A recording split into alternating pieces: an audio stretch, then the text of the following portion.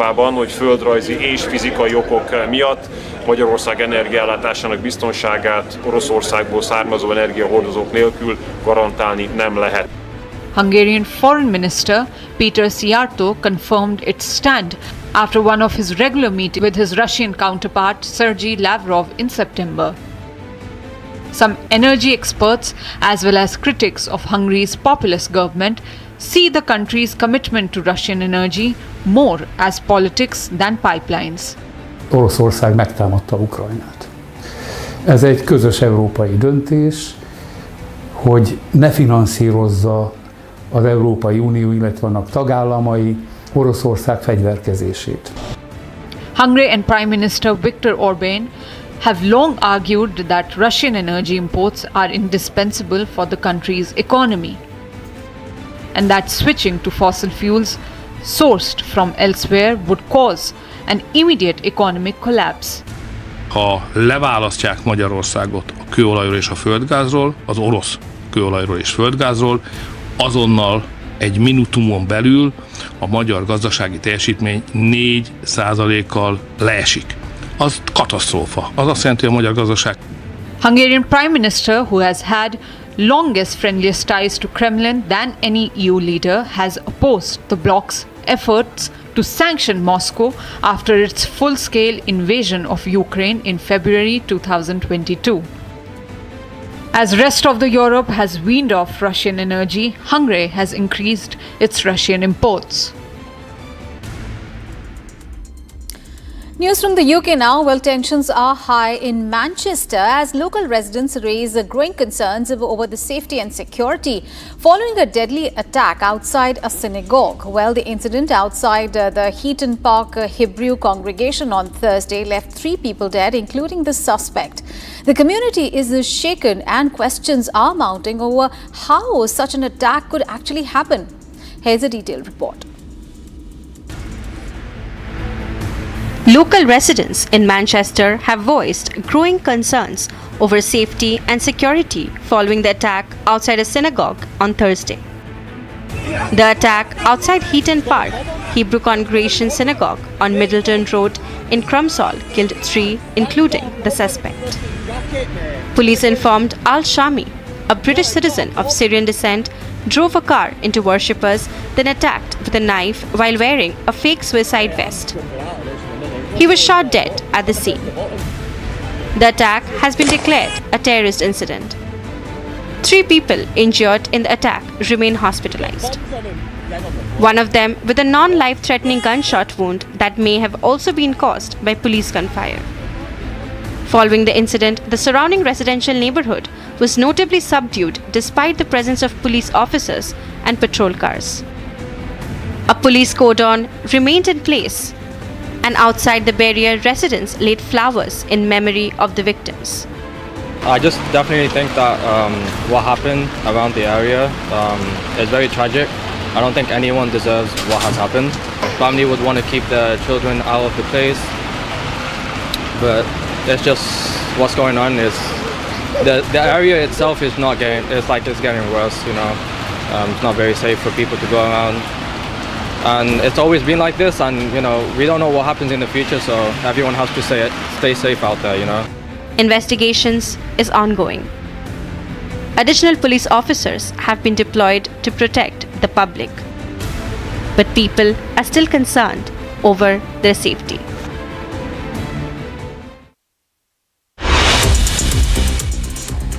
Let's get to some more news from across the globe. Georgian police used water cannons and tear gas on Saturday to push back protesters who tried to storm the presidential palace as the South Caucasus country held a municipal election boycotted by the main opposition blocs amid a sweeping crackdown on dissent. Tens of thousands rallied in the capital to protest repressive policies by the ruling party, which they see as trying to pull Georgia away from its democratic aspirations and into Russia's orbit.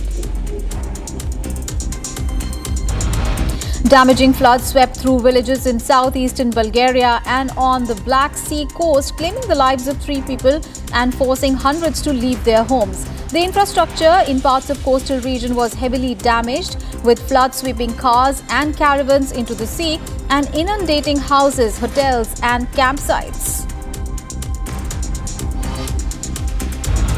Explosions and heavy fire erupted near Somalia's presidential palace on Saturday after an attack targeted a major prison. It came just hours after the federal government lifted roadblocks that had been in place for years in the capital. Residents in the central Mogadishu district of Bondere reported hearing explosions and gunfire and seeing smoke billowing from the prison, which also serves as the headquarters for the Regional Intelligence Unit.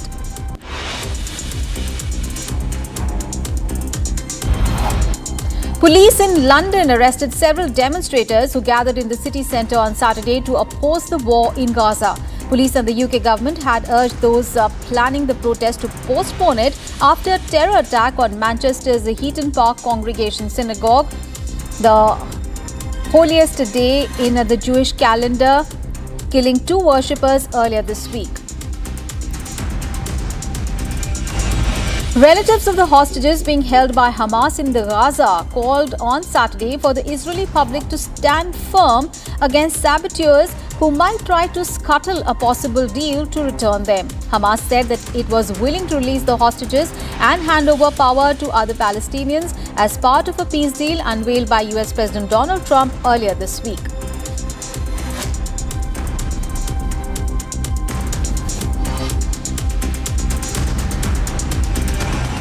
And viewers, a tragedy strikes the Indian student community in the United States once again. Now, 28-year-old Paul Chandrasekhar, a student from Hyderabad's LB Nagar area, was shot dead on Friday night while working at a fuel station in Texas. Well, his grieving family received the news on Saturday afternoon.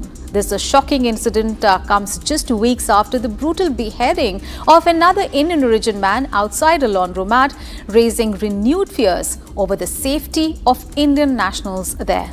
Here's the full story. A 28-year-old Indian student, Chandrasekhar Pole, working at a gas station in Dallas, Texas, was shot dead on Friday night by an unidentified gunman. This comes just a month after another Indian man, Chandramouli Nagmalya, was beheaded in the same city. Chandrasekhar Pole was from Hyderabad and had been in the US for higher studies since 2023 after completing his bachelor's degree in dental surgery in India. He recently finished his US masters and was working part-time at the gas station while looking for a full-time placement.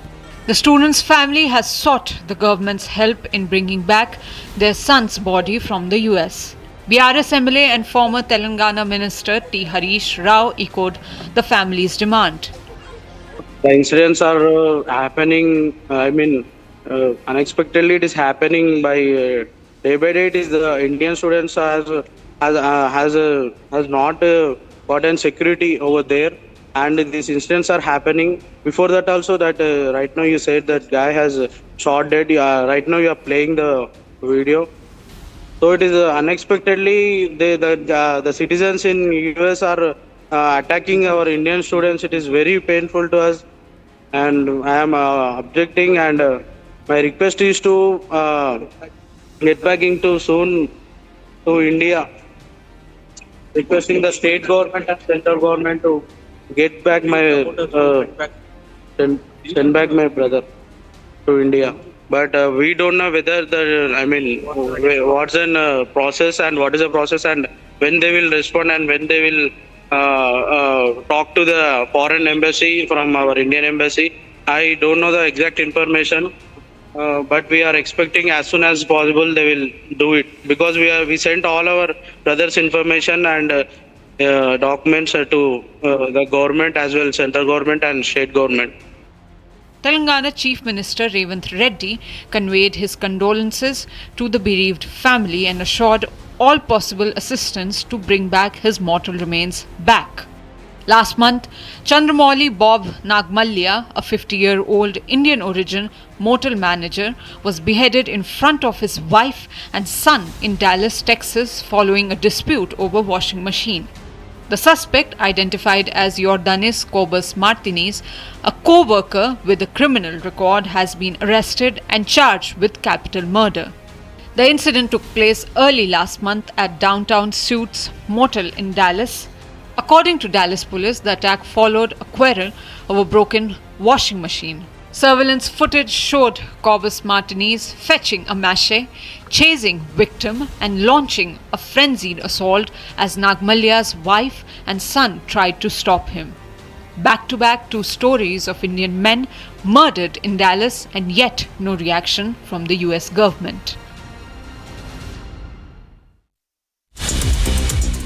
Let's get to some news from the world of business and markets. During the launch of the nationwide Aapki Poonji Aapka Adhikar awareness campaign on unclaimed assets in the financial sector, Union Finance Minister Nirmala Sitharaman asked everyone to become an ambassador for this campaign and reach out to 2 contacts and ask if they have unclaimed financial assets.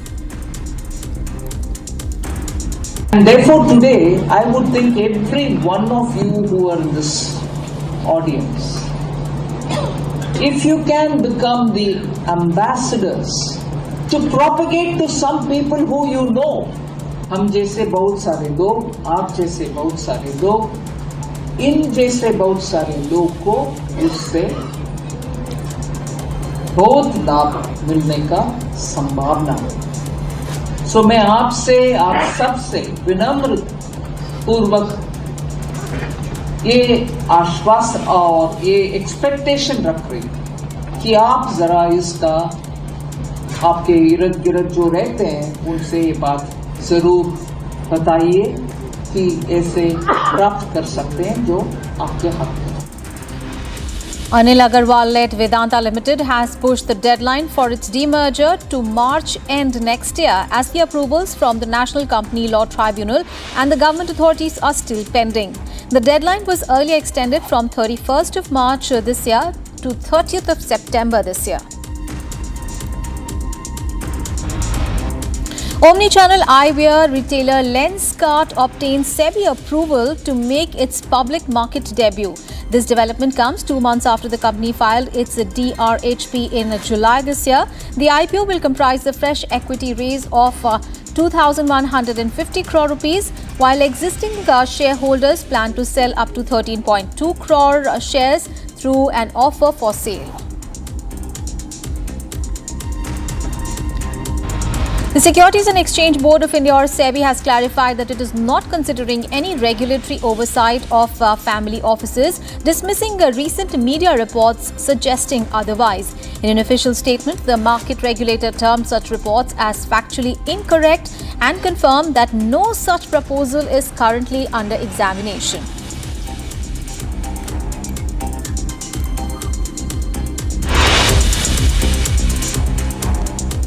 Viewers, we are taking a short break, and coming up ahead, CEC-led team reviews poll preparedness in Bihar. There'll be a news briefing at 2 p.m. today. Also, the big story from Assam, where the Chief Minister Himanta Biswa Sarma has met with Zubeen Garg's wife amid shocking revelations in a singer's death mystery. We'll get you all the updates on those big stories and much more. Don't go anywhere.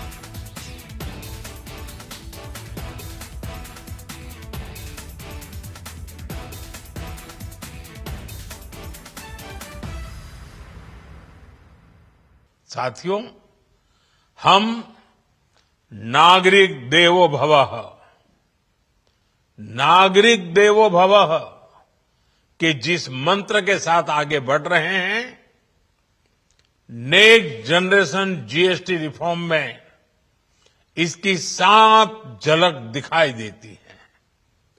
अगर हम income tax में छूट और GST में छूट को जोड़ दें तो 1 साल में जो निर्णय हुए हैं उससे देश के लोगों को 2.5 लाख करोड़ रुपए से ज्यादा की बचत होगी। और तभी तो मैं कह रहा हूं ये बचत उत्सव है। साथियों, विकसित भारत के लक्ष्य तक पहुंचने के लिए हमें आत्मनिर्भरता के रास्ते पर चलना ही होगा और भारत को आत्मनिर्भर बनाने का बहुत बड़ा दायित्व हमारे एमएसएमईज यानी हमारे लघु, मध्यम और कुटीर उद्योगों पर भी है, जो देश के लोगों की जरूरत का है, जो हम देश में ही बना सकते हैं, वो हमें। You actually advertise austerity. I hope not. Well, appears to be the case because you know the images of you that come out in the media, sitting under a tree with your cycle, cycling in your village. What drives you? First of all, I really enjoy it. I mean, that's out of all possible choices, this is the life I want. This is the part I most liked about my childhood. All of this rural India, and all of the connection to the soil, go swim in the pond. This was my childhood. I'm simply living the dream life I always envisioned.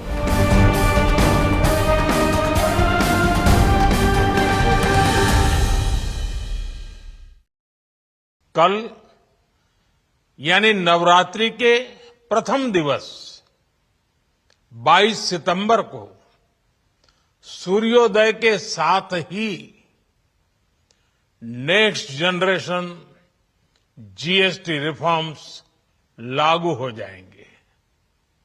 एक तरह से कल से देश में GST बचत उत्सव शुरू होने जा रहा है। इस जीएसटी बचत उत्सव में आपकी बचत बढ़ेगी और आप अपनी पसंद की चीजों को और ज्यादा आसानी से खरीद पाएंगे। नए स्वरूप में मुख्य रूप से अब सिर्फ 5% और 18% के ही टैक्स स्लैब रहेंगे। इसका मतलब है रोजमर्रा के इस्तेमाल की ज्यादातर चीजें और सस्ती हो जाएगी। खाने पीने का सामान, दवाइयां, साबुन, ब्रश, पेस्ट, स्वास्थ्य और जीवन बीमा, ऐसे अनेकों सामान, अनेकों सेवाएं या तो टैक्स फ्री होगी या फिर केवल 5% टैक्स देना होगा। जीएसटी कम होने से अब देश के नागरिकों के लिए अपने सपने पूरे करना और आसान होगा। घर बनाना, टीवी, फ्रिज खरीदने की बात हो, स्कूटर, बाइक, कार खरीदना हो, ये सब पर अब कम खर्च करना होगा। आपके लिए घूमना फिरना भी सस्ता हो जाएगा, क्योंकि ज्यादातर होटल्स के कमरों पर भी GST. From Asia's largest news headquarters, setting the agenda for Bharat.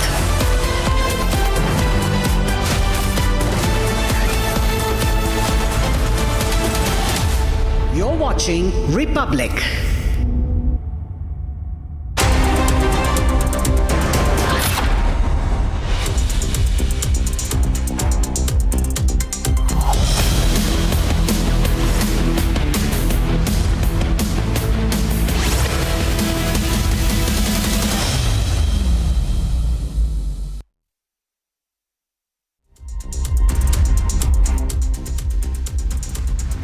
Hello viewers, a very good morning. We are live this morning. I'm Shivangi Shukla getting you the latest coming in. Now as we get you all the latest updates coming this Sunday, we'll also tell you exactly what is happening as preparations have begun for the Bihar elections, simultaneously getting more updates on Trump's peace deal when it comes to the Israel-Gaza conflict. All this and much more coming right up, but the headlines first.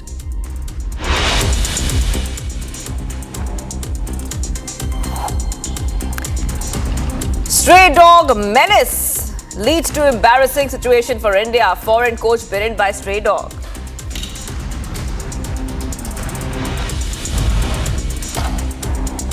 CEC-led team reviews poll readiness in Bihar. News briefing later in the day at 2 p.m.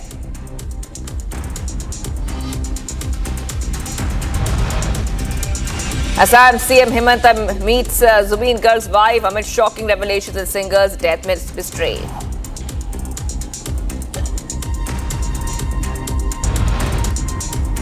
Indian student shot dead in Dallas. Consulate General of India in Houston condemns incident, assures complete assistance.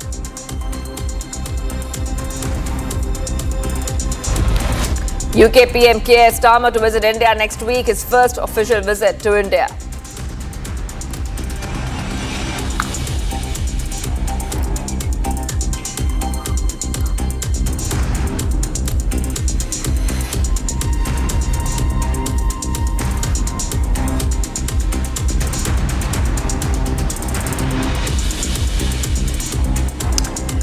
Viewers, imagine taking your child to the doctor for a routine checkup. A simple cough. That's nothing out of the ordinary. You trust the system, the medicine handed over with a reassuring smile. But instead of healing, that bottle becomes a vessel of death. Poison coursing through the tiny veins, stealing their breath, their laughter, their future. This is not a distant horror story. It is the agonizing reality for dozens of families in Madhya Pradesh and Rajasthan, shattered by a toxic cough syrup that's claimed innocent lives. Republic brings you the exclusive expose on this deadly scandal.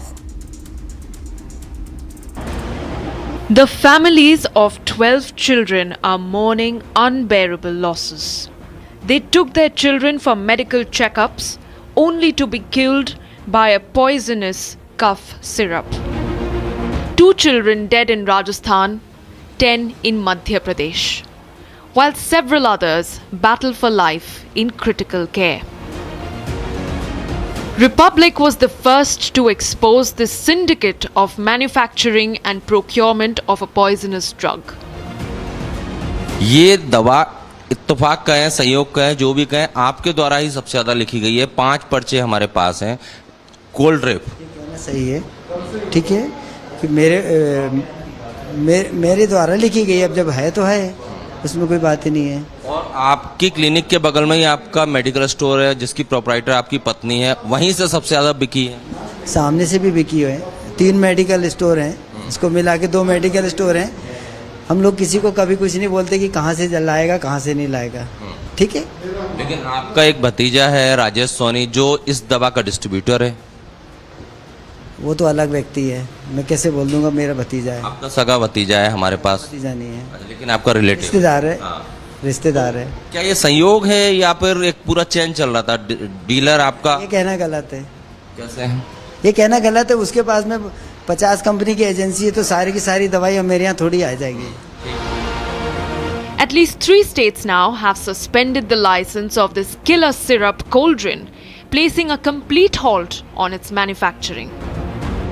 मुख्यमंत्री निशुल्क दवा योजना के तहत राजस्थान में बांटे जा रहे कफ सिरप ने हड़कंप मचा दिया है। भरतपुर और सीकर में बच्चे की मौत के बाद परिवार ने ये दावा किया कि इस योजना के तहत जो कफ सिरप दी गई उसे पीने के बाद बच्चे को इफेक्ट पड़ा, उसके किडनी में इफेक्ट पड़ा और उसके बाद बच्चे की मौत हो गई। इसे लेकर के स्वास्थ्य विभाग ने बाकायदा पूरी तरह से जांच किया। जांच के बाद अब सरकार का एक बहुत बड़ा एक्शन देखने को मिल रहा है। सरकार ने केसेंस फार्मा, जिसकी तरफ से ये दवाई जो कफ सिरप बनाई जा रही थी, साथ ही साथ उनके 19 दवाइयों पर सरकार ने पूरी तरह से प्रतिबंध लगा दिया है। यही नहीं बल्कि ड्रग इंस्पेक्टर को भी सरकार ने सस्पेंड कर दिया है।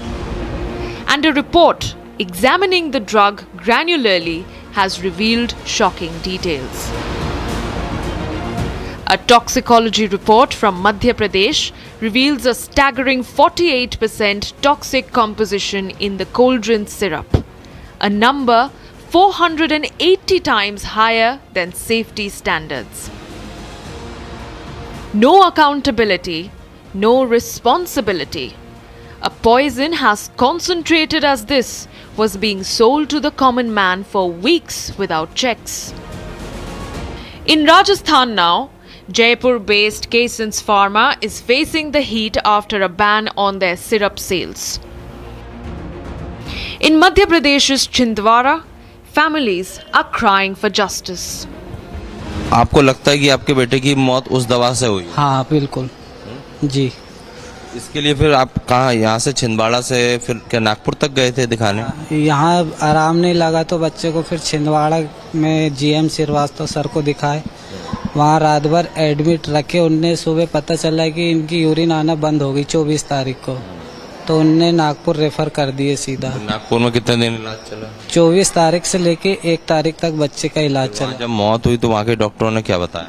वहाँ के डॉक्टर उन्होंने वेंटिलेटर से सर उसकी दम वहीं टूट गई थी, तो उनने बोले आप ले जा सकते हो। मौत की वजह क्या बताई थी वहाँ? किडनी इन्फेक्शन बताया था? हाँ। तो अब आप लोग क्या चाहते हैं? क्या चाहेंगे सर, वही और क्या, बच्चे का किस कारण ये किडनी फेल क्यों हुई, बस उसी की सरकार से। आप उसकी माँ है? हाँ सर। क्या चाहते हैं आप? हम न्याय चाहते सर, क्यों हुआ हमारे साथ ये सब, इसलिए हम न्याय मांगना चाहते हैं सरकार से, हमारी मदद की जाए।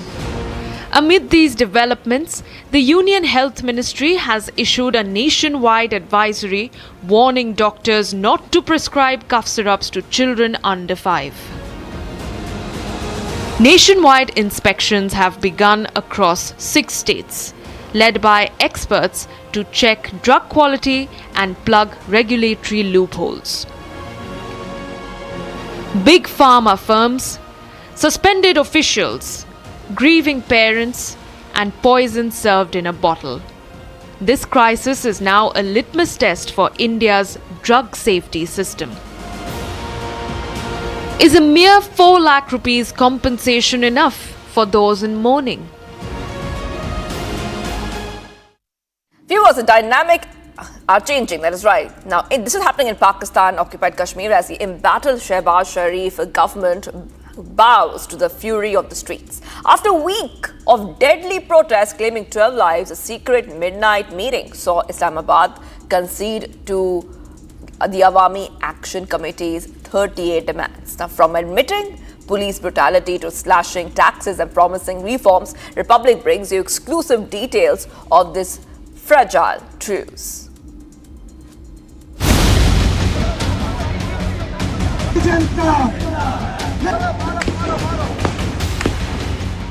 A week of fury has gripped Pakistan-occupied Kashmir, where ordinary citizens rose against decades of exploitation, turning the streets of Muzaffarabad, Mirpur, Kotli and Rawalkot into battlegrounds.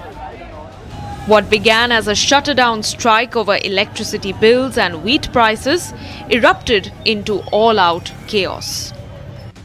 On the 29th of September, the Jammu Kashmir Joint Awami Action Committee unleashed a total shutdown, demanding subsidies, free education, healthcare, and an end to elite privileges. Internet blackouts followed, sealing entry points, but the fire only spread. Cornered, Pakistan's Prime Minister Shehbaz Sharif feigned concern, dispatching troops while urging restraint.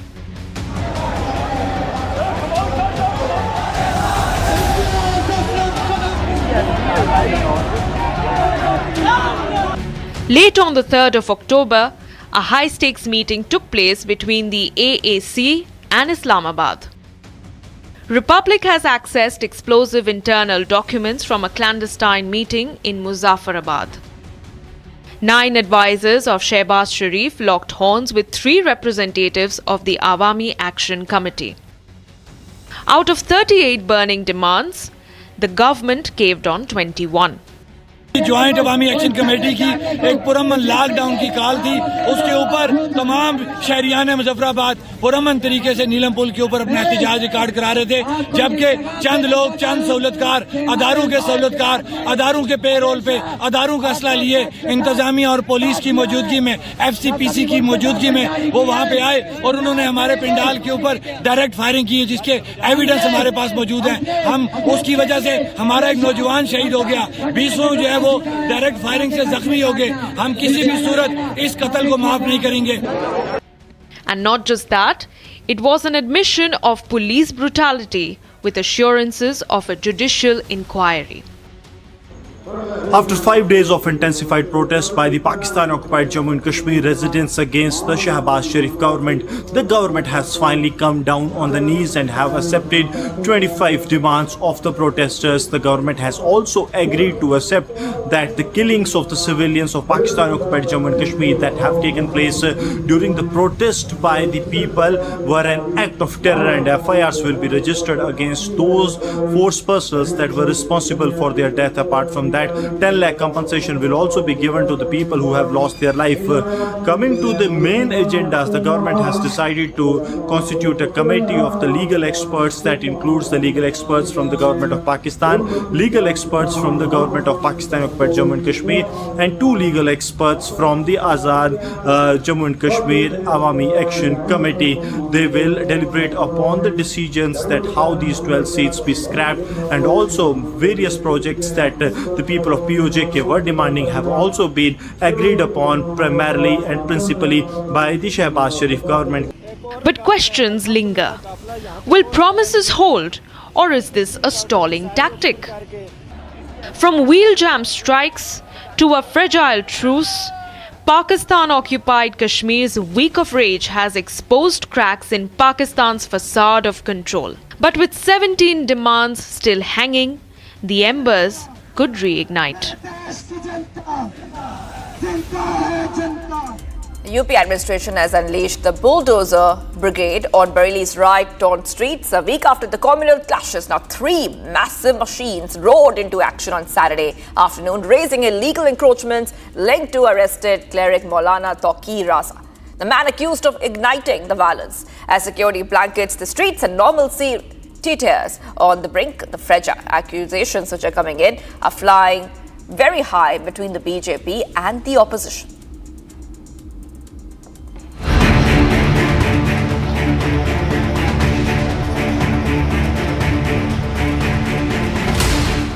तो इस समय बरेली में अवैध अतिक्रमण पर इस समय प्रशासन का देखिए बुलडोजर इस समय चलता हुआ दिखाई दे रहा है। ये लाइव तस्वीरें हम आपको दिखा रहे हैं। 2 से 3 बुलडोजर देखिए इस समय लगे हुए हैं। जूम करके अगर मैं उधर दिखाऊं तो देखिए आगे भी अवैध अतिक्रमण को यहां पर हटाया जा रहा है। दोनों तरफ आरआरएफ की देखिए बटालियन, यही स्थानीय प्रशासन भी मौके पर यहां पर मुस्तैद है ताकि कोई भी देखिए यहां पर परेशानी यहां पर ना आए। लोगों को ये भी बताया जा रहा है, पहले दुकानों को भी देखिए खाली करवाया गया जहां पर बुलडोजर इस समय गरजता हुआ दिखाई दे रहा है। लेकिन देखिए बताया ये भी जा रहा है, बड़ी अपडेट ये है इस पूरे मामले में कि ये तमाम वो इलाके हैं जहाँ पर हिंसा भड़की थी, यहाँ पर भी देखिए पत्थरबाजी की गई थी पुलिस कर्मियों पर, और इसके तहत देखिए इन इलाकों को चिन्हित किया जा रहा है कि आखिर यहाँ पर कितनी देखिए भारी तादाद में अतिक्रमण देखिए सड़क की दोनों तरफ किया गया है। देखिए अगर दूर तक नजर अगर जा रही है कैमरे की, जहाँ पर मैं आपको दिखा रहा हूँ बुलडोजर नंबर 1 आगे का जूम करूँ तो देखिए दूसरा बुलडोजर भी किस तरह से एक्शन इस समय लेता हुआ दिखाई दे रहा है, ये आप देखिए। इसी तरह से जो है पूरे बरेली भर में देखिए जांच अब की जा रही है कहां कहां पर अवैध अतिक्रमण किया गया है। एक तरफ तौकीर रजा के करीबियों पर एक्शन जो उनकी अवैध प्रॉपर्टियां हैं, लेकिन ये देखिए हालांकि अवैध अतिक्रमण पर ये बुलडोजर है, लेकिन जो लोग इससे देखिए परेशान रहते हैं, लगातार कई बार शिकायतें इसको लेकर यहाँ पर दर्ज कराई गई थी और ये एक्शन इसीलिए काफ़ी महत्वपूर्ण माना जा रहा है। A week after violent clashes broke out in Uttar Pradesh's Bareilly district,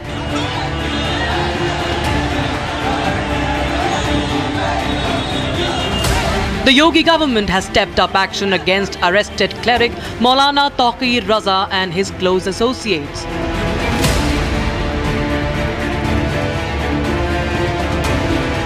Taking a hard stand on illegal encroachments, 3 bulldozers arrived in the main market area, barely meters away from the violent spot.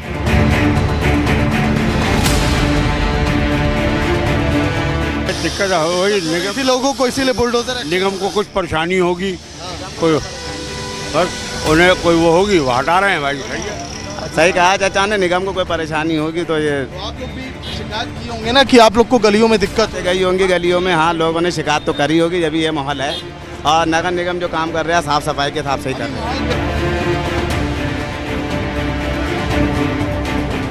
Meanwhile, earlier today, a Samajwadi Party-led delegation en route Bareilly was stopped at the Ghazipur border.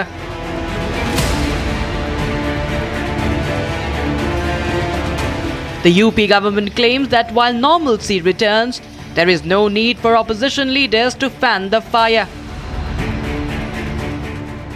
Undeclared emergency की तरीके से हमें यहाँ रोका जा रहा है। हमें समझ में नहीं आ रहा किस आधार पे। हमारा आग्रह है प्रशासन से कि हमारे साथ चले।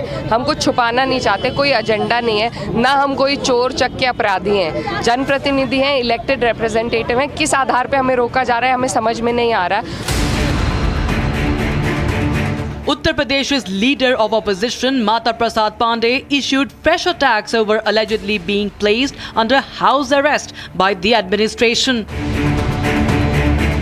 मेरे समझ में नहीं आता हम कौन सा माहौल खराब कर देंगे। कोई हिंदू मुसलमान का आपस का तो झगड़ा है नहीं कि झगड़ा बढ़ जाएगा। एक वर्ग को आपने ज़बरदस्ती पीटा, बंद किया, फर्जी मुकदमा लिखाया तो कौन माहौल खराब हो जाता हमारे जाने से। At least 100 people were arrested for stoking communal violence in the aftermath of Friday prayers on 26th of September.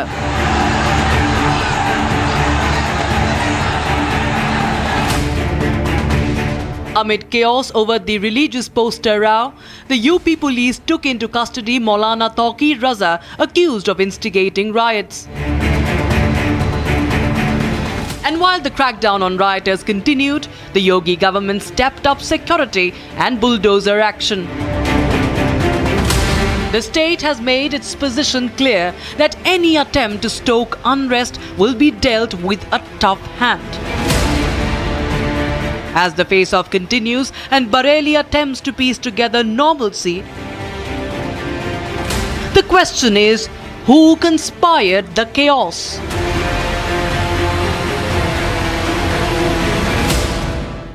The Indian Navy is all set to commission INS Androth, second in the anti-submarine warfare shallow watercraft series at Visakhapatnam on October 6th. A very proud milestone in India's drive for maritime self-reliance. Androth has been built by the GRSE Kolkata with over 80% indigenous components, a true symbol of self-reliance at sea. Here's a report.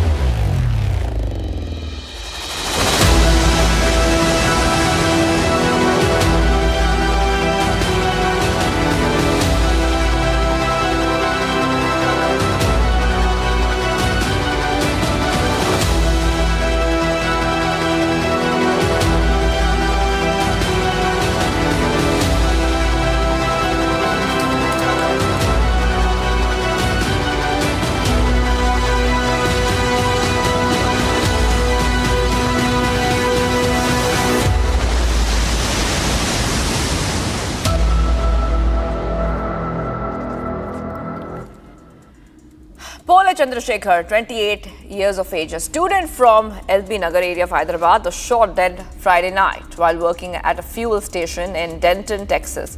Chandrasekhar's family received the news on Saturday afternoon. This comes weeks after an Indian origin man was beheaded in front of a laundromat. Here's a full story. Take a look. A 28-year-old Indian student, Chandrasekhar Pole, working at a gas station in Dallas, Texas, was shot dead on Friday night by an unidentified gunman. This comes just a month after another Indian man, Chandramouli Nagmalya, was beheaded in the same city.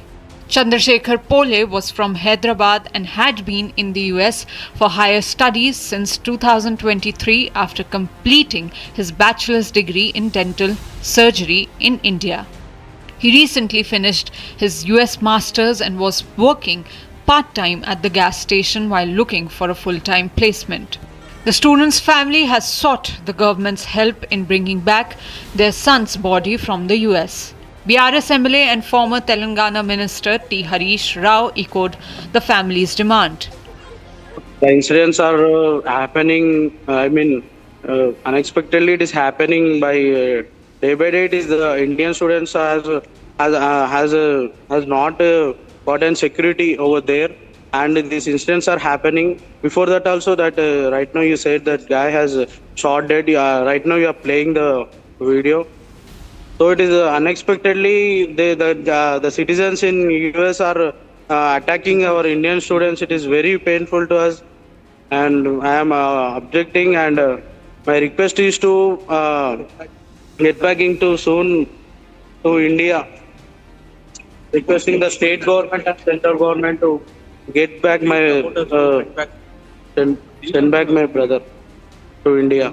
But we don't know whether what's the process and what is the process and when they will respond and when they will talk to the foreign embassy from our Indian embassy. I don't know the exact information, but we are expecting as soon as possible they will do it, because we sent all our brothers' information and documents to the government as well, central government and state government.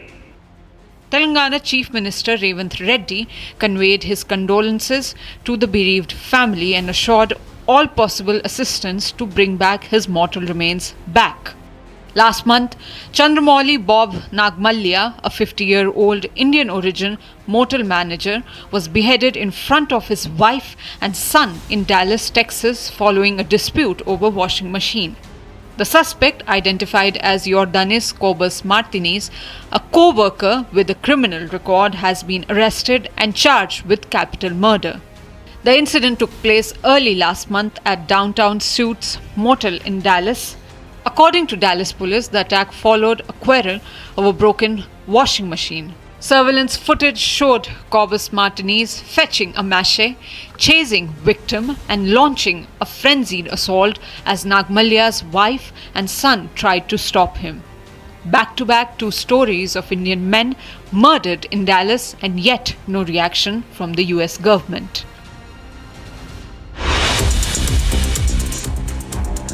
Also coming up, was Indian student shot dead in Dallas. Consulate General of India in Houston condemns the incident, assures complete assistance. UK PM Keir Starmer to visit India next week, his first official visit to India. Stay tuned.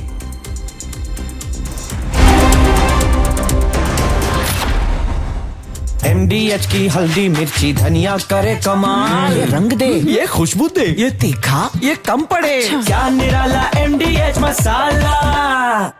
Amity has been ranked India's #1 not-for-profit private university for 11th year, with top 10 ranked institutions in management, engineering, biotech, law, masscom, telecom, hospitality, fashion and more.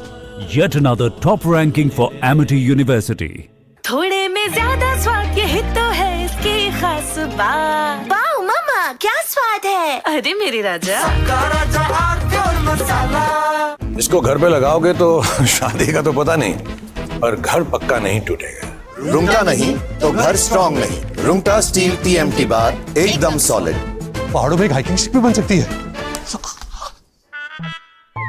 दादी के हाथों का जादू और खुशबू से महकता घर, माँ की मुस्कुराहट और खाने की सुगंध। MDH गरम मसाला, क्योंकि हर रिश्ता है स्वाद से जुड़ा।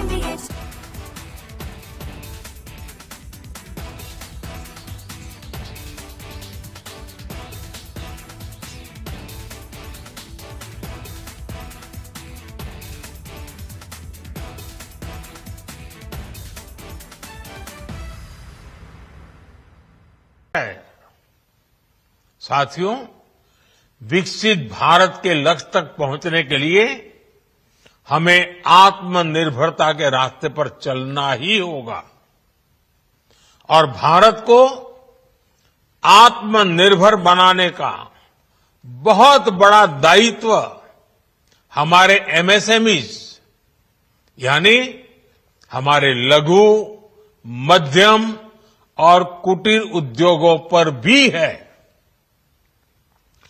जो देश के लोगों की जरूरत कम है, जो हम देश में ही बना सकते हैं, वो हमें देश में ही बनाना चाहिए। साथियों, GST की दरें कम होने से नियम और प्रक्रियाएं और आसान बनने से हमारे MSMEs, हमारे लघु उद्योगों को, कुटीर उद्योगों को बहुत फायदा होगा। उनकी बिक्री बढ़ेगी और टैक्स भी कम देना पड़ेगा, यानी उनको भी डबल फायदा होगा। इसलिए आज मेरी MSMEs से लघु उद्योग हो, सूक्ष्म उद्योग हो, कुटीर उद्योग हो, आप सबसे बहुत अपेक्षाएं हैं। आपको भी पता है, जब भारत समृद्धि के शिखर पर था, तब भारत की अर्थव्यवस्था का मुख्य आधार हमारे MSMEs थे, हमारे लघु और कुटीर उद्योग थे। भारत की मैन्युफैक्चरिंग, भारत में बने सामानों की क्वालिटी बेहतर होती थी। हमें उस गौरव को वापस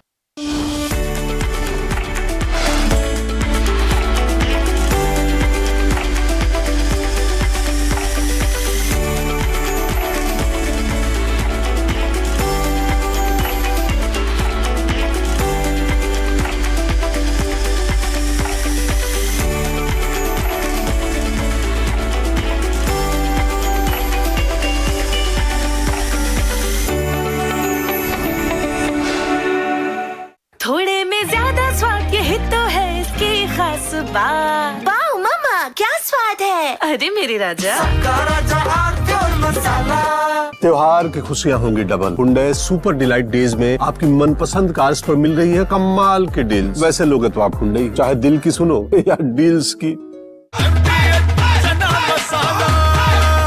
अब छोलिया हो या लोबिया, सफेद चने या काले चने, सब कुछ मजेदार बने। Bliss. Sometimes it dances on your skin like first rain.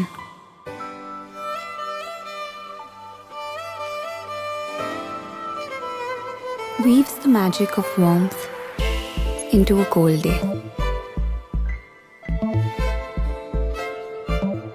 Experience bliss in all its forms with Hindware.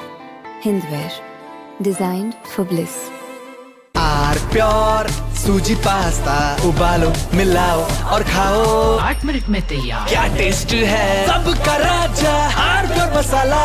साथियों, हम नागरिक देवो भवः, नागरिक देवो भवः के जिस मंत्र के साथ आगे बढ़ रहे हैं, नेक्स्ट जनरेशन GST रिफॉर्म में इसकी साफ झलक दिखाई देती है। अगर हम इनकम टैक्स में छूट और GST में छूट को जोड़ दें, तो 1 साल में जो निर्णय हुए हैं उससे देश के लोगों को 2.5 लाख करोड़ रुपए से ज्यादा की बचत होगी। और तभी तो मैं कह रहा हूं ये बचत उत्सव है। साथियों, विकसित भारत के लक्ष्य तक पहुंचने के लिए हमें आत्मनिर्भरता के रास्ते पर चलना ही होगा और भारत को आत्मनिर्भर बनाने का बहुत बड़ा दायित्व हमारे एमएसएमईज यानी हमारे लघु, मध्यम और कुटीर उद्योगों पर भी है, जो देश के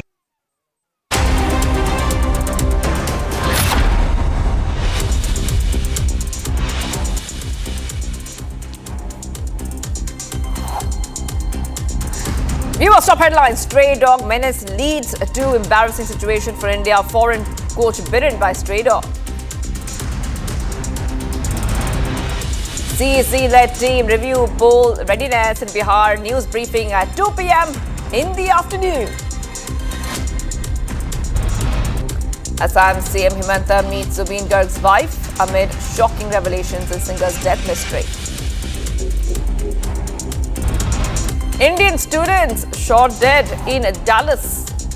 The Consulate General of India in Houston condemns the incident of the Indian student being killed, assures complete assistance. UK PM Keir Starmer to visit India next week, his first official visit to India.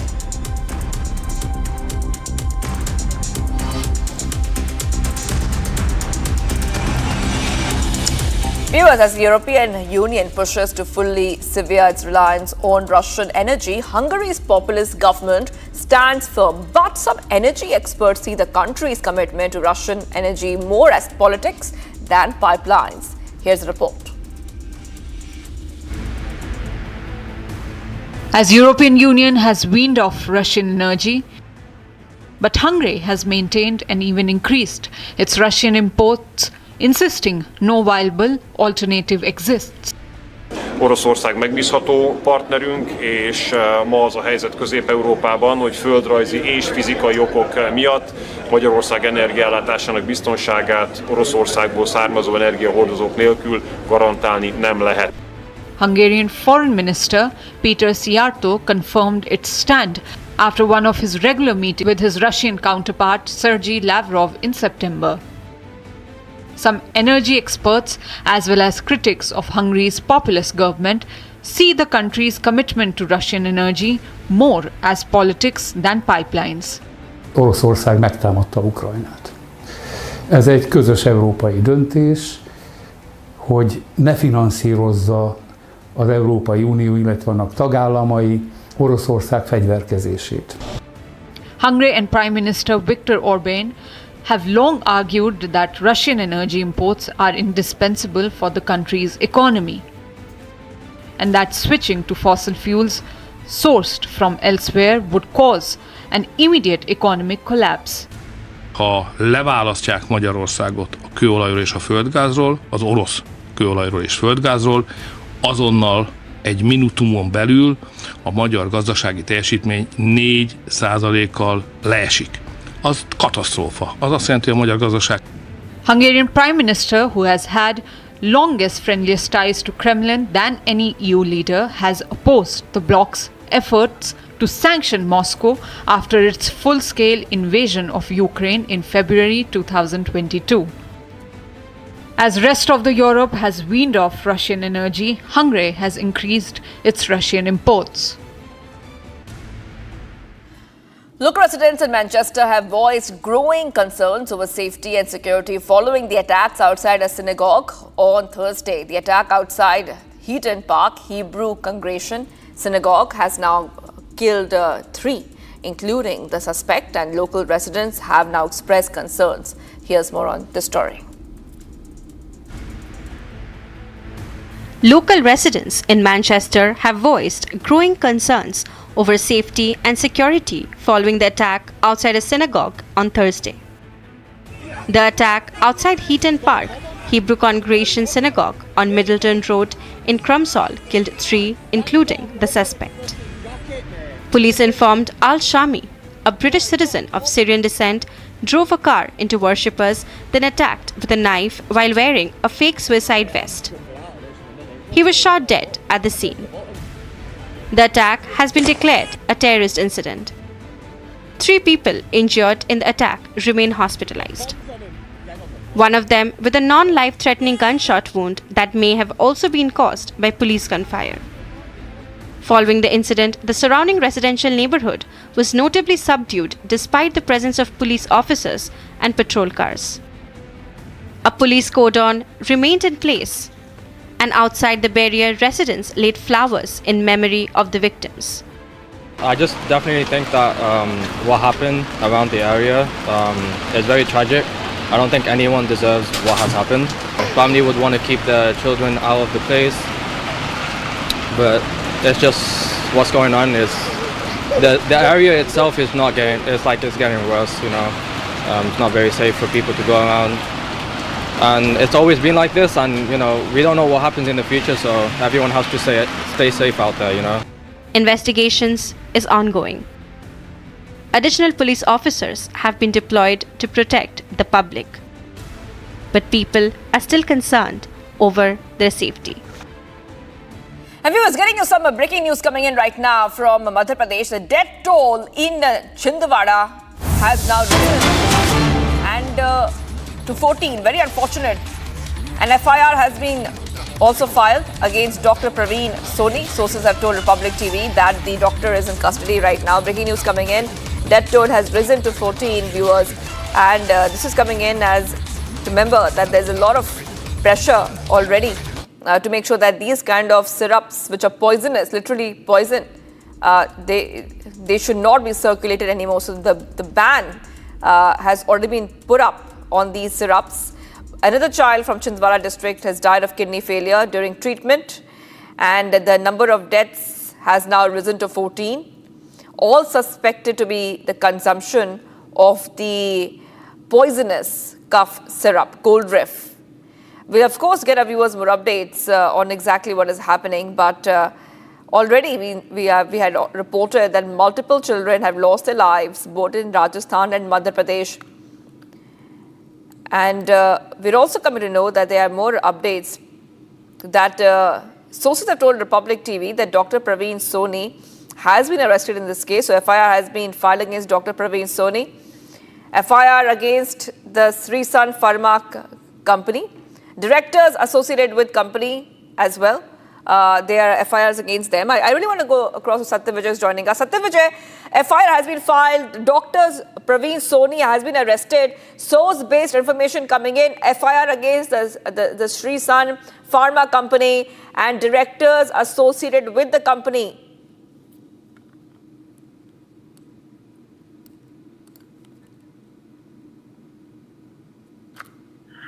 परिजनों का भी दबाव था कि जिम्मेदार लोगों के खिलाफ एफआईआर दर्ज की जाए, मासूम बच्चों की मौत के लिए जो भी दोषी उन पर कार्रवाई की जाए। वो कल ही मध्य प्रदेश के मुख्यमंत्री ने दवा कंपनी भी प्रतिबंधित की थी और उससे जुड़े प्रोडक्ट मध्य प्रदेश में बैन किए थे। इसके बाद देर रात फार्मा कंपनी जो कि तमिलनाडु कंपनी है, श्री सन फार्मा कंपनी है, इसके खिलाफ, इसके संचालकों के खिलाफ डॉक्टर प्रवीण सोनी जो कि छिंदवाड़ा के परासिया के शासकीय अस्पताल के डॉक्टर हैं, उनके खिलाफ और अन्य जिम्मेदार लोगों के खिलाफ प्रकरण दर्ज किया है। बीएनएस की विभिन्न धाराओं में प्रकरण दर्ज किया है, जिसमें की जहरीलापन, हत्या और दवा में मिलावट जैसी धाराएं जो होती हैं, उन धाराओं के तहत परासिया पुलिस ने प्रकरण दर्ज किया है।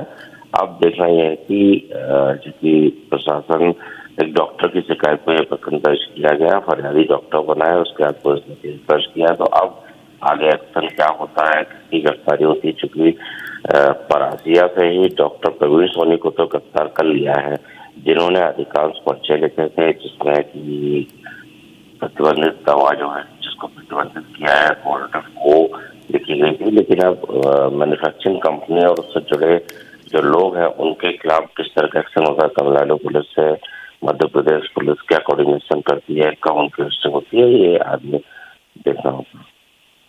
14, remember already the cough syrup. Coldrif has been banned after deaths of children in Chhindwara. I have to move ahead right now to some of the other stories you're tracking, other global stories coming in.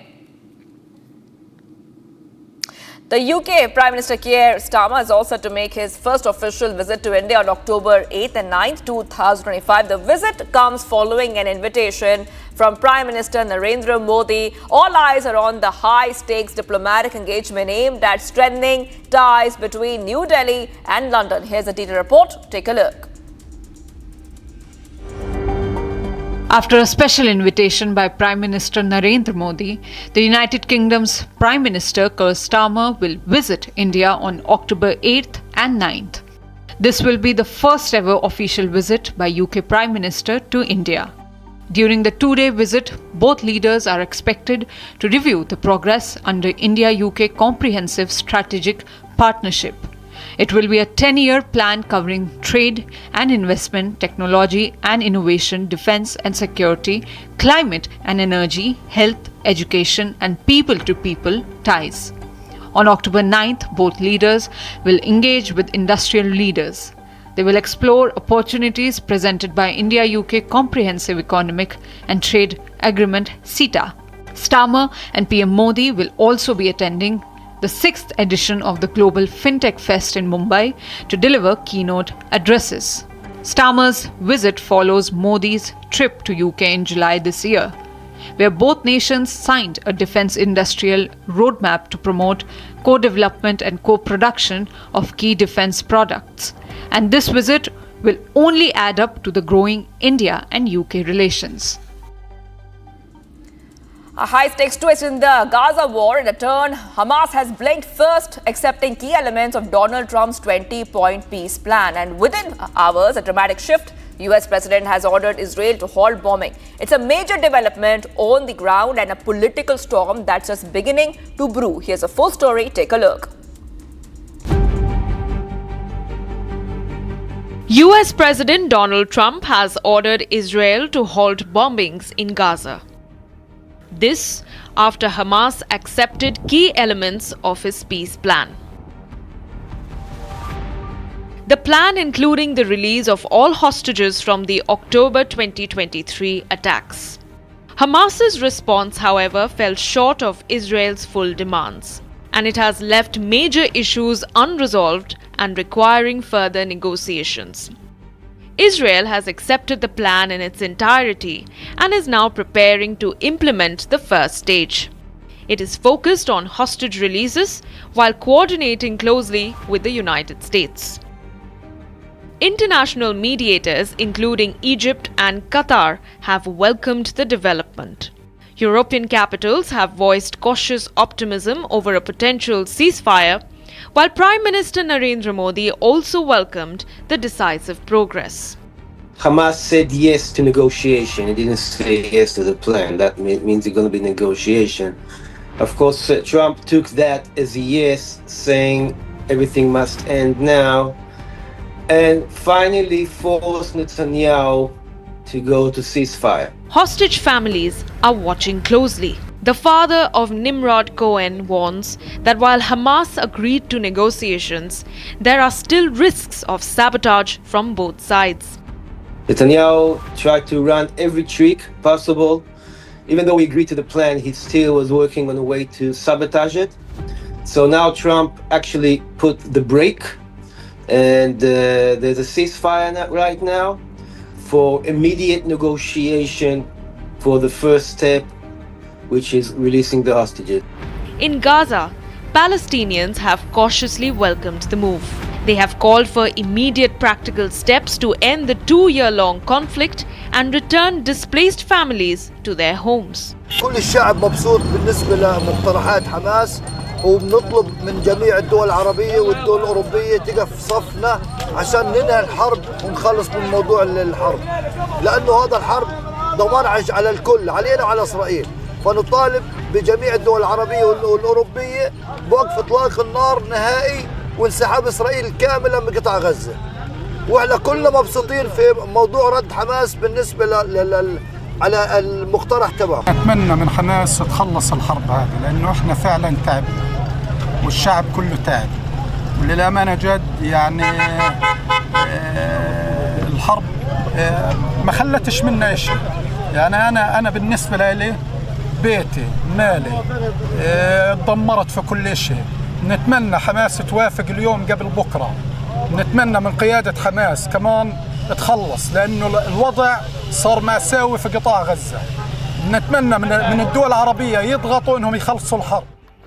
Others highlight the devastation of homes, livelihoods, and infrastructure. They claim that any delay risks worsening the humanitarian crisis. Trump described the agreement as a big day for peace and credited international partners for their role in brokering the deal. While hope rises for a ceasefire, many warn that critical details remain unresolved and the path to lasting peace in Gaza is still fragile.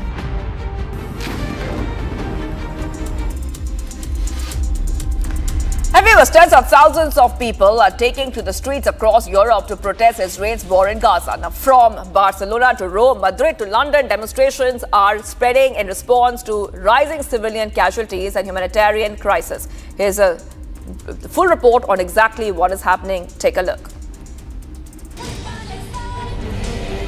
Tens of thousands of demonstrators packed Barcelona's Central Boulevard on Saturday, showing solidarity with Palestinians in Gaza.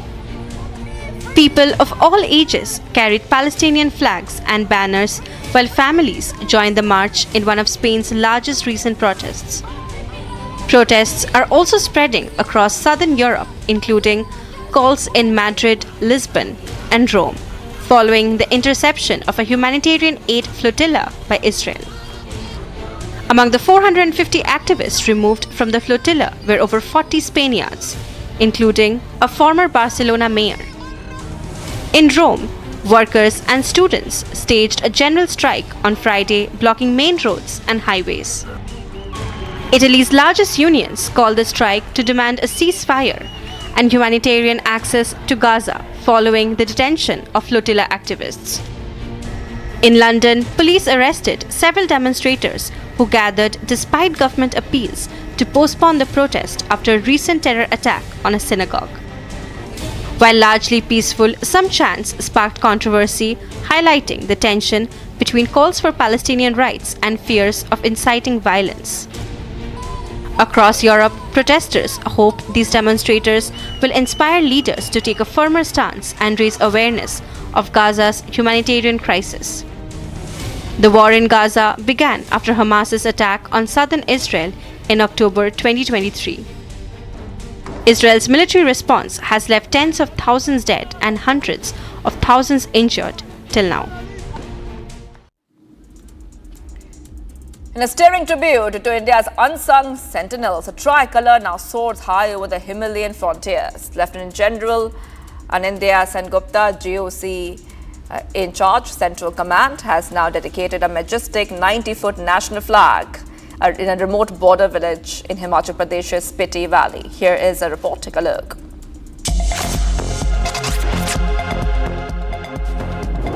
At an altitude where the air thins but patriotism runs deep, the Indian Army has gifted a new symbol of national pride. Lieutenant General Anindya Sengupta, General Officer Commanding-in-Chief, Central Command, dedicated a majestic 90-foot national flag at Gue village, a remote border hamlet in Himachal Pradesh's Spiti Valley. The towering tricolour, visible across the rugged Himalayan valley, stands as a tribute to the unsung sentinels, the brave soldiers who guard the nation's frontiers in silence and sacrifice. Organized by the Tri-Peaks Brigade, the ceremony witnessed heartfelt participation from state government officials, CAPFs, locals, school children, and families, filling the mountain air with the chants of unity and pride. For the people of Gue, this is more than just a flag. It's a living reminder of courage, commitment, and unbreakable bond between the armed forces and the nation. From the highest heights, the Indian Army continues to uphold the sacred bond, guarding borders, honoring the history, and inspiring future generations.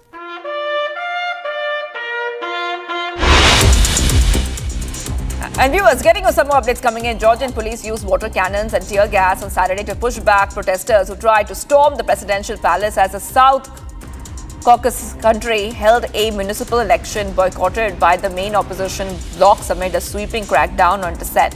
Tens of thousands rallied in the capital to protest repressive policies by the ruling party, Georgian Dream, which they see as trying to pull Georgia away from its democratic aspirations and into Russia's orbit.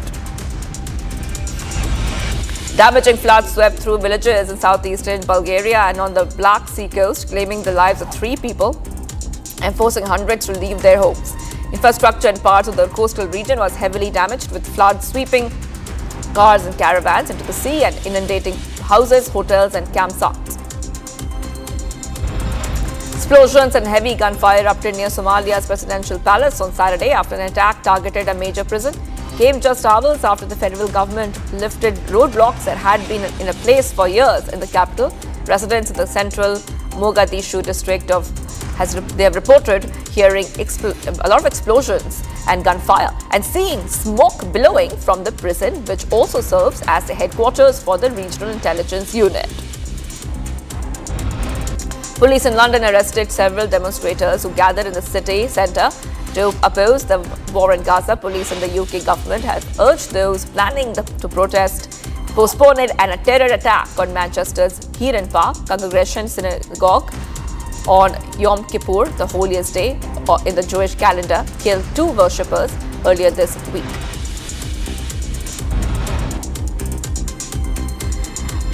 Beginning some more news coming in. Relatives of the hostages held by Hamas in Gaza called Saturday for the Israeli public to stand firm against saboteurs who might try to scuttle a possible deal to return them. Hamas said it was willing to release the hostages and hand over power to other Palestinians as part of the peace deal unveiled by US President Trump earlier this week.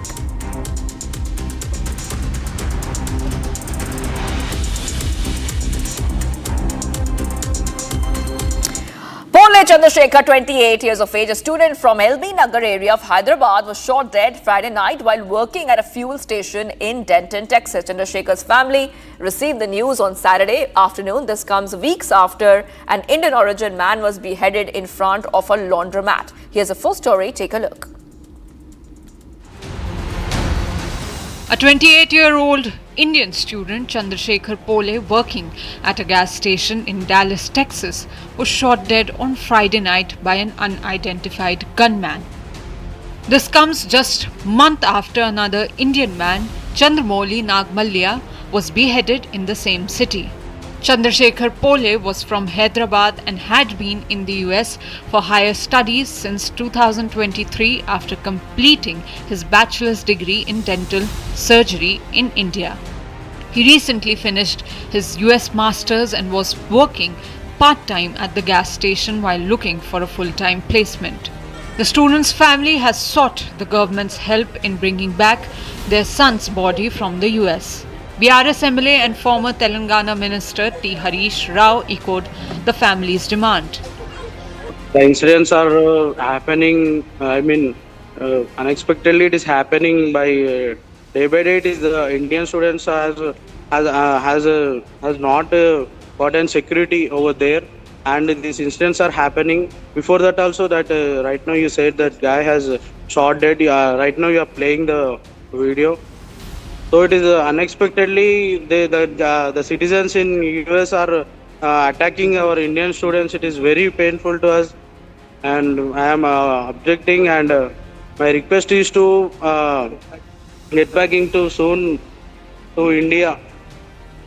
Requesting the state government and central government to get back my send back my brother to India.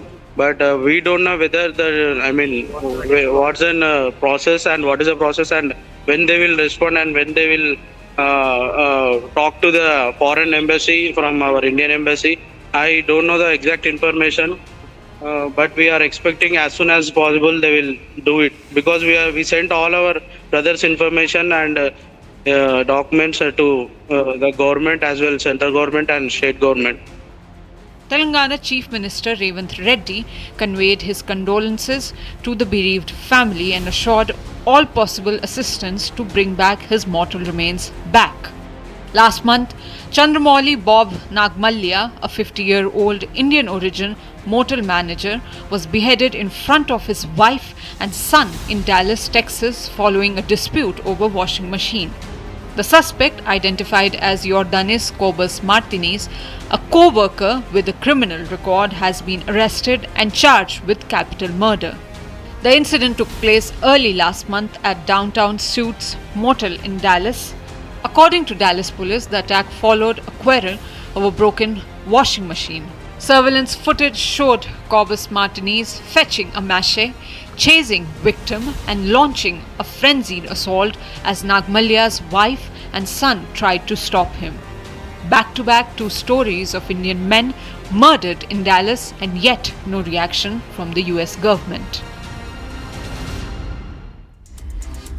And viewers, we are taking a short break, but much more coming up on the other side. As we're live this morning, we'll keep an eye on the Bihar elections which are upcoming. The CBC-led team reviews the poll readiness in Bihar. News briefing later on in the day at 2 p.m.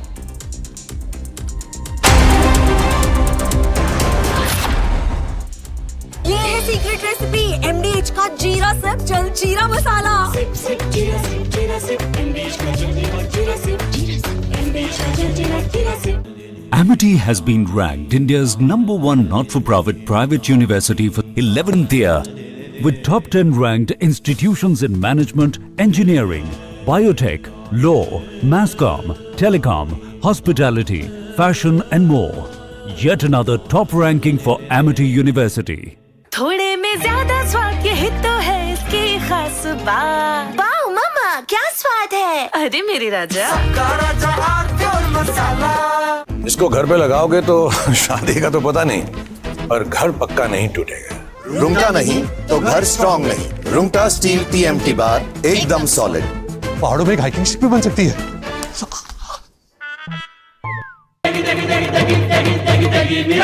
MDH की देगी मिर्च, देगी मिर्च का तड़का, अंग अंग फड़का। MDH की देगी मिर्च।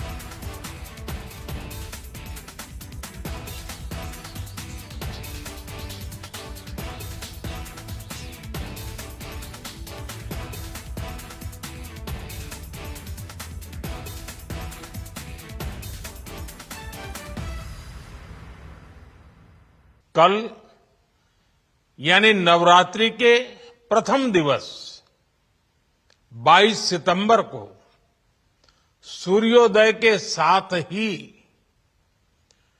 नेक्स्ट जनरेशन GST रिफॉर्म्स लागू हो जाएंगे। एक तरह से कल से देश में GST बचत उत्सव शुरू होने जा रहा है।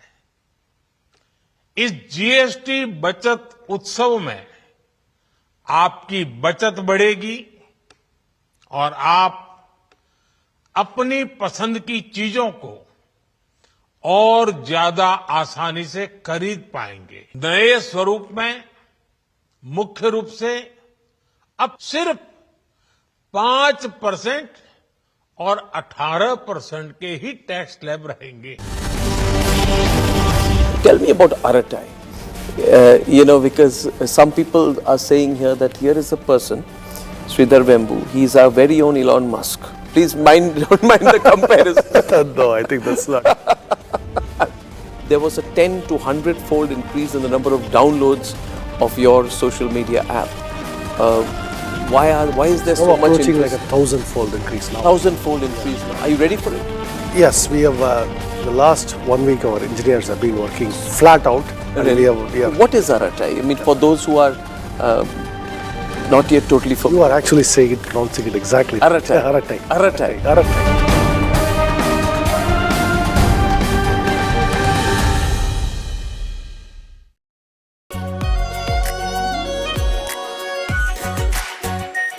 Are pure shahi paneer masala, delicious, healthy every day. Bliss. Sometimes it dances on your skin like first rain.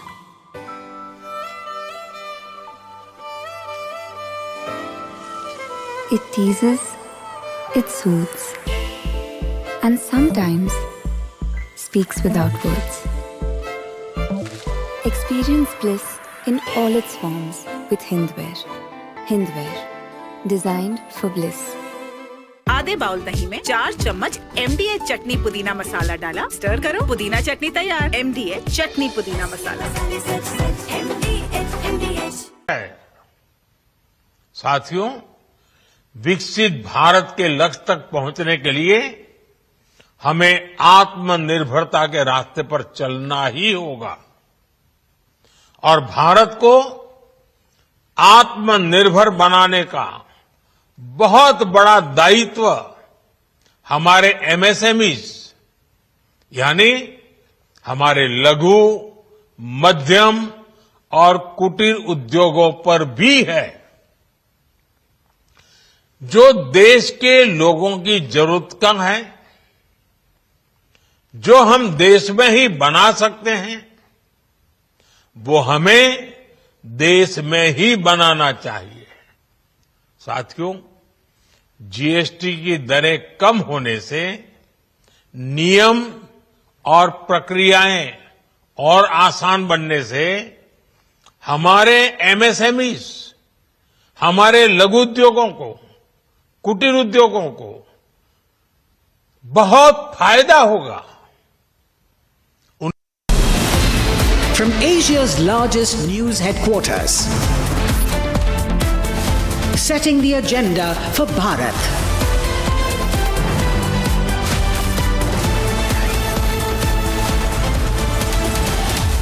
You're watching Republic.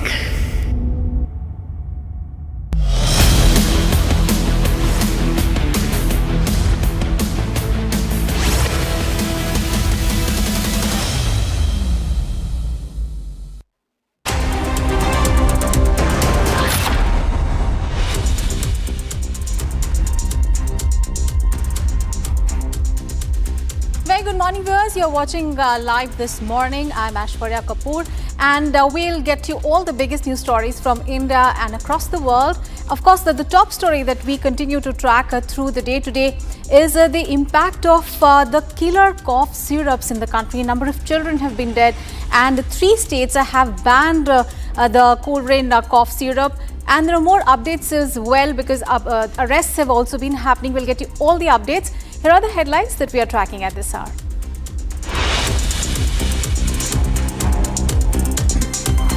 Stray dog menace leads to embarrassing situation for India. Foreign coach bitten by stray dog. CEC-led team reviews poll preparedness in Bihar. News briefing at 2 p.m. Assam Chief Minister Himanta Biswa Sarma meets Zubeen Garg's wife amid shocking revelations in the singer's death mystery. Indian student shot dead in Dallas. Consulate General of India in Houston condemns the incident, assures complete assistance. And UK Prime Minister Keir Starmer to visit India next week, his first official visit to India.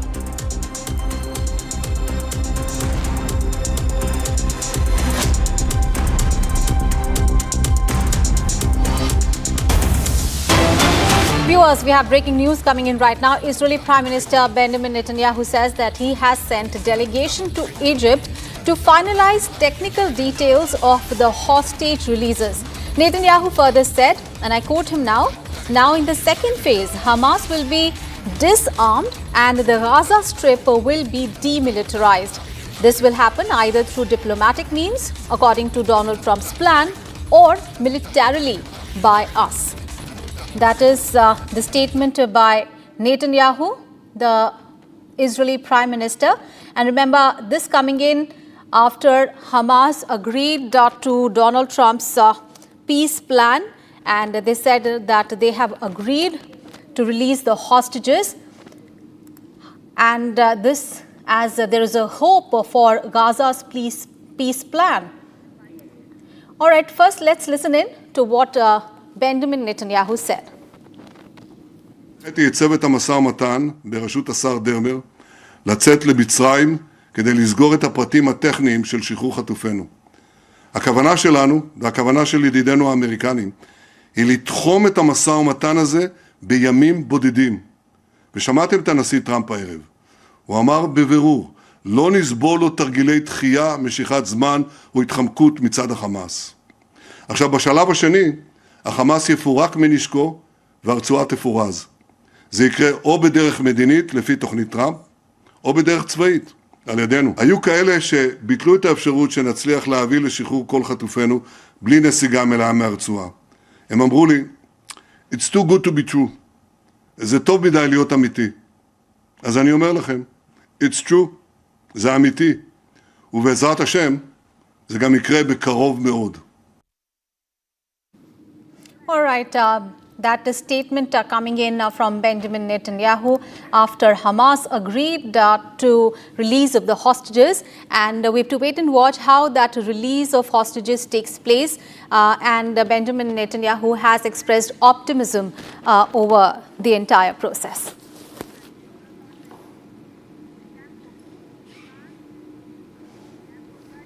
All right, let's get you some other news. Ladies and gentlemen, the dynamics are changing in Pakistan-occupied Kashmir as the embattled Shehbaz Sharif government bows to the fury of the streets. Well, after a week of deadly protests that claimed 12 lives, a secret midnight meeting saw Islamabad concede to 21 of the Awami League Action Committee's 38 demands. Well, from admitting police brutality to slashing taxes and promising reforms, Republic brings you exclusive details of this fragile truce. Take a look.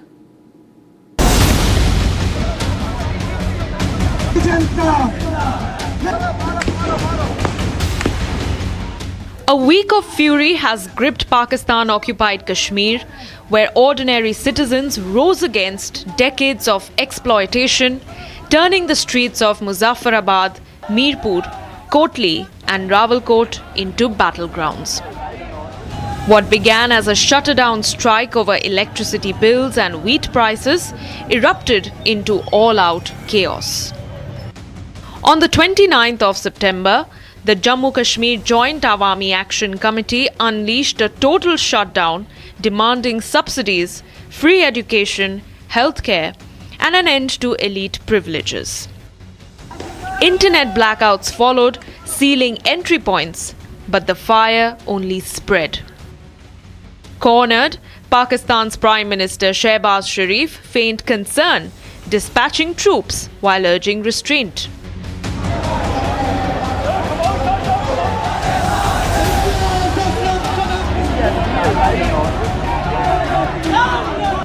Late on the 3rd of October, a high-stakes meeting took place between the AAC and Islamabad. Republic has accessed explosive internal documents from a clandestine meeting in Muzaffarabad. 9 advisors of Shehbaz Sharif locked horns with 3 representatives of the Awami Action Committee. Out of 38 burning demands, the government caved on 21.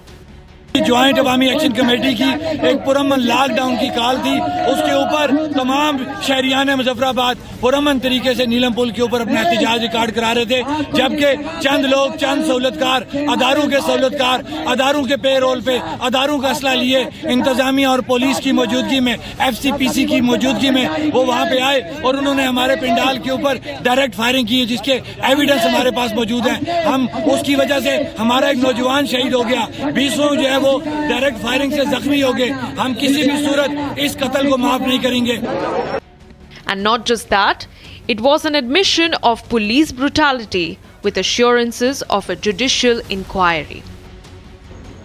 After 5 days of intensified protest by the Pakistan-occupied Jammu and Kashmir residents against the Shehbaz Sharif government, the government has finally come down on the knees and have accepted 25 demands of the protesters. The government has also agreed to accept that the killings of the civilians of Pakistan-occupied Jammu and Kashmir that have taken place during the protest by the people were an act of terror, and FIRs will be registered against those force personnel that were responsible for their death. Apart from that, that 10 lakh compensation will also be given to the people who have lost their life.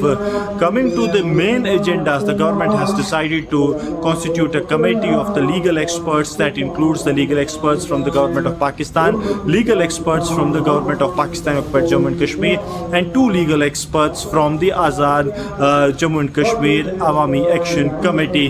They will deliberate upon the decisions that how these 12 seats be scrapped, and also various projects that the people of POJK were demanding have also been agreed upon primarily and principally by the Shehbaz Sharif government. But questions linger.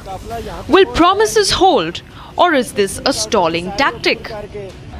From wheel jam strikes to a fragile truce, Pakistan-occupied Kashmir's week of rage has exposed cracks in Pakistan's facade of control. But with 17 demands still hanging, the embers could reignite.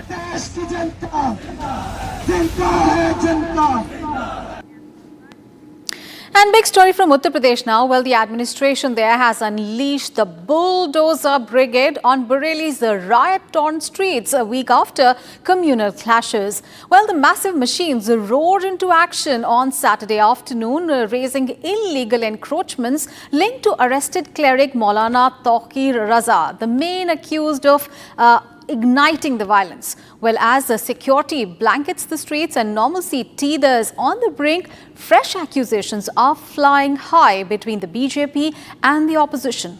Take a look at this report.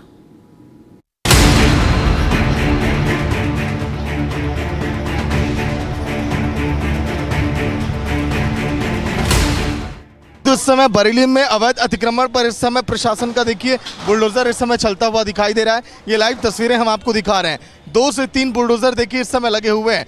Zoom करके अगर मैं उधर दिखाऊं तो देखिए आगे भी अवैध अतिक्रमण को यहां पर हटाया जा रहा है। दोनों तरफ आरआरएफ की देखिए बटालियन, यही स्थानीय प्रशासन भी मौके पर यहां पर मुस्तैद है ताकि कोई भी देखिए यहां पर परेशानी यहां पर ना आए। लोगों को ये भी बताया जा रहा है, पहले दुकानों को भी देखिए खाली करवाया गया जहां पर बुलडोजर इस समय गरजता हुआ दिखाई दे रहा है। लेकिन देखिए बताया ये भी जा रहा है, बड़ी अपडेट ये है इस पूरे मामले में कि ये तमाम वो इलाके हैं जहां पर हिंसा भड़की थी। यहाँ पर भी देखिए पत्थरबाजी की गई थी पुलिस कर्मियों पर, और इसके तहत देखिए इन इलाकों को चिन्हित किया जा रहा है कि आखिर यहाँ पर कितनी देखिए भारी तादाद में अतिक्रमण देखिए सड़क की दोनों तरफ किया गया है। देखिए अगर दूर तक नजर अगर जा रही है कैमरे की, जहाँ पर मैं आपको दिखा रहा हूँ बुलडोजर नंबर 1 आगे का जूम करूँ तो देखिए दूसरा बुलडोजर भी किस तरह से एक्शन इस समय लेता हुआ दिखाई दे रहा है, ये आप देखिए। इसी तरह से जो है पूरे बरेली भर में देखिए जांच अब की जा रही है कहां कहां पर अवैध अतिक्रमण किया गया है। एक तरफ तौकीर रजा के करीबियों पर एक्शन जो उनकी अवैध प्रॉपर्टियां हैं, लेकिन ये देखिए हालांकि अवैध अतिक्रमण पर ये बुलडोजर है, लेकिन जो लोग इससे देखिए परेशान रहते हैं, लगातार कई बार शिकायतें इसको लेकर यहाँ पर दर्ज कराई गई थी और ये एक्शन इसीलिए काफ़ी महत्वपूर्ण माना जा रहा है। A week after violent clashes broke out in Uttar Pradesh's Bareilly district,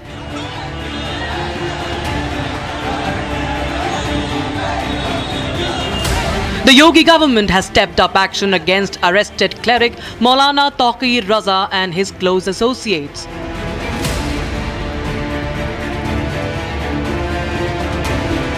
Taking a hard stand on illegal encroachments, 3 bulldozers arrived in the main market area, barely meters away from the violent spot.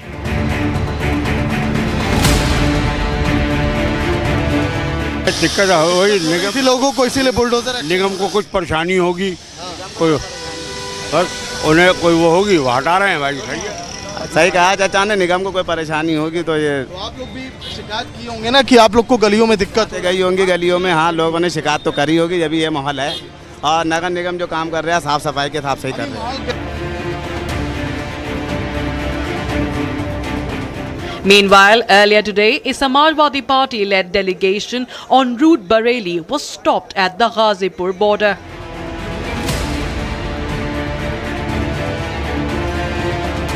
The UP government claims that while normalcy returns, there is no need for opposition leaders to fan the fire. Undeclared emergency की तरीके से हमें यहाँ रोका जा रहा है। हमें समझ में नहीं आ रहा किस आधार पे। हमारा आग्रह है प्रशासन से कि हमारे साथ चले। हम कुछ छुपाना नहीं चाहते, कोई एजेंडा नहीं है, ना हम कोई चोर चक्के अपराधी हैं। जनप्रतिनिधि हैं, इलेक्टेड रिप्रेजेंटेटिव हैं। किस आधार पे हमें रोका जा रहा है हमें समझ में नहीं आ रहा। Uttar Pradesh's leader of opposition, Mata Prasad Pandey, issued fresh attacks over allegedly being placed under house arrest by the administration. मेरे समझ में नहीं आता हम कौन सा माहौल खराब कर देंगे। कोई हिंदू मुसलमान का आपस का तो झगड़ा है नहीं कि झगड़ा बढ़ जाएगा। एक वर्ग को आपने ज़बरदस्ती पीटा, बंद किया, फर्जी मुकदमा लिखाया तो कौन माहौल खराब हो जाता हमारे जाने से। At least 100 people were arrested for stoking communal violence in the aftermath of Friday prayers on 26th of September.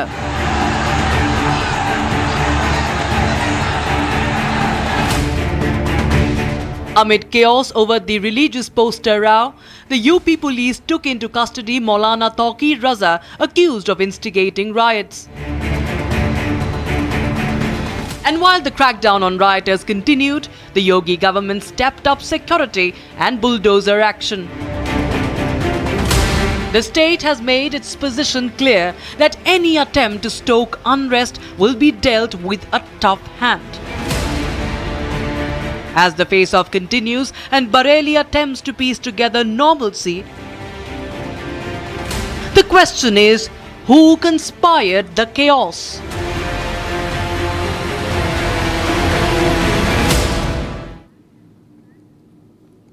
And viewers, the Indian Navy is all set to commission INS Androth, the second vessel in its anti-submarine warfare shallow watercraft series at Visakhapatnam tomorrow. Well, a proud milestone in India's maritime self-reliance journey. INS Androth has been built by GRSC Kolkata with over 80% indigenous components, a true embodiment of Atmanirbharta at sea.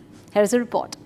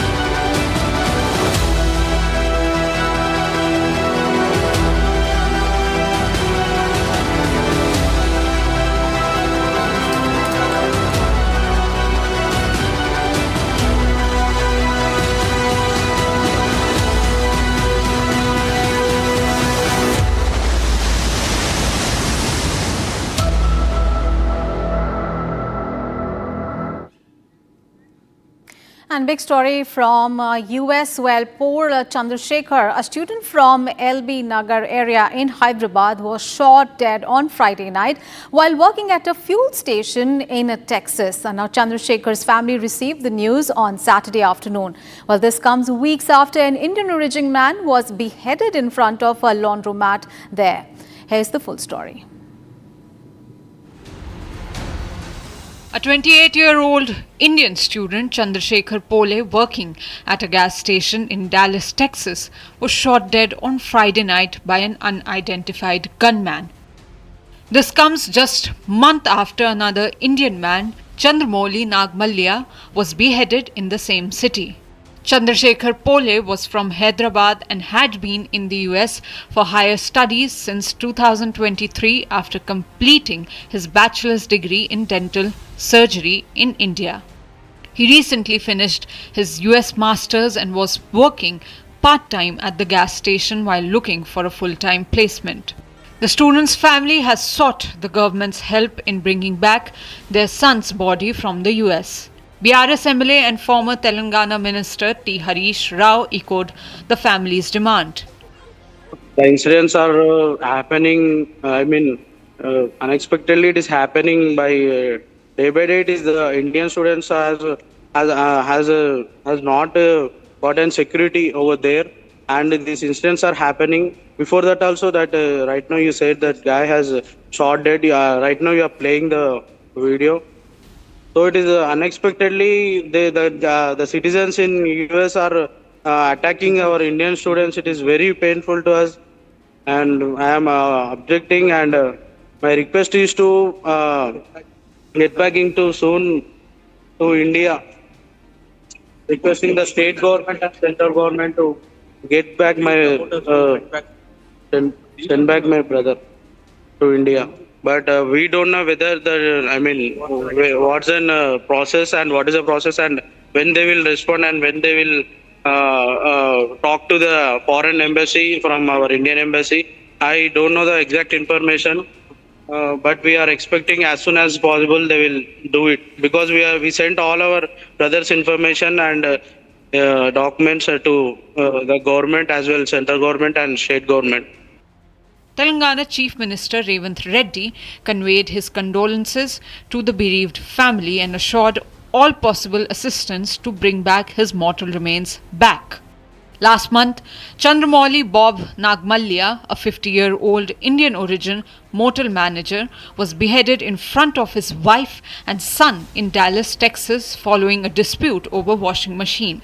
The suspect, identified as Jordanis Cobus Martinez, a co-worker with a criminal record, has been arrested and charged with capital murder. The incident took place early last month at downtown Suits Motel in Dallas. According to Dallas police, the attack followed a quarrel over broken washing machine. Surveillance footage showed Cobus Martinez fetching a machete, chasing victim and launching a frenzied assault as Nagmalya's wife and son tried to stop him. Back-to-back 2 stories of Indian men murdered in Dallas, and yet no reaction from the US government.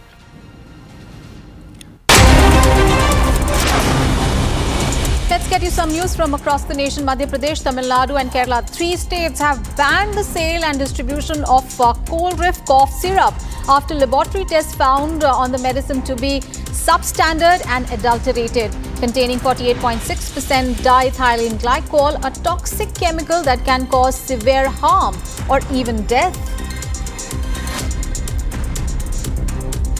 3 women were killed while a man was critically injured after they were hit by a car in Ghaziabad on Saturday. According to police, the 4-wheeler allegedly driven recklessly rammed into 4 pedestrians who were out for a morning walk. The police response team reached the spot immediately after receiving information of the accident from the locals. However, the driver managed to flee the scene, abandoning the car, which has been now seized by the police. The manhunt has been launched to trace the accused. Lieutenant Governor of Ladakh Kavinder Gupta chaired a high-level security review meeting to assess the prevailing security scenario in the Union Territory. During the meeting, senior officials of the UT administration, Ladakh Police, Army and Central Armed Police Forces briefed the Lieutenant Governor about the present situation.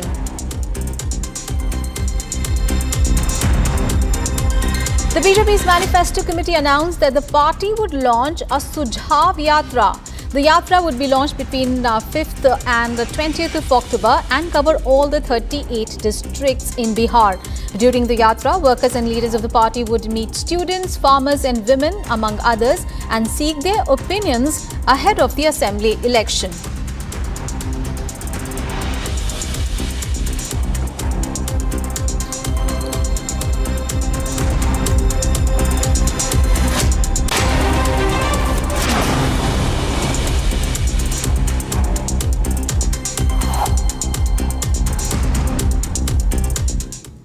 And viewers, it's time to take a short break, but news and updates continue on Republic TV. We continue our focus on the killing of an Indian student in Dallas in the United States.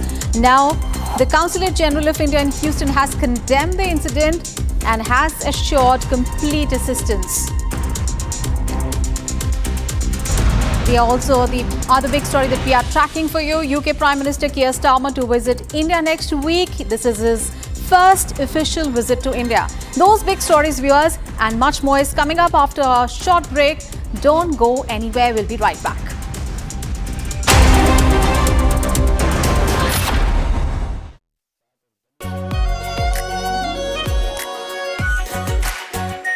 Our Pure Shahi Paneer Masala. Delicious, healthy, every day. Amity has been ranked India's #1 not-for-profit private university for 11th year, with top 10 ranked institutions in management, engineering, biotech, law, mass comm, telecom, hospitality, fashion and more. Yet another top ranking for Amity University. MDH की हल्दी मिर्ची धनिया करे कमाल, ये रंग दे, ये खुशबू दे, ये तीखा, ये कम पड़े, क्या निराला MDH मसाला। भारत की अपनी दुकान, इंडिया सोना, अपने देश का सामान, इंडिया सोना, इंडिया सोना, इंडिया सोना। थोड़े में ज्यादा स्वाद, यही तो है इसकी खास बात। वाओ मामा, क्या स्वाद है। अरे मेरे राजा, सबका राजा प्योर मसाला।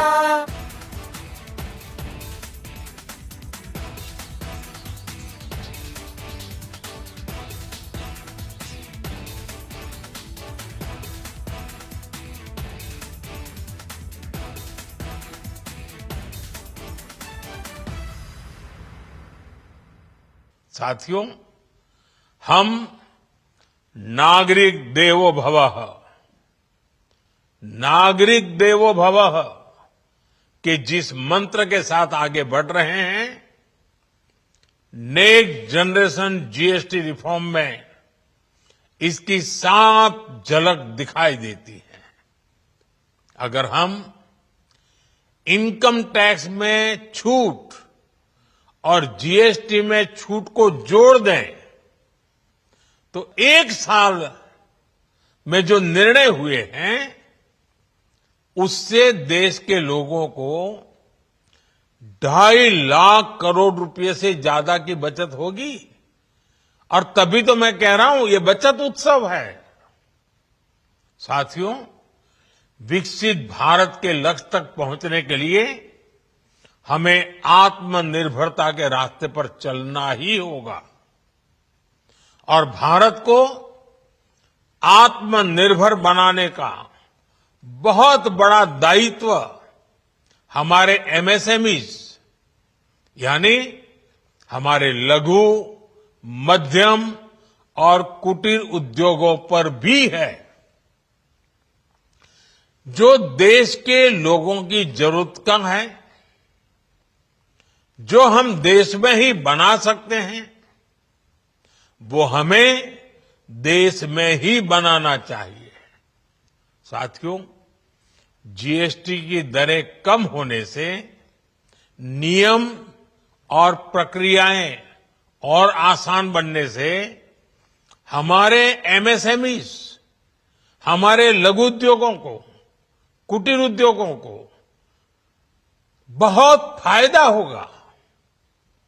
उनकी बिक्री बढ़ेगी और टैक्स भी कम देना पड़ेगा, यानी उनको भी डबल फायदा होगा। इसलिए आज मेरी एमएसएमई से लघु उद्योग हो, सूक्ष्म उद्योग हो, कुटीर उद्योग हो, आप सबसे बहुत अपेक्षाएं हैं। आपको भी पता है, जब भारत समृद्धि के शिखर पर था, तब भारत की अर्थव्यवस्था का मुख्य आधार हमारे एमएसएमईज थे, हमारे लघु और कुटीर उद्योग थे। भारत की मैन्युफैक्चरिंग, भारत में बने सामानों की क्वालिटी बेहतर होती थी।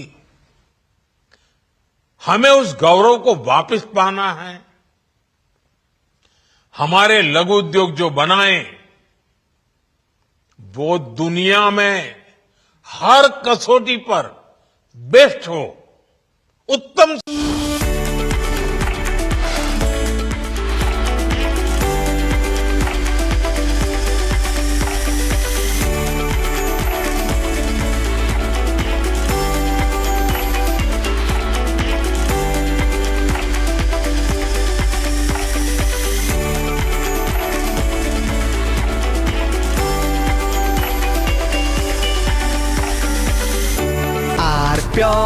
सूजी पास्ता उबालो मिलाओ और खाओ 8 मिनट में तैयार। क्या टेस्ट है सबका राजा R pure masala.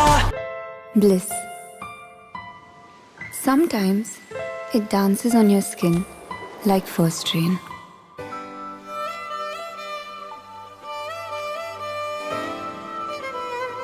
Weaves the magic of warmth into a cold day. Experience bliss in all its forms with Hindware. Hindware, designed for bliss. ये है सीक्रेट रेसिपी MDH का जीरा sip jal jeera masala. Sip sip जीरा sip MDH का जल जीरा sip MDH का जल जीरा सिप। भारत की अपनी दुकान इंडिया सोना, अपने देश का सामान इंडिया सोना, इंडिया सोना, इंडिया सोना। Our pure shahi paneer masala, delicious healthy everyday. कल यानी नवरात्रि के प्रथम दिवस 22 सितंबर को सूर्योदय के साथ ही नेक्स्ट जनरेशन जीएसटी रिफॉर्म्स लागू हो जाएंगे। एक तरह से कल से देश में जीएसटी बचत उत्सव शुरू होने जा रहा है। इस जीएसटी बचत उत्सव में आपकी बचत बढ़ेगी और आप अपनी पसंद की चीजों को और ज्यादा आसानी से खरीद पाएंगे। नए स्वरूप में मुख्य रूप से अब सिर्फ 5% और 18% के ही टैक्स स्लैब रहेंगे।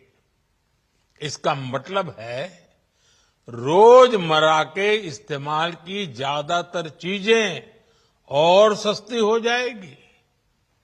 खाने पीने का सामान, दवाइयां, साबुन, ब्रश, पेस्ट, स्वास्थ्य और जीवन बीमा, ऐसे अनेकों सामान, अनेकों सेवाएं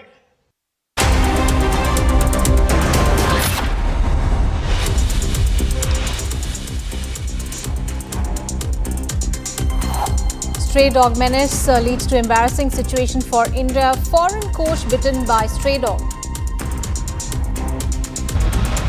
CEC-led team reviews poll preparedness in Bihar. News briefing at 2 p.m. today. Assam Chief Minister Himanta Biswa Sarma meets Zubeen Garg's wife amid shocking revelations in the singer's death mystery. Indian student shot dead in Dallas. Consulate General in India in Houston condemns the incident, assures complete assistance. And UK Prime Minister Keir Starmer to visit India next week, his first official visit to India.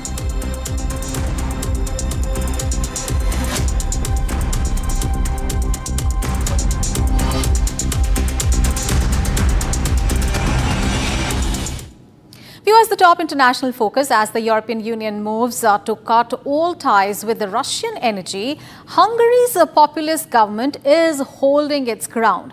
But according to some energy experts, Budapest's continued reliance on Moscow may have more to do with politics rather than pipelines. Here's a report.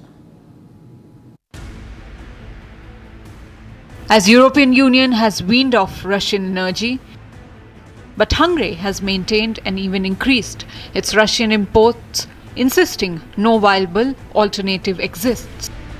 Oroszország megbízható partnerünk, és ma az a helyzet Közép-Európában, hogy földrajzi és fizikai okok miatt Magyarország energiaellátásának biztonságát Oroszországból származó energiahordozók nélkül garantálni nem lehet. Hungarian Foreign Minister Peter Szijjártó confirmed its stand after one of his regular meetings with his Russian counterpart Sergei Lavrov in September. Some energy experts as well as critics of Hungary's populist government see the country's commitment to Russian energy more as politics than pipelines. Oroszország megtámadta Ukrajnát. Ez egy közös európai döntés, hogy ne finanszírozza az Európai Unió, illetve annak tagállamai Oroszország fegyverkezését. Hungary and Prime Minister Viktor Orbán have long argued that Russian energy imports are indispensable for the country's economy, and that switching to fossil fuels sourced from elsewhere would cause an immediate economic collapse. Ha leválasztják Magyarországot a kőolajról és a földgázról, az orosz kőolajról és földgázról, azonnal egy minutumon belül a magyar gazdasági teljesítmény 4%-kal leesik. Az katasztrófa. Az azt jelenti, hogy a magyar gazdaság. Hungarian Prime Minister, who has had longest friendliest ties to Kremlin than any EU leader, has opposed the bloc's efforts to sanction Moscow after its full-scale invasion of Ukraine in February 2022. As rest of the Europe has weaned off Russian energy, Hungary has increased its Russian imports.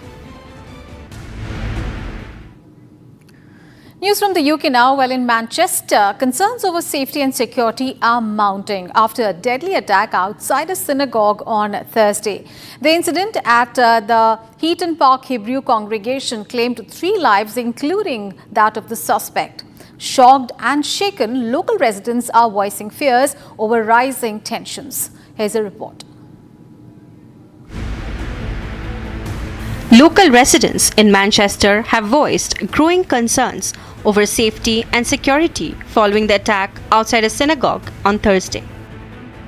The attack outside Heaton Park, Hebrew Congregation Synagogue on Middleton Road in Crumsall killed 3, including the suspect. Police informed Al-Shami, a British citizen of Syrian descent, drove a car into worshippers, then attacked with a knife while wearing a fake suicide vest. He was shot dead at the scene. The attack has been declared a terrorist incident. 3 people injured in the attack remain hospitalized. One of them with a non-life-threatening gunshot wound that may have also been caused by police gunfire. Following the incident, the surrounding residential neighborhood was notably subdued despite the presence of police officers and patrol cars. A police cordon remained in place, and outside the barrier, residents laid flowers in memory of the victims.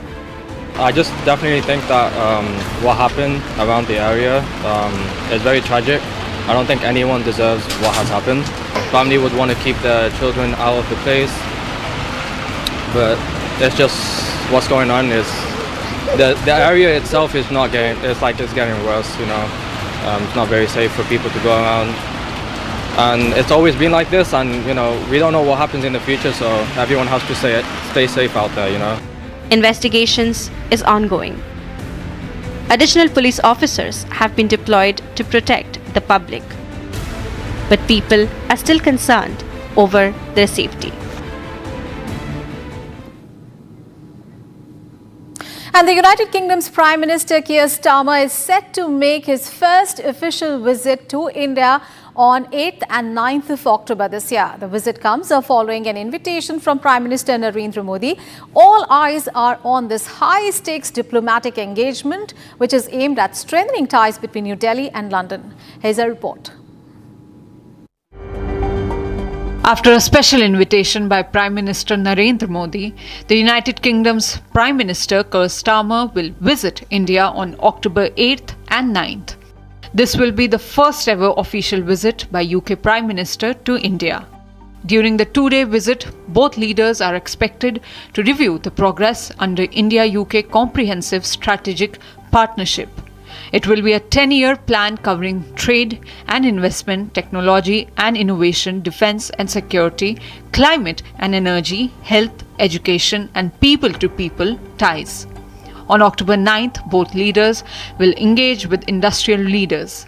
They will explore opportunities presented by India-UK Comprehensive Economic and Trade Agreement (CETA). Starmer and PM Modi will also be attending the 6th edition of the Global FinTech Fest in Mumbai to deliver keynote addresses. Starmer's visit follows Modi's trip to UK in July this year. where both nations signed a defense industrial roadmap to promote co-development and co-production of key defense products. And this visit will only add up to the growing India and UK relations. And in some other news, in a stirring tribute to India's unsung sentinels, the tricolour now soars proudly over the Himalayan frontiers. Lieutenant General Anindya Sengupta, General Officer Commanding-in-Chief Central Command, has dedicated a majestic 90-foot national flag at Gue, which is a remote border village nestled in Himachal Pradesh's Spiti Valley. Here's a report.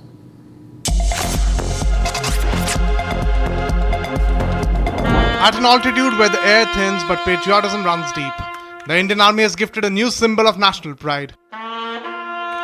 Lieutenant General Anindya Sengupta, General Officer Commanding-in-Chief, Central Command, dedicated a majestic 90-foot national flag at Gue village, a remote border hamlet in Himachal Pradesh's Spiti Valley.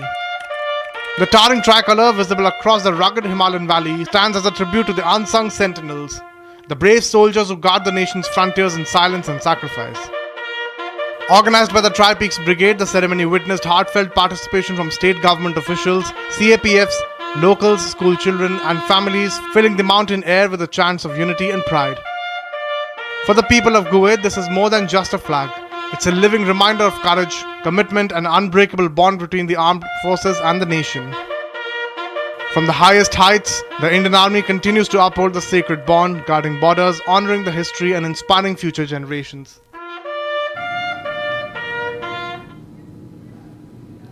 And a high-stakes twist in the Gaza war. In a turn, Hamas has blinked first, accepting the key elements of US President Donald Trump's 20-point peace plan. And within hours, a dramatic shift. The US President has ordered Israel to halt the bombing. It's a major development on the ground and also a political storm that is just beginning to brew. Here is the full story. US President Donald Trump has ordered Israel to halt bombings in Gaza. This after Hamas accepted key elements of his peace plan.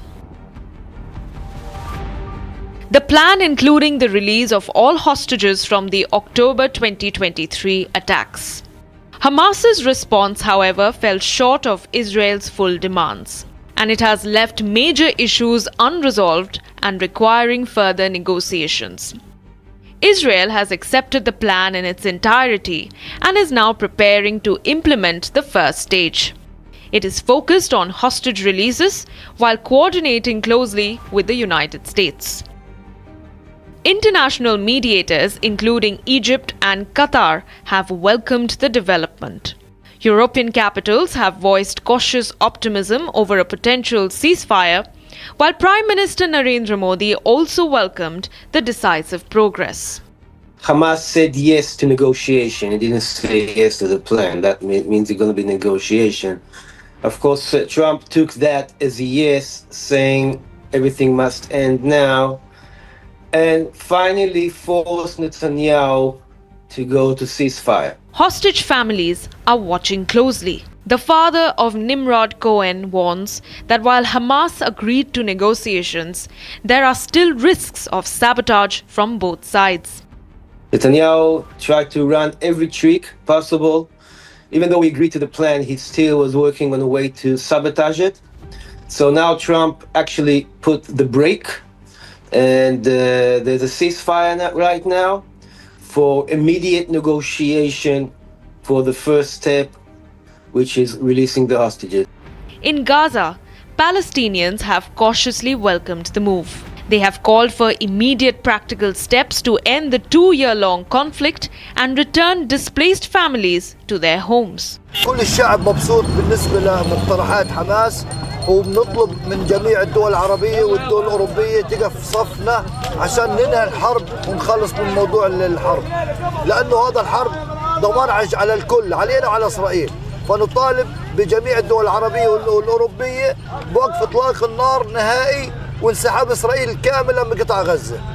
وإحنا كلنا مبسوطين في موضوع رد حماس بالنسبة على المقترح تبعه. نتمنى من حماس تخلص الحرب هذه لأنه إحنا فعلا تعبنا والشعب كله تعب وللأمانة جد يعني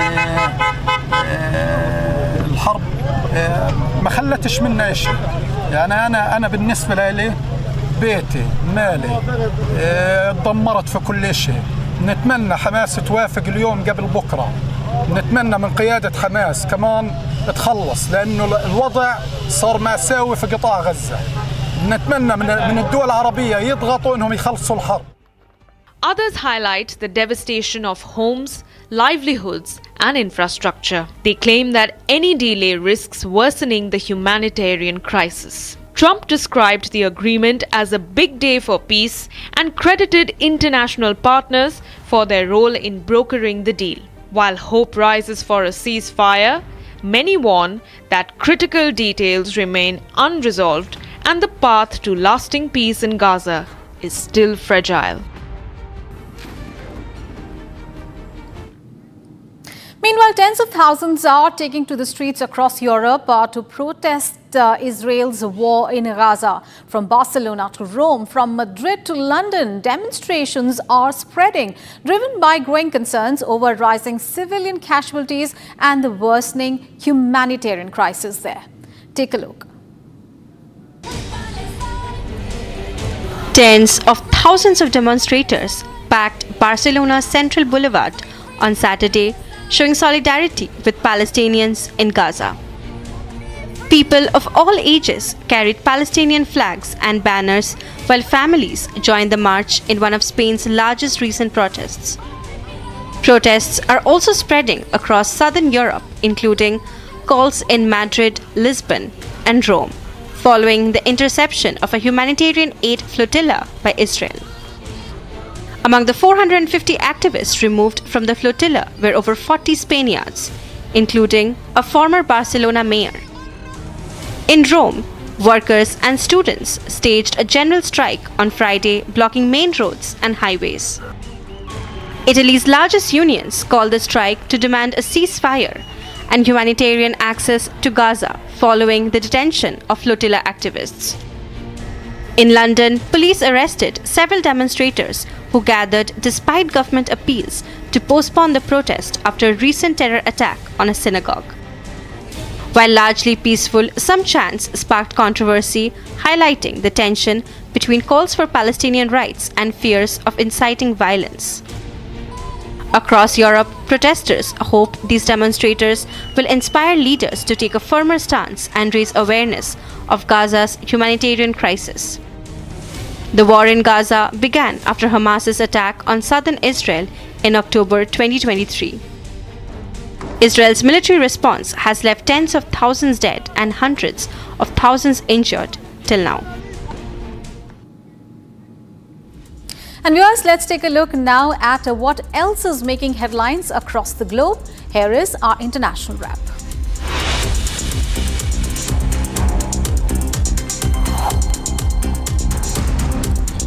Georgian police used water cannons and tear gas on Saturday to push back protesters who tried to storm the presidential palace as the South Caucasus country held a municipal election boycotted by the main opposition blocs amid a sweeping crackdown on dissent. Tens of thousands rallied in the capital to protest repressive policies by the ruling party, the Georgian Dream, which they see as trying to pull Georgia away from its democratic aspirations and into Russia's orbit.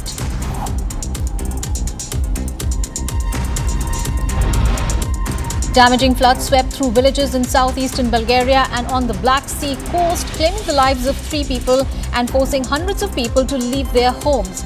The infrastructure in parts of the coastal region was heavily damaged, with floods sweeping cars and caravans into the sea and inundating houses, hotels and campsites.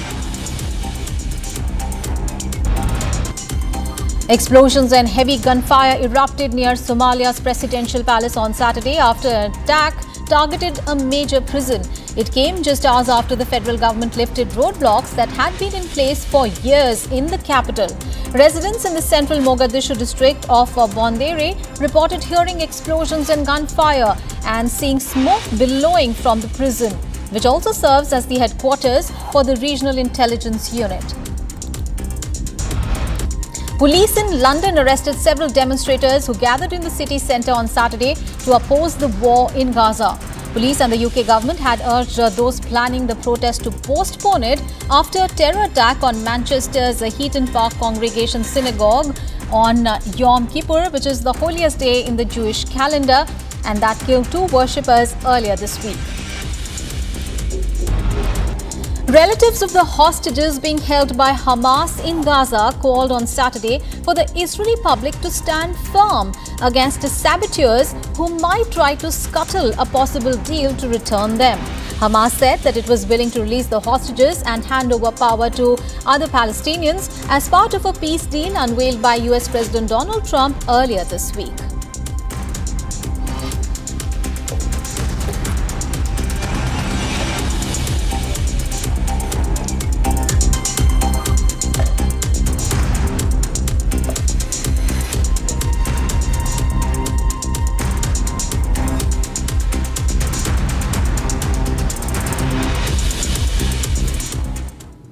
And viewers, there's been a tragedy in Texas as the 28-year-old Paul Chandrasekhar, a student from Hyderabad's LB Nagar area, was shot dead on Friday night while working at a fuel station in Texas. Well, his family received the heartbreaking news on Saturday afternoon, and this incident comes just 2 weeks after another horrific attack where an Indian origin man was beheaded outside a laundromat there. Here's the full story. A 28-year-old Indian student, Chandrasekhar Pole, working at a gas station in Dallas, Texas, was shot dead on Friday night by an unidentified gunman. This comes just a month after another Indian man, Chandramouli Nagmalya, was beheaded in the same city. Chandrasekhar Pole was from Hyderabad and had been in the US for higher studies since 2023 after completing his bachelor's degree in dental surgery in India. He recently finished his US master's and was working part-time at the gas station while looking for a full-time placement. The student's family has sought the government's help in bringing back their son's body from the US. BRS MLA and former Telangana Minister T. Harish Rao echoed the family's demand. The incidents are happening, unexpectedly it is happening by day by day. It is the Indian students has not gotten security over there, and these incidents are happening. Before that also, that right now you said that guy has shot dead. Right now you are playing the video. So it is unexpectedly the citizens in US are attacking our Indian students. It is very painful to us, and I am objecting. And my request is to get back into soon to India. Requesting the state government and central government to get back my send back my brother to India. But we don't know whether what's the process and what is the process and when they will respond and when they will talk to the foreign embassy from our Indian embassy.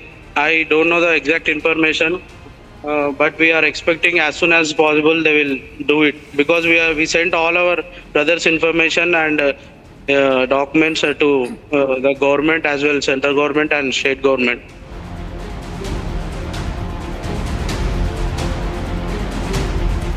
And viewers, the Indian Navy is all set to commission INS Androth, the second vessel in the anti-submarine warfare shallow water craft series at Visakhapatnam tomorrow, a proud milestone in India's push for maritime self-reliance. Well, INS Androth has been built by GRSC Kolkata with over 80% indigenous components.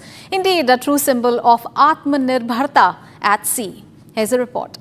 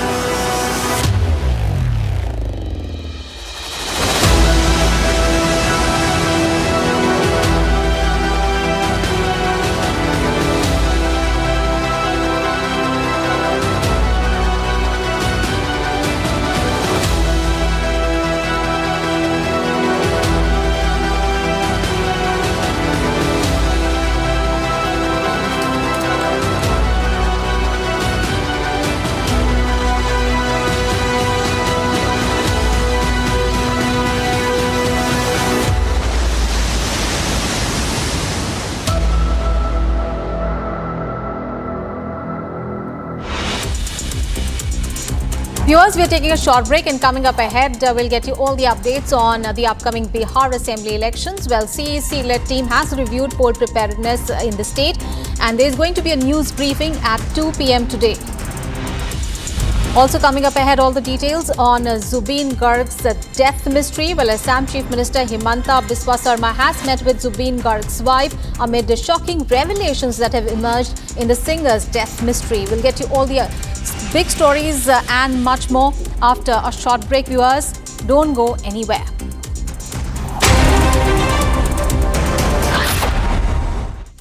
दादी के हाथों का जादू और खुशबू से महकता घर, माँ की मुस्कुराहट और खाने की सुगंध। MDH गरम मसाला, क्योंकि हर रिश्ता है स्वाद से जुड़ा। Amity has been ranked India's #1 not-for-profit private university for 11th year, with top 10 ranked institutions in management, engineering, biotech, law, masscom, telecom, hospitality, fashion and more. Yet another top ranking for Amity University. थोड़े में ज्यादा स्वाद, यही तो है इसकी खास बात। वाओ मामा, क्या स्वाद है। अरे मेरे राजा, सबका राजा और मसाला। केसरिया से मन जोगी हुआ रे, दिल झूमे देखो मतवारा हुआ रे। केसरिया से मन जोगी हुआ। हर पल मनाओ केसरी त्योहार। विमल, बोलो जुबान केसरी।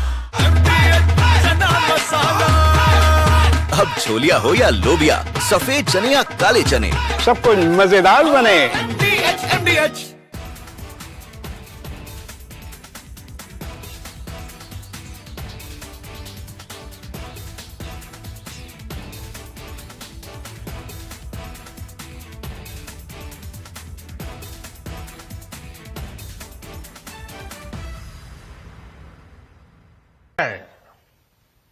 साथियों, विकसित भारत के लक्ष्य तक पहुंचने के लिए हमें आत्मनिर्भरता के रास्ते पर चलना ही होगा और भारत को आत्मनिर्भर बनाने का बहुत बड़ा दायित्व हमारे MSMEs यानी हमारे लघु, मध्यम और कुटीर उद्योगों पर भी है,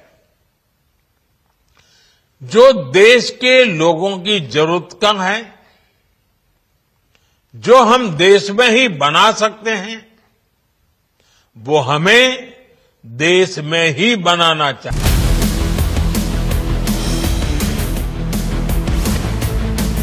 This is Republic Jack Oliver Studio. Stay tuned for all the breaking news and updates. I am Tanisha Awasthi.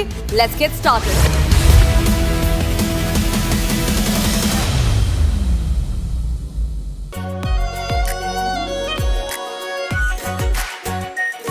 Pure shahi paneer masala, delicious, healthy everyday. Bharat की अपनी दुकान, इंडिया सोना, अपने देश का सामान, इंडिया सोना, इंडिया सोना, इंडिया सोना। MDH की देगी मिर्च, देगी मिर्च का तड़का, अंग अंग फड़का। MDH की देगी मिर्च। केसरिया से मन जोगी हुआ रे, दिल झूमे देखो मतवारा हुआ रे। केसरिया से मन जोगी हुआ। हर पल मनाओ केसरी त्योहार। विमल, बोलो जुबान केसरी। थोड़े में ज्यादा स्वाद, यही तो है इसकी खास बात। वाओ मामा, क्या स्वाद है। अरे मेरे राजा, सबका राजा और मसाला। साथियों, हम नागरिक देवो भवः, नागरिक देवो भवः के जिस मंत्र के साथ आगे बढ़ रहे हैं, नेक्स्ट जनरेशन GST रिफॉर्म में इसकी साफ झलक दिखाई देती है।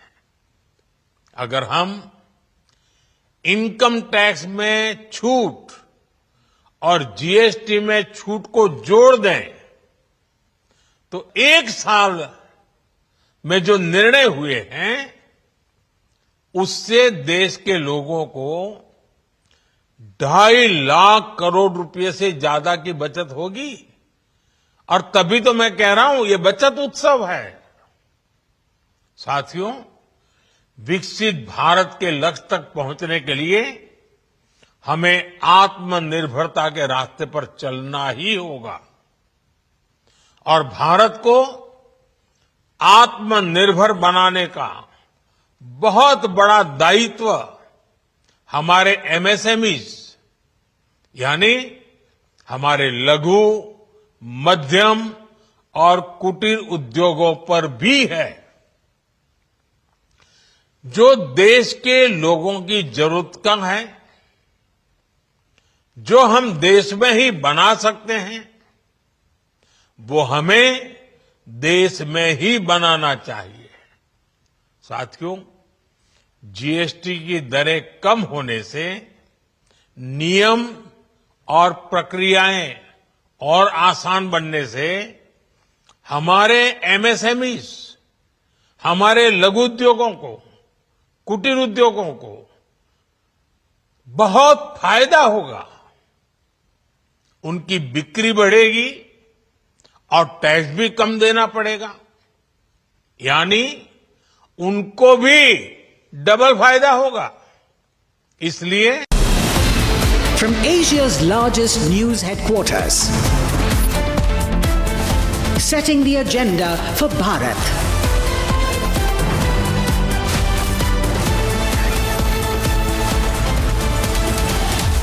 You're watching Republic.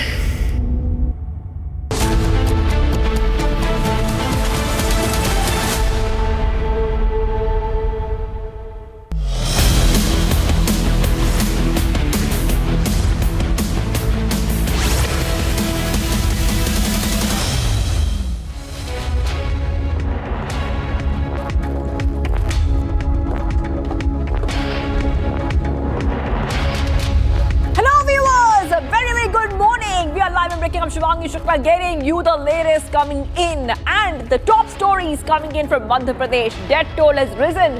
Viewers, 14 little children are dead because of the poisonous syrup. The Coldrif syrup has already been banned. There's advisory which has been issued by the Health Ministry. All this and much more coming right up. But the headlines first. Let's get started.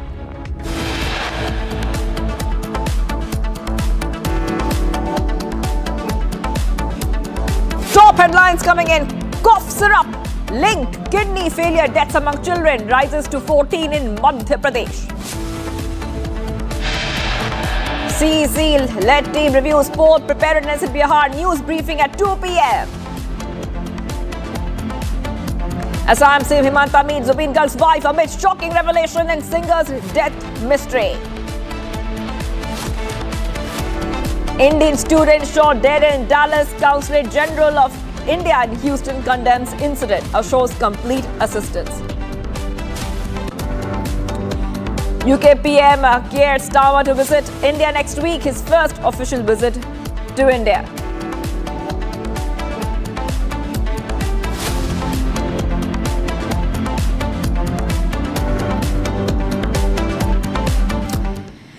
The top story coming in, very unfortunate news coming in from Madhya Pradesh. Now we see that the death toll has risen to 14 in the poison syrup case, viewers. And one more arrest has been made. This time, and this is the child.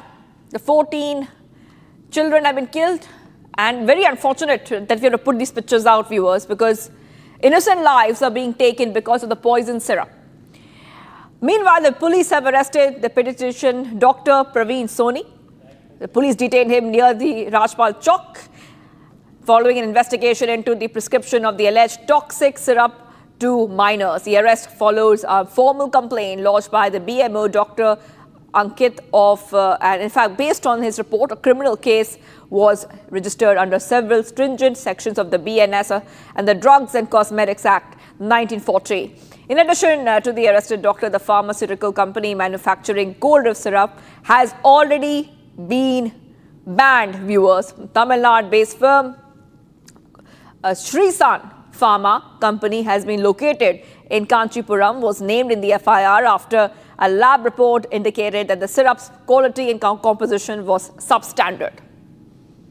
की तरह के symptoms आ रहे हैं, उसके बाद भी इस cough syrup को डॉक्टर ने प्रिस्क्राइब क्यों किया, क्यों वो बच्चों को ये दवा देते गए, और इसी वजह से ये मौत का आंकड़ा बढ़ता चला गया। अगर समय पे जो फूड डिपार्टमेंट है, जिनका की काम है निरीक्षण करना, औचक सरप्राइज विजिट करना, देखना कि दवा कैसी बन रही है, कौन बना रहा है, कितना उसमें कंटेंट है, क्योंकि देखिए ये जो कफ सिरप है इसमें तमिलनाडु सरकार की बात करें तो 48.6% DEG केमिकल था।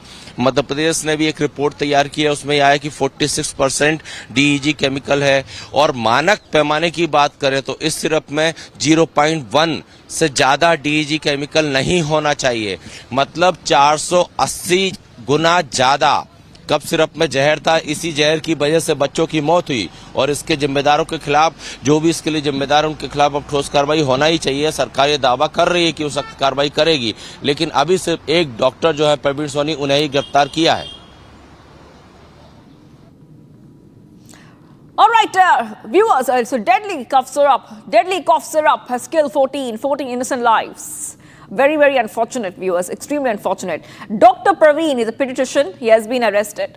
FIR against Srisan Pharma. And this is coming in, viewers, as we already know that a lot of advisories have been sent out.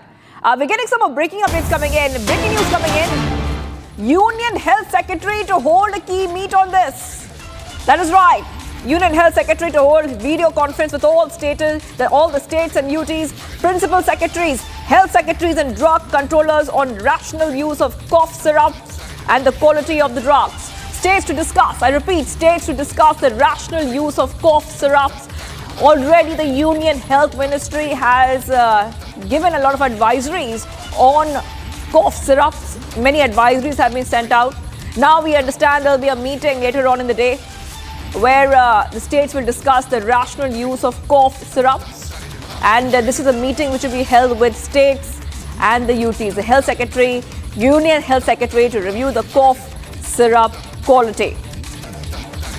Now, let's just take our viewers to the updates that we were getting for you. According to the information, DEG was found in some of these cough syrups. It's an industrial solvent used in antifreeze, paints, brake fluids and plastics. It's not meant for medicinal use but can contaminate pharma ingredients. And when ingested, DEG can cause severe damage to the kidney, liver and nervous system. We're getting some more breaking updates coming in right now. Central Drugs Standard Control Organization will now write to Tamil Nadu FDA to take strict action against Coldrif syrup manufacturer under most serious offences. This is coming in through our official sources, viewers, where we see that action will be taken against the Coldrif manufacturer. Already, a pediatrician has been arrested in Madhya Pradesh. And now, when we talk about Tamil Nadu, we understand the Central Drug Standard Control Organization will be going ahead and taking strict action against the Coldrif syrup manufacturer under most serious offences. What will those offences be? Well, Sharada is joining us live for that. Sharada, this is huge coming in because finally we see a movement there. Strict action will be taken specifically against the Coldrif manufacturer. You're right, Shivangi. So what happened on Saturday was that a case was filed against the Coldrif manufacturer, and also the factory in the Kanchipuram has also been seized by the drugs authorization. Also, one more thing that they have been telling is whatever is manufactured in the last 2 months will be completely banned and they would not be distributed to the other states, because apart from Madhya Pradesh and Rajasthan, the Coldrif syrup will also be given to Andhra Pradesh, Kerala and Karnataka, whereas now it's been completely stopped. And the medical shops that has the Coldrif, especially in the state of Tamil Nadu and Puducherry, the medical shop have taken out the Coldrif there after the Pharmaceutical Association ordered them not to provide this, and this especially Coldrif being on the counter cough syrup that is being available for everyone. It is now been suggested that nobody take cough syrups without any prescription. Also, the pharmaceutical organizations here have come up with a ultimatum that no more on the counter drugs would be sold for the people if they come asking for it, and a particular prescription is required. And also what we have to note here is that the concentration that was used for this particular cough syrup was a brake oil concentrate that would be used in automobile sector, and that has caused multiple children to lose their lives, especially when it comes after their kidney got failure. And also now the pharmaceutical owner is under search, and the investigation is set to happen for the entire pharmaceutical company tomorrow. And the Kanchipuram police will also be taking in custody the owner of the pharmaceutical company of Coldrif, and also make sure that the investigation will give them a complete check on what the company had produced in the last few months. Yes, and Sharada, you know, the reason that we are talking about Tamil Nadu right now is because this is the place, the same state where Coldrif cough syrup is produced by the state-based Sri Sun Pharmaceuticals, Sharada. And the latest information we have, that FIR has been filed against them. Yes, Shivangi, an FIR has been filed, and the Kanchipuram police has taken in custody of the pharmaceutical owner, and we have not been able to get in touch with him. They can show that the investigation is underway, and the police have also informed that there is no singular complaint against the owner of the pharmaceutical, but it's just again the pharmaceutical company, so they're going to take their time in this particular investigation. And also what we have noticed is this pharmaceutical company was earlier also given a notice on a particular medicine that they were supplying, which was earlier banned in India, following which the pharmaceutical still continuing to supply medicines is not something that was expected. And the the DRDO will also be conducting a full thorough checkup through all the pharmaceutical companies that are in Tamil Nadu, is what we are hearing now. All right. Yes, Sharada, thank you for getting those details. I will be coming back to you for more. And we also have a report by my colleague Satya Vijay is on the ground and getting us back-to-back updates on the deaths being reported and the death tolls which is rising in Madhya Pradesh when it comes to the cough syrup-linked kidney failures. Chhindwara के Parasia block में 9 बच्चों की मौत kidney fail होने से हुई। अधिकांश बच्चों को डॉक्टर प्रवीण सोनी, जो कि सरकारी अस्पताल में सरकारी मुलाजिम भी हैं, उन्होंने अपनी प्राइवेट क्लिनिक से ये दवा लिखी। कौन सी दवा? कोल्ड्रिफ, जिसमें कि डायएथिलीन ग्लाइकोल पाया गया है। इसी के बाद पूरे प्रदेश में अब इस सिरप को बैन कर दिया गया है। ये डॉक्टर प्रवीण सोनी की क्लिनिक है। अभी यहाँ पर देखिए वो क्लिनिक में है कि नहीं, हम पूछते हैं। आप ये बता दीजिए डॉक्टर प्रवीण सोनी अभी है क्या? है गवर्नमेंट सरकारी हॉस्पिटल मिल जाएंगे सर। यहाँ नहीं बैठे अभी? नहीं। यहाँ कब बैठते हैं? नहीं बैठ रहे हैं, अभी पेशेंट नहीं देख रहे हैं सर। अभी नहीं देख रहे? देख ही नहीं रहे हैं। क्लिनिक उन्हीं का है ना? हाँ। देखिए क्लिनिक डॉक्टर प्रवीण सोनी का ही है। खुद यहाँ की स्टाफ नर्स बता रही हैं। इनका कहना है कि वो अभी यहाँ पर पेशेंट नहीं देख रहे हैं। क्यों नहीं देख रहे हैं? क्योंकि नियम की अगर बात की जाए तो सरकारी डॉक्टर प्राइवेट क्लिनिक नहीं चला सकता है। अब दूसरी बड़ी बात आपको बताता हूँ, ये प्रवीण सोनी का क्लिनिक है। यहीं पर वो पेशेंट को देखते थे, यहाँ से कोल्ड सिरप लिखी गई। दूसरी तरफ देखिए इसी क्लिनिक के बगल में अपना मेडिकल स्टोर, ये भी प्रवीण सोनी का ही मेडिकल स्टोर बताया जाता है। अगर इसमें देखें तो प्रोप्राइटर ज्योति सोनी है, और ज्योति सोनी जो है कहीं ना कहीं डॉक्टर प्रवीण सोनी की परिचित या रिलेटिव हो सकती हैं, लेकिन हमने यहाँ पर स्टाफ से पूछा था, उनका कहना है कि ये स्टोर उन्हीं का है।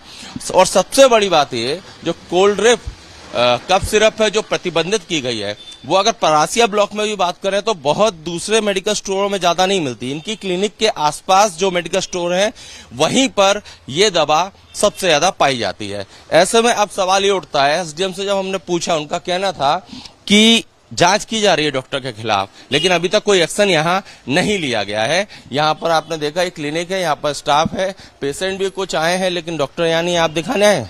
नहीं। अच्छा, तो ये एक बार फिर मैं इनसे पूछता हूँ, कब से उन्होंने पेशेंट को देखना यहाँ बंद किया है? ये बता पाएंगे आप, कब से वो नहीं देख रहे हैं पेशेंट? सर उनके एब्सेंट में अभी हम कुछ नहीं बोल पाएंगे। आपको जो भी जानकारी वो सर दे पाएंगे। जो प्रोप्राइटर लिखा है ज्योति सोनी, वो कौन है? उनकी वाइफ है। तो देखिए प्रवीण सोनी जो है उनकी वाइफ है ज्योति सोनी, उन्हीं के नाम से ये मेडिकल स्टोर संचालित होता है। और सबसे ज्यादा कोल्ड्रिफ कफ सिरप जो है उसकी बिक्री जो है वो यहाँ से होती थी। सामने भी कुछ मेडिकल स्टोर हैं, इनसे हम बात करते हैं, पूछते हैं कि इनका क्या कहना है, इनके यहाँ वो सिरप मिलती थी या नहीं मिलती थी। हालांकि अब तो प्रतिबंधित कर दी गई है। सर ये जानना चाहेंगे, अभी तो ये सिरप प्रतिबंधित कर दी है कोल्ड्रिफ, लेकिन आप अपने स्टोर पर रखते थे क्या? नहीं। क्यों? परचेज नहीं आते थे उसके। अच्छा, तो उसकी परचेज कहाँ से होती थी? सिर्फ एक ही मेडिकल स्टोर पर? ऐसा क्यों? पूरी पर्ची वहीं जाती है। अच्छा, मतलब उन्हीं के पास पेशेंट आते हैं, वो दवा लिखते हैं और उन्हीं के मेडिकल स्टोर से बिक जाती है। जी जी।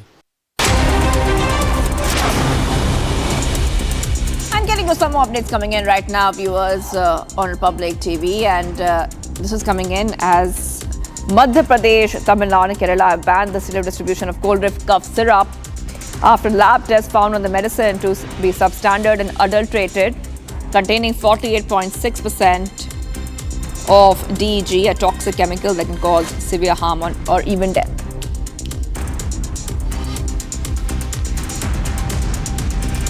Three women were killed while a man was critically injured after they were hit by a car in Gaza on Saturday. According to the police, the four-wheeler allegedly was driving recklessly, rammed into four pedestrians out of a morning walk. The police response team reached the spot immediately after receiving information of the accident from locals. However, the driver managed to flee the scene, abandoning the car, which had been seized by police. Manhunt launched to trace the accused.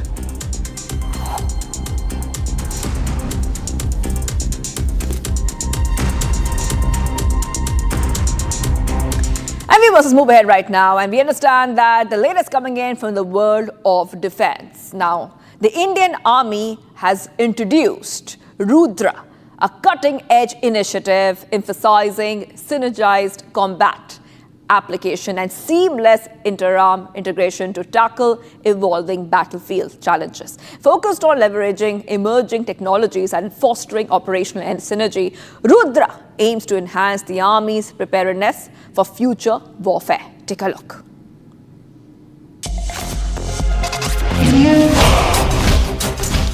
Brigade का गठन किया जा रहा है, जिसका sanction मैंने कल ही दिया है, जिसमें infantry, mechanised infantry, armoured units, artillery, special forces, unmanned aerial system जैसे फाइटिंग कंपोनेंट्स को एक साथ रखा जाएगा और विशेष रूप से तैयार किया जाएगा, जिसमें शामिल लॉजिस्टिक सपोर्ट और कॉम्बैट सपोर्ट है।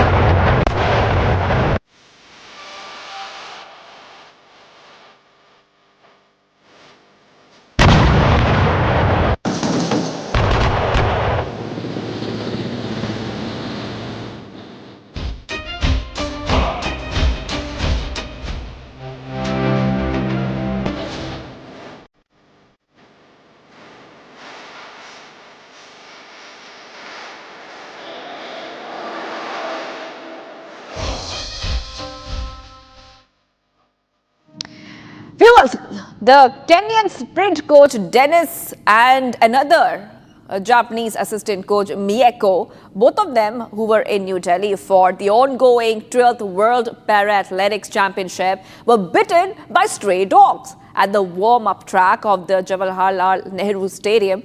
And this happened on Friday. Post that, viewers, what we're learning of is that in the latest coming in, we are understanding that this happened at the stadium. The Supreme Court, remember, has already given 2 separate orders on the stray dog population in the national capital. Take a look at this report for more.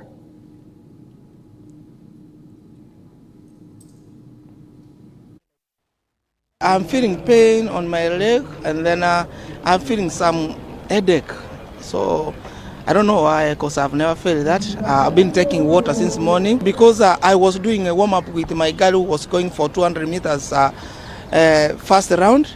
So we were doing some start blocks. I was trying to rectify some mistakes. So when I was with my athlete, so we were doing some start blocks.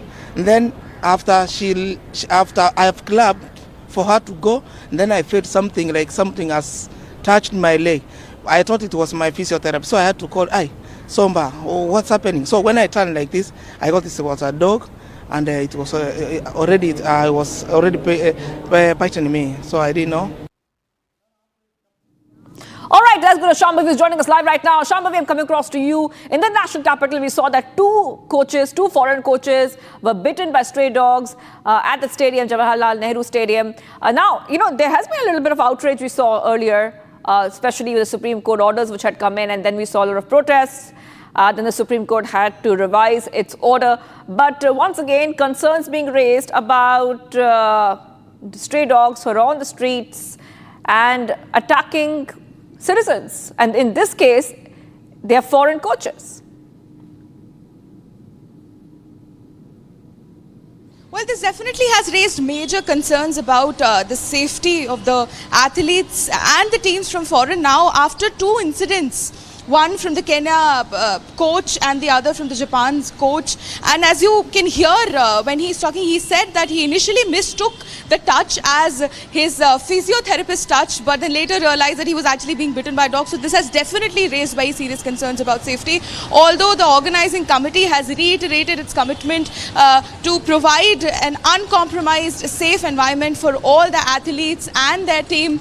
And the MCD has also reinforced its two teams which will be dedicated specifically for the safety of the athletes and will be stationed inside the Jawaharlal Nehru Stadium with a lot of other facilities, which includes vehicles for rapid transfer and removal of the stray dogs to shelter homes. They're also making sure, which has even previously been raised as a concern, that the dogs, stray dogs who are being removed from the streets, they're not being taken care of, or inhuman treatment might be given to them. So the MCD has also reiterated that they're being taken care of. They'll be shifted to safe shelter homes. And this comes in the light when for the past few months we've been seeing that there has been a lot of ruckus around the stray dog. There has been two separate judgments which were given by Supreme Court. One bench said, asked for the removal of all stray dogs from the area of Delhi NCR and to make sure that they are disinfected, they are sterilized, which was later then altered by a second judgment given by Supreme Court,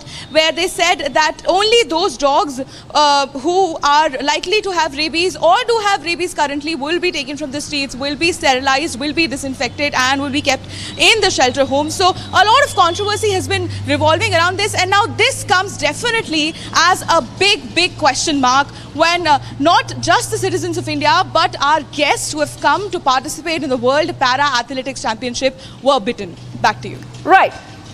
Okay, so there are also many concerns coming in that the MCD had cleared the venue earlier, but because of repeated feeding near the stadium, the strays re-entered. So there are many questions being raised, especially when the Supreme Court had spoken about feeding of stray dogs in public. There were some directives which were given on that. Shambhavi.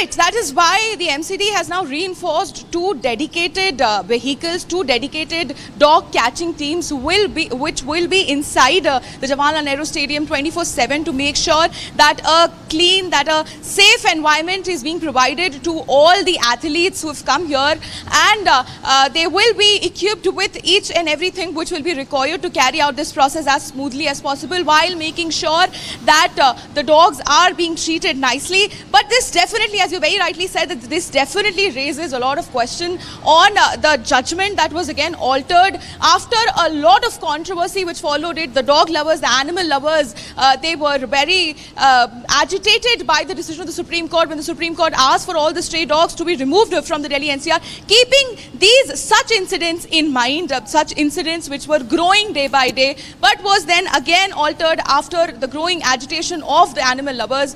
But this definitely again raises a very, very, very strong question on how safe are the people in our country. And it is not just about our country, it is about the people who have come here as a guest. We are hosting them in the World Para Athletics Shambhavi, thank you. Thank you, Shambhavi, for getting those details. Foreign coaches bidden by stray dogs are raising concerns once more. Okay, let's move ahead, viewers, to some of the other stories we are tracking. In a stirring tribute to India's unsung sentinels, a tricolour now soars high over the Himalayan frontiers. Lieutenant General Anindya Sengupta, GOC in charge, Central Command, has dedicated a majestic 90-foot national flag in a remote border village in Himachal Pradesh's Spiti Valley. Here's a report. Take a look.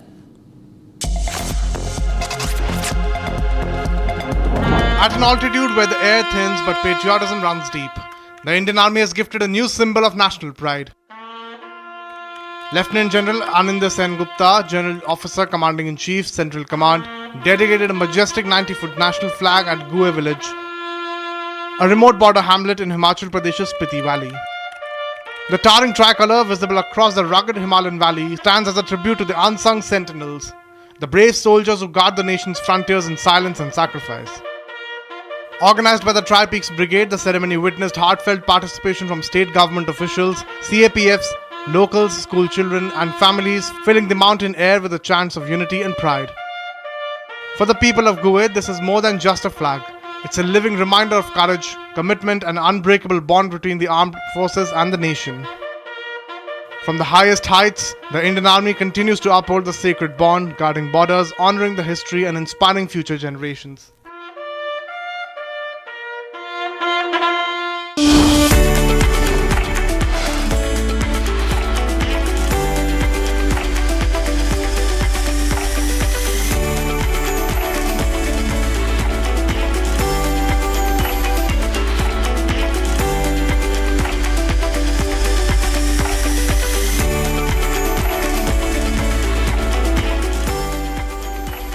Secret recipe MDH का जीरा sip jal jeera masala sip sip जीरा sip MDH का जल जीरा sip MDH का जल जीरा SIP. Amity has been ranked India's #1 not-for-profit private university for 11th year, with top 10 ranked institutions in management, engineering, biotech, law, masscom, telecom, hospitality, fashion and more. Yet another top ranking for Amity University.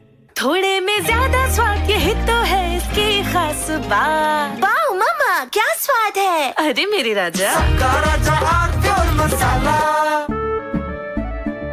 केसरिया से मन जोगी हुआ रे दिल झूमे देखो मतवारा हुआ रे.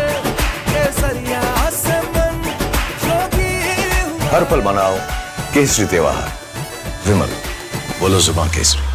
आधे बाउल दही में 4 चम्मच MDH चटनी पुदीना मसाला डाला. स्टर करो. पुदीना चटनी तैयार. MDH चटनी पुदीना मसाला.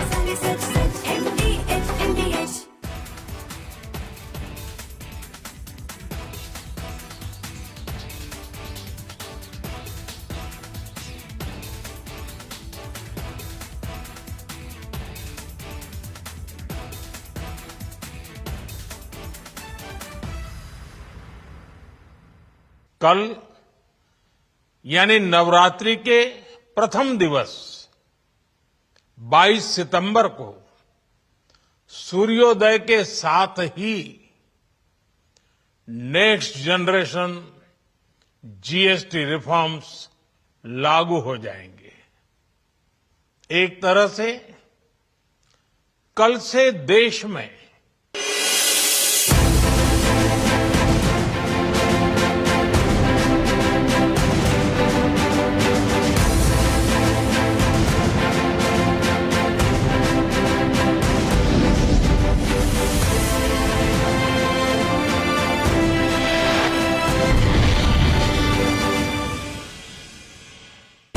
प्योर सूजी पास्ता उबालो मिलाओ और खाओ 8 मिनट में तैयार। क्या टेस्ट है सबका राजा R pure masala.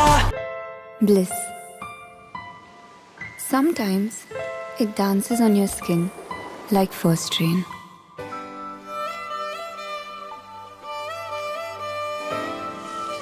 It teases, it soothes, and sometimes speaks without words. Experience bliss in all its forms with Hindware. Hindware, designed for bliss. दादी के हाथों का जादू और खुशबू से महकता घर, माँ की मुस्कुराहट और खाने की सुगंध। MDH गरम मसाला, क्योंकि हर रिश्ता है स्वाद से जुड़ा। भारत की अपनी दुकान इंडिया सोना, अपने देश का सामान इंडिया सोना, इंडिया सोना, इंडिया सोना। थोड़े में ज्यादा स्वाद, यही तो है इसकी खास बात। वाओ मामा, क्या स्वाद है। अरे मेरे राजा, सबका राजा R pure masala.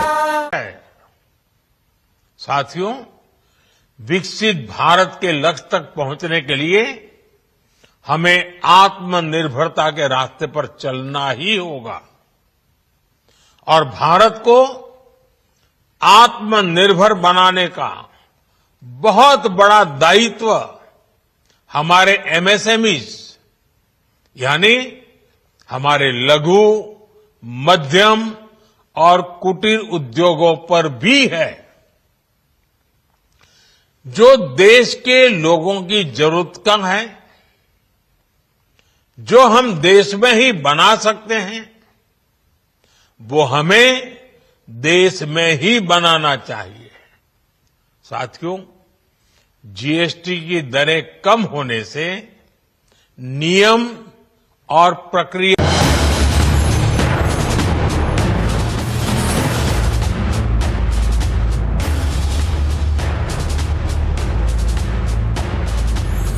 Welcome viewers to the latest edition of Forces Fest. I am Rakshita Mishra with you, and in the past 48 hours viewers, in fact in this entire week, there have been warnings after warnings, the darkest and the starkest warning for Pakistan viewers. It has been served a brutal reality check over the continued support and export of cross-border terrorism.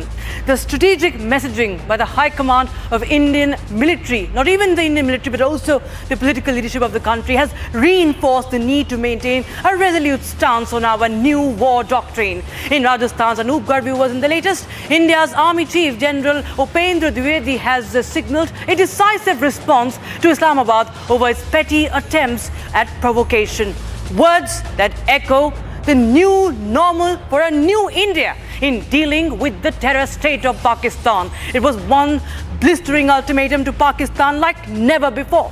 Cease the state-sponsored terrorism or risk being wiped out of the world map. Message comes on the heels of Pakistan's recent military build-up and provocations in the disputed Creek region. And he's made it clear that India will abandon the restraint shown in Operation Sindoor, promising a harsher response, unsparing attack this time. And he urges absolute preparedness in case of Operation Sindoor 2.0, isn't it?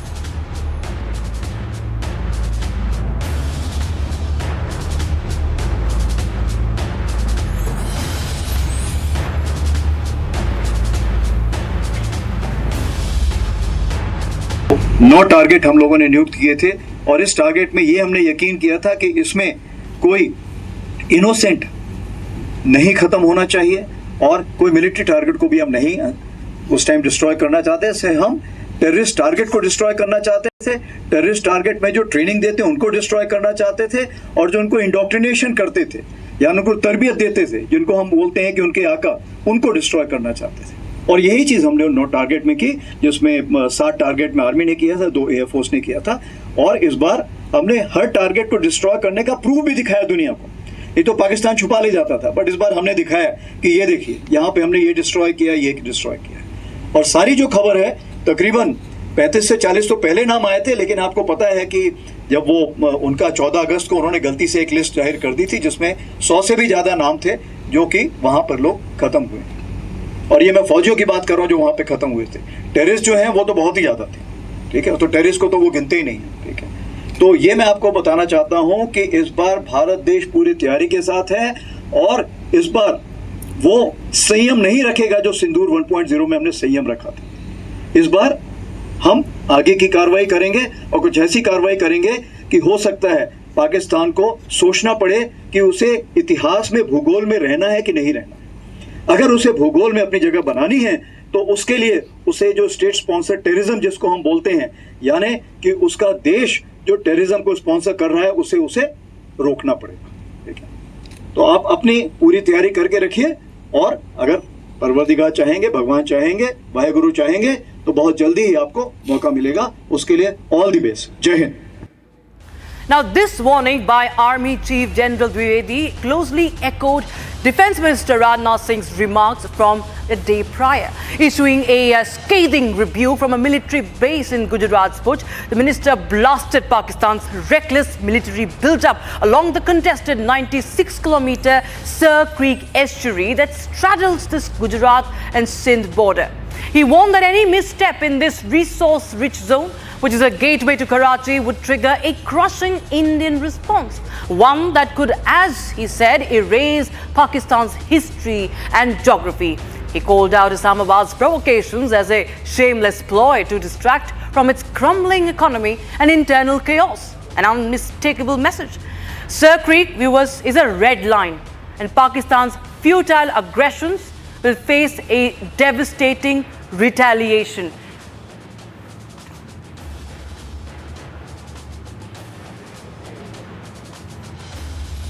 साथियों, आज़ादी के 78 साल बीत जाने के बावजूद Sir Creek इलाके में सीमा को लेकर एक विवाद खड़ा किया जाता है।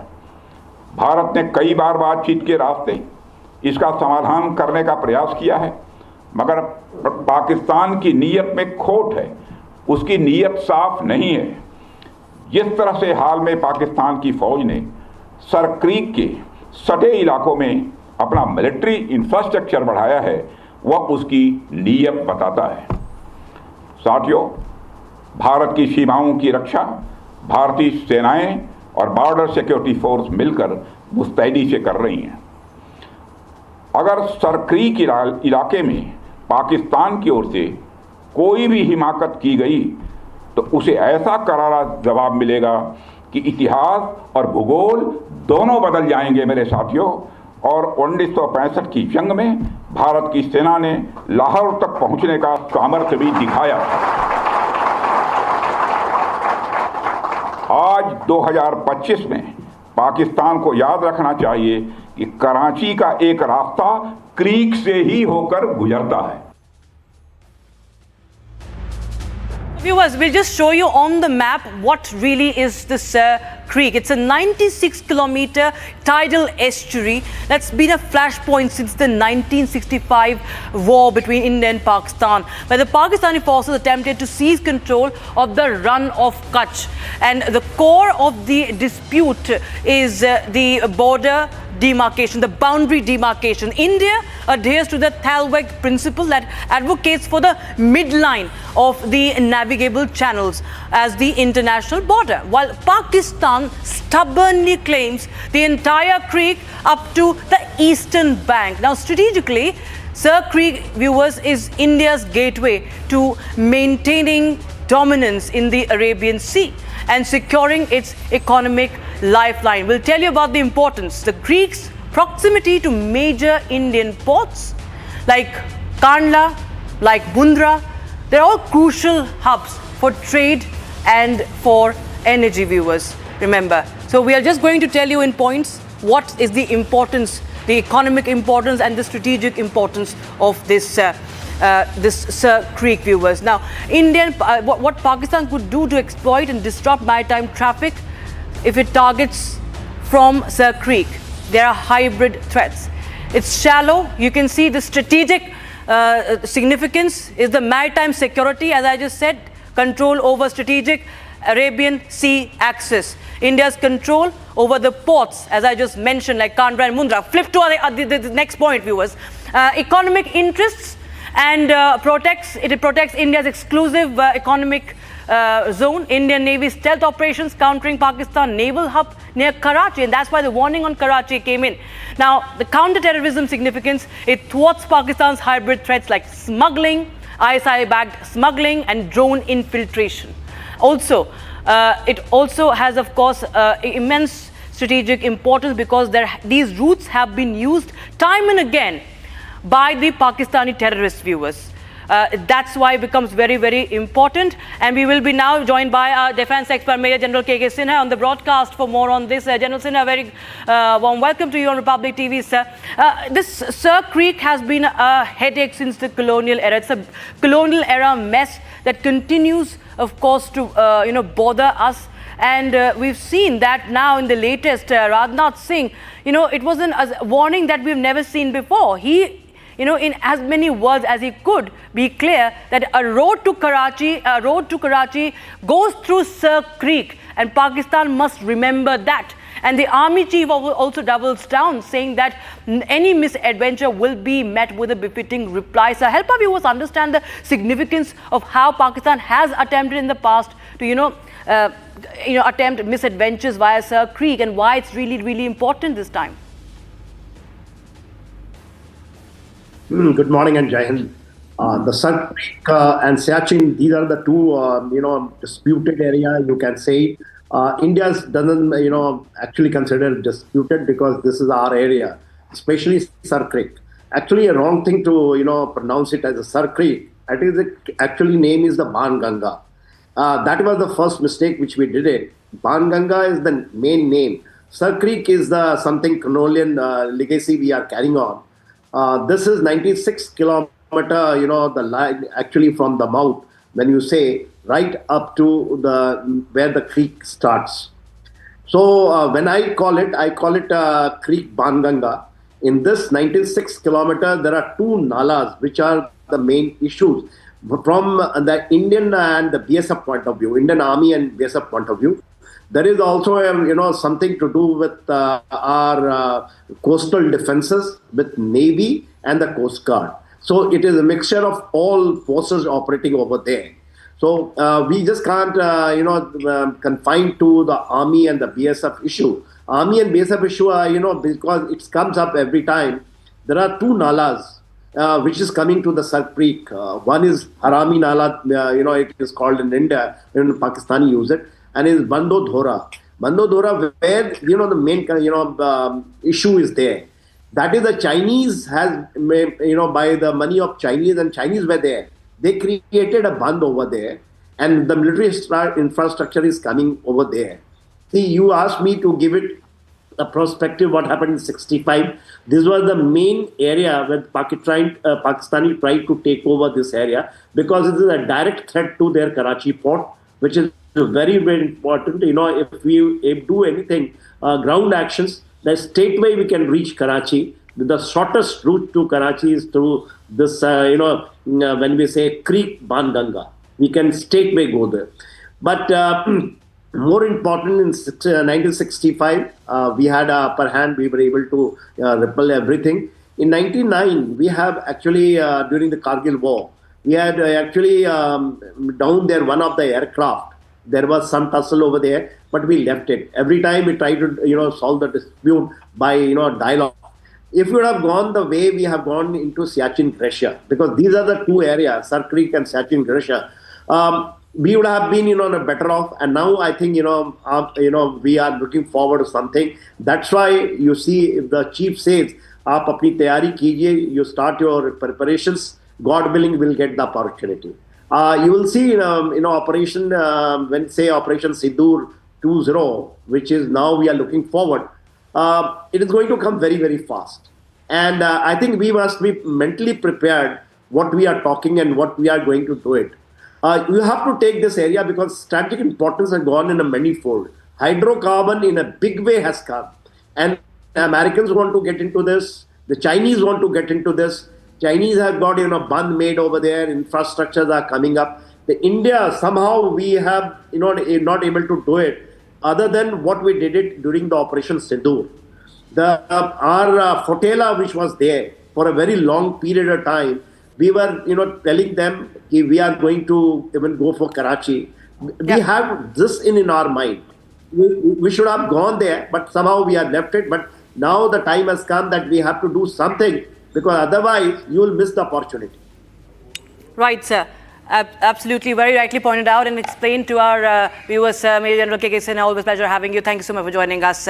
Viewers, now reminding Pakistan of the nightmare yet again was Indian Air Force Chief, Air Chief Marshal A.P. Singh, exposing the wreckage of Pakistan's aerial delusions during Operation Sindoor, dismissing Islamabad's frantic fabrications of downing Indian jets as Manohar Kahaniya or fascinating tales. He laid bare the fact that India vaporized 5 Pakistani fighter jets, 3 F-16s, 2 JF-17s in a series of precision strikes that left Rawalpindi's runways scarred, radars silenced and command centers in smoking ruins. The air chief credited this S-400 air defense system for playing a crucial role, restricting Pakistani aircraft from deploying weapons and granting Indian air superiority. Viewers, these revelations are just a post-mortem, viewers. They're a gut punch to Pakistan's terror-sponsoring syndicate and nailing their lies, viewers. And of course, another important point that was made by Air Chief Marshal was that the next war is going to be very, very different. Listen in.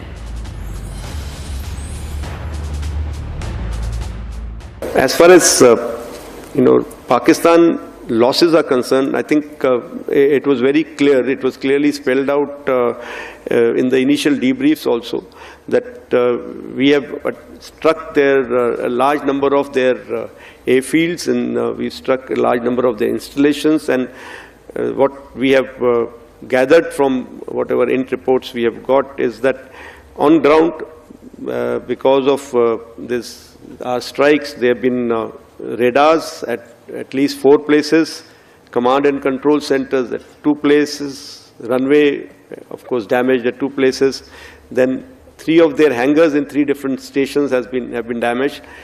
And in that hangar, as well as on tarmac, we have signs of one C-130 class of aircraft, one AEW&C class of aircraft, and at least 4 to 5 fighter aircraft, most likely F-16, because that base happened to be F-16, which would have been under maintenance that time.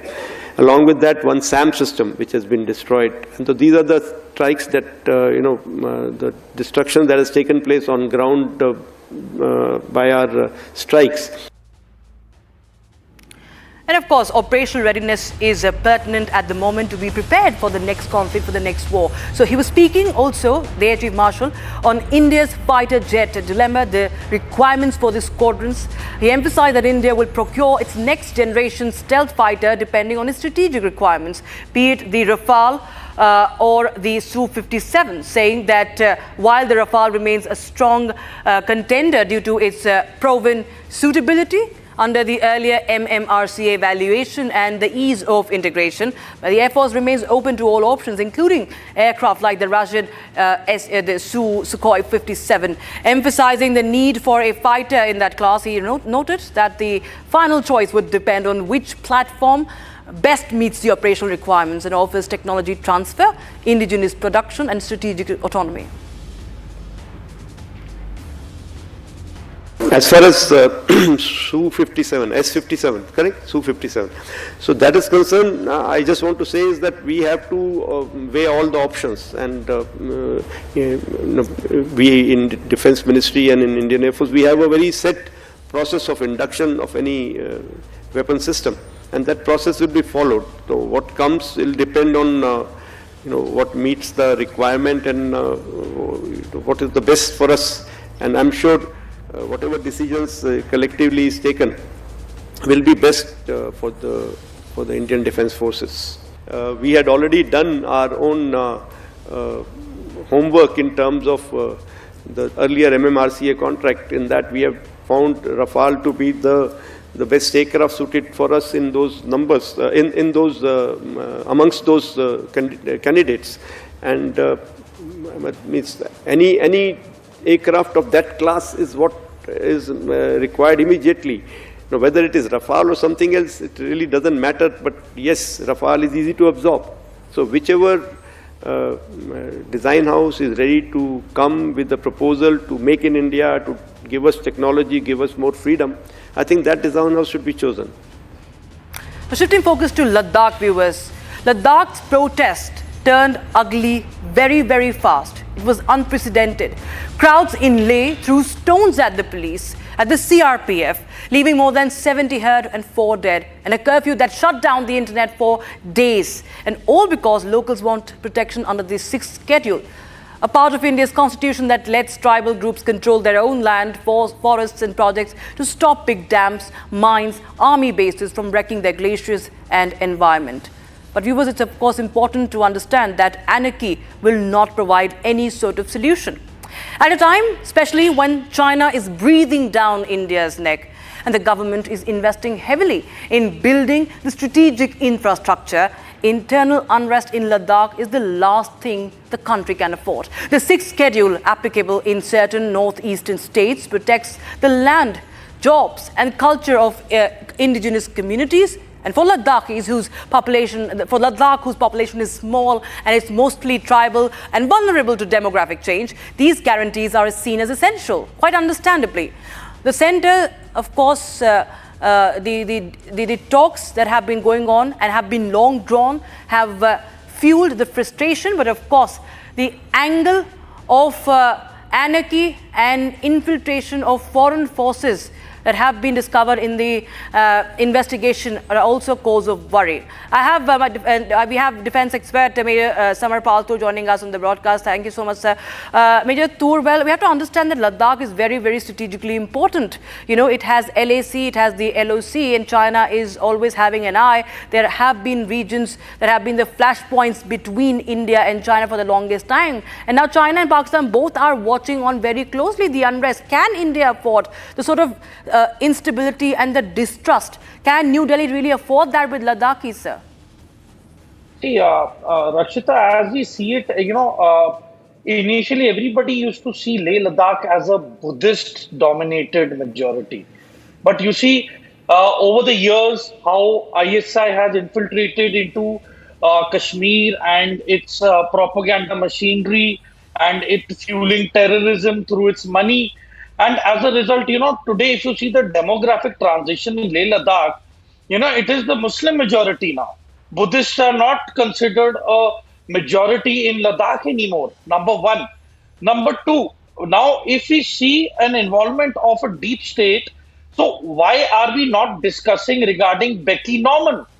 Becky Norman is Wangchuk's first wife. She's of American origin. She came 30 years ago in Leh Ladakh, and it was only courtesy her education in Harvard and what all she studied that she helped in setting up the NGO that they now run today.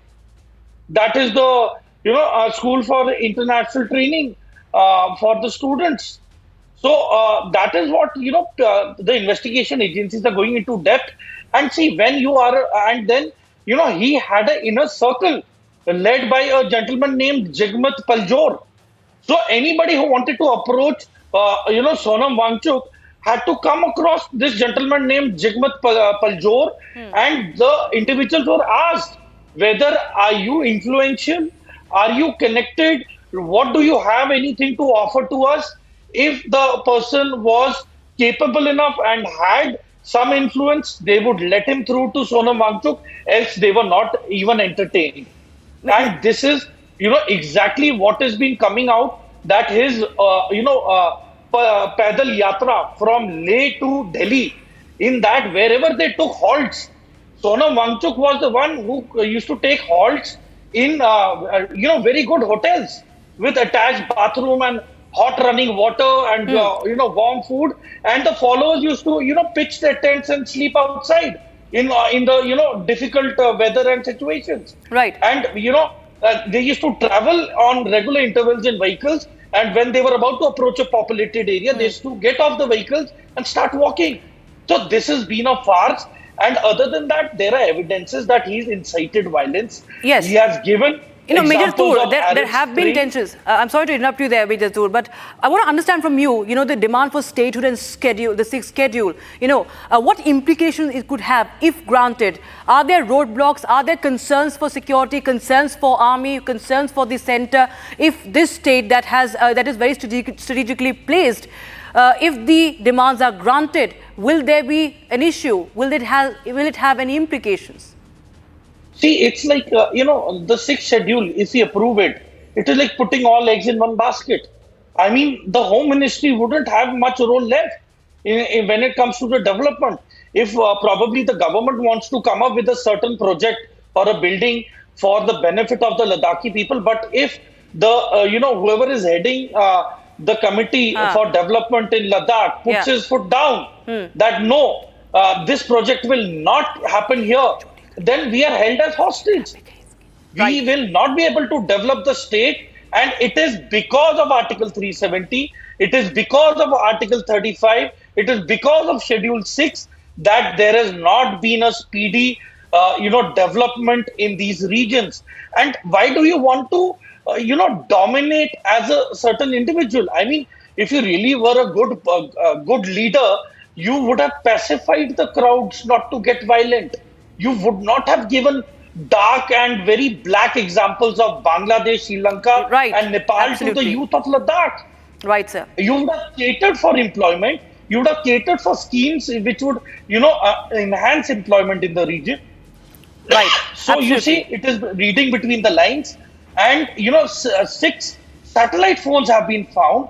And how the coordination has been taking place. Right. We cannot rule out both internal and external security threats, of course, looming quite a lot there. Thank you so much, Major Tur, as always, joining us, Republic TV viewers. Now we shift our focus to the last segment. It's a major boost to India's homegrown defense push. The Indian Army has greenlit a 30,000 crore rupee tender for the Anand Shastra air defense missile system. Developed by the DRDO, the mobile system is designed to guard the army formations against a fast-changing spectrum of aerial threats, from the enemy fighter jets and helicopters to swarms of the drones and loitering munitions, especially after Operation Sindoor. Viewers, the system is set to arm 5 to 6 regiments, shooting down enemy aircraft, drones and cruise missiles at ranges up to 40 kilometers with pinpoint radar-guided fury, all to shore up the skies along the tense borders with Pakistan and China. It's a game changer for the quick reaction firepower, ditching foreign buys for homegrown tech that packs mobility and all-weather smarts, rolling out from mobile launchers that can hustle into position in minutes, viewers. So those are the significant points, viewers. The Guardian in the skies, the Shastra that India has been waiting for, and a major push, of course, for Make in India in defense.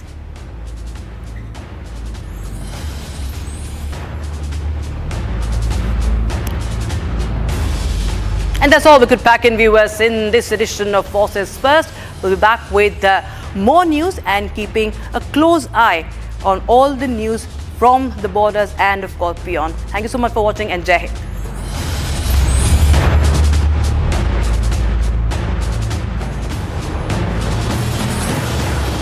MDH की हल्दी मिर्ची धनिया करे कमाल, ये रंग दे, ये खुशबू दे, ये तीखा, ये कम पड़े, क्या निराला MDH मसाला। भारत की अपनी दुकान, इंडिया सोना, अपने देश का सामान, इंडिया सोना, इंडिया सोना, इंडिया सोना। Our pure shahi paneer masala, delicious, healthy every day.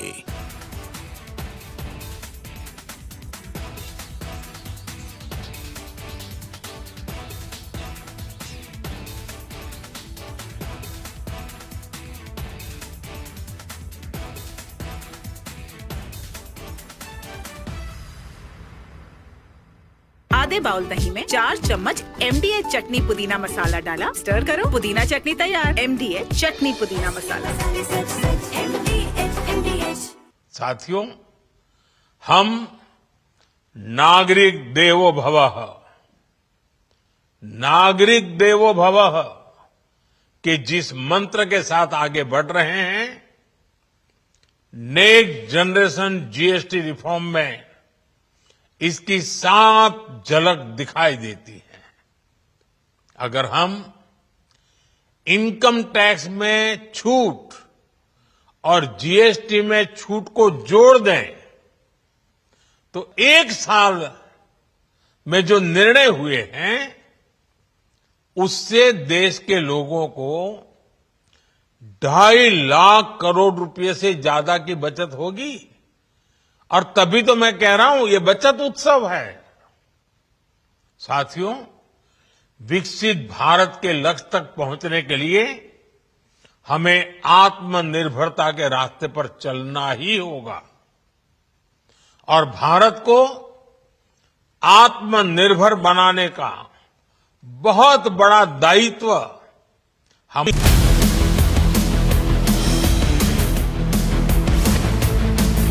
This is Republic Jack Pollywall Studio. Stay tuned for all the breaking news and updates. I'm Akanksha Khajuria. Let's get started.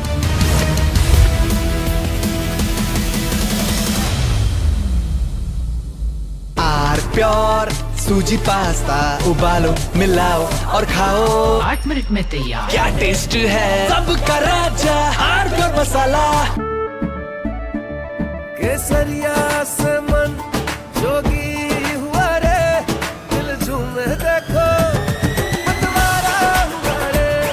केसरिया से मन जोगी हुआ। हर पल मनाओ केसरी त्योहार। विमल, बोलो जुबान केसरी। अब छोलिया हो या लोबिया, सफेद चने या काले चने, सब कुछ मजेदार बने। कल यानी नवरात्रि के प्रथम दिवस 22 सितंबर को सूर्योदय के साथ ही नेक्स्ट जनरेशन जीएसटी रिफॉर्म्स लागू हो जाएंगे।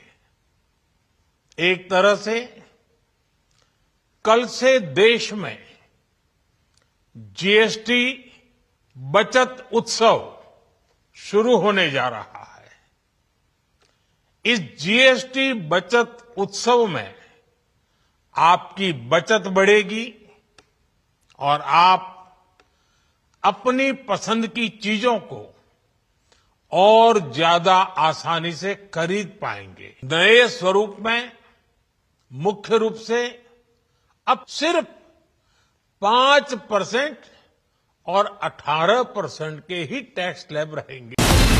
From Asia's largest news headquarters, setting the agenda for Bharat.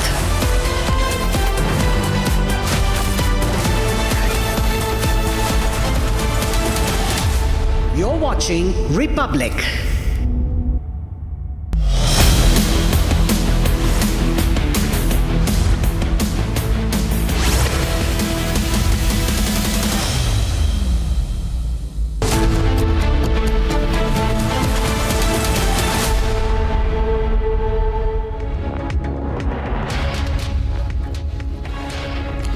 Very good morning, viewers. Thanks for tuning into Republic TV. You are watching live and breaking. I'm Aishwarya Kapoor. We continue to track all the developments related to the killer cough syrup crisis in the country. Now, the death toll of children who have died because of the cough syrup has increased. Meanwhile, Kerala has joined the other states in banning the Coldrif cough syrup. Meanwhile, the centre has called for an emergency health meeting. We'll get you all the updates on that big story and much more. Here are the headlines that we are tracking for you at this hour.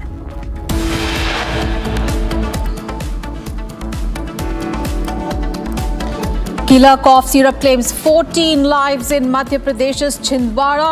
Doctor who prescribed the medicine arrested.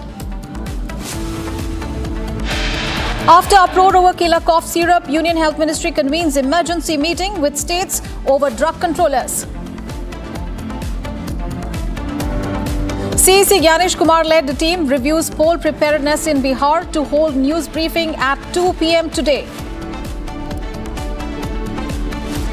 Assam Chief Minister Himanta Biswa Sarma meets Zubeen Garg's wife amid shocking revelations in the singer's death mystery. And UK Prime Minister Keir Starmer to visit India next week in the first official trip to New Delhi.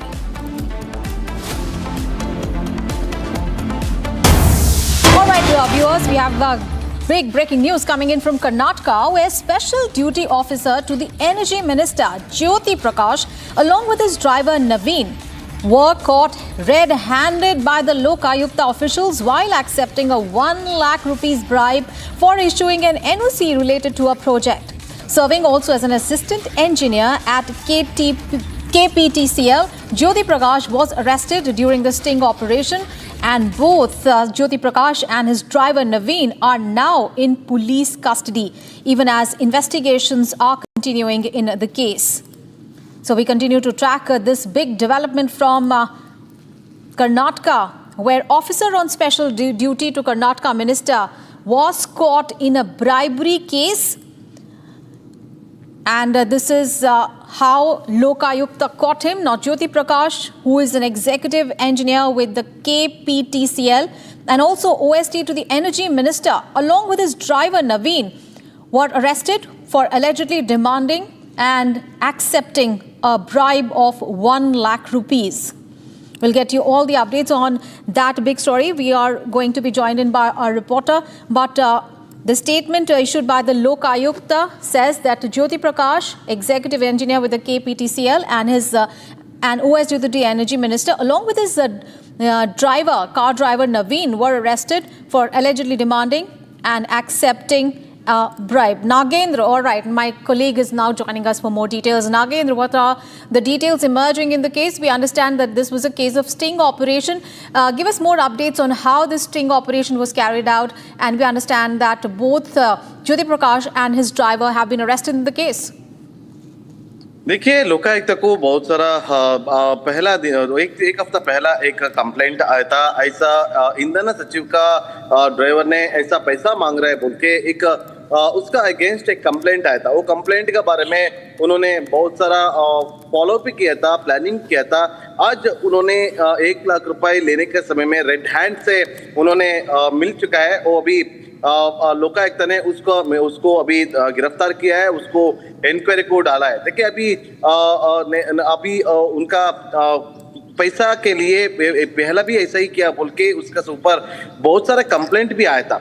अभी देखिए, 1 लाख रुपए लेने के समय मतलब एक document करने के लिए उन्होंने 1 लाख रुपए ले रहा था बोल के उसके ऊपर कंप्लेंट दिया था।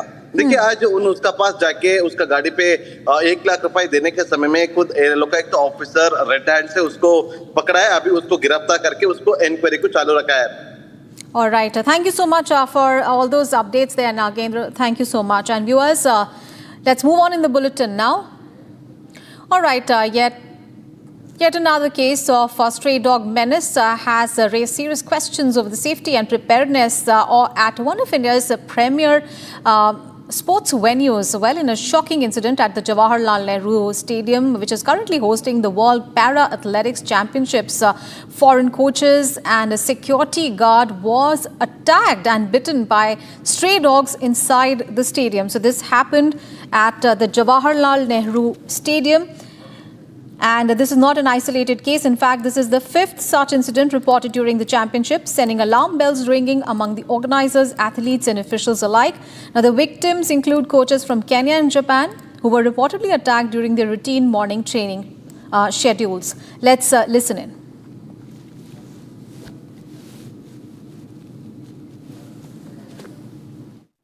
I'm feeling pain on my leg, and then I'm feeling some headache.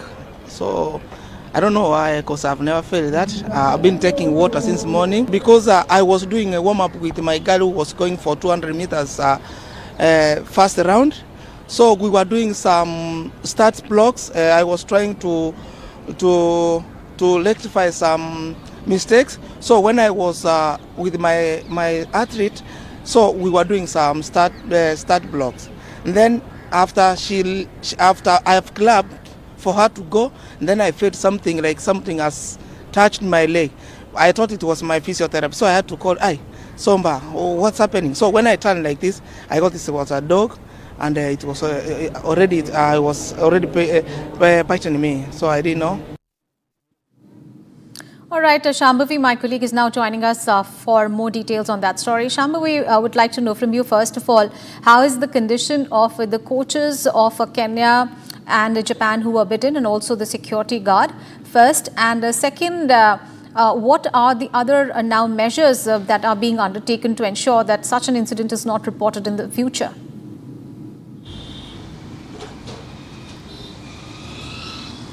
Well, when the Kenya Spirit coach Dennis spoke, we can see that he said that he's been feeling exhausted. He's been drinking a lot of water, and he also shared about how he initially felt that it was his physiotherapist actually touching him, but one later he looked back, he saw that a dog was biting him.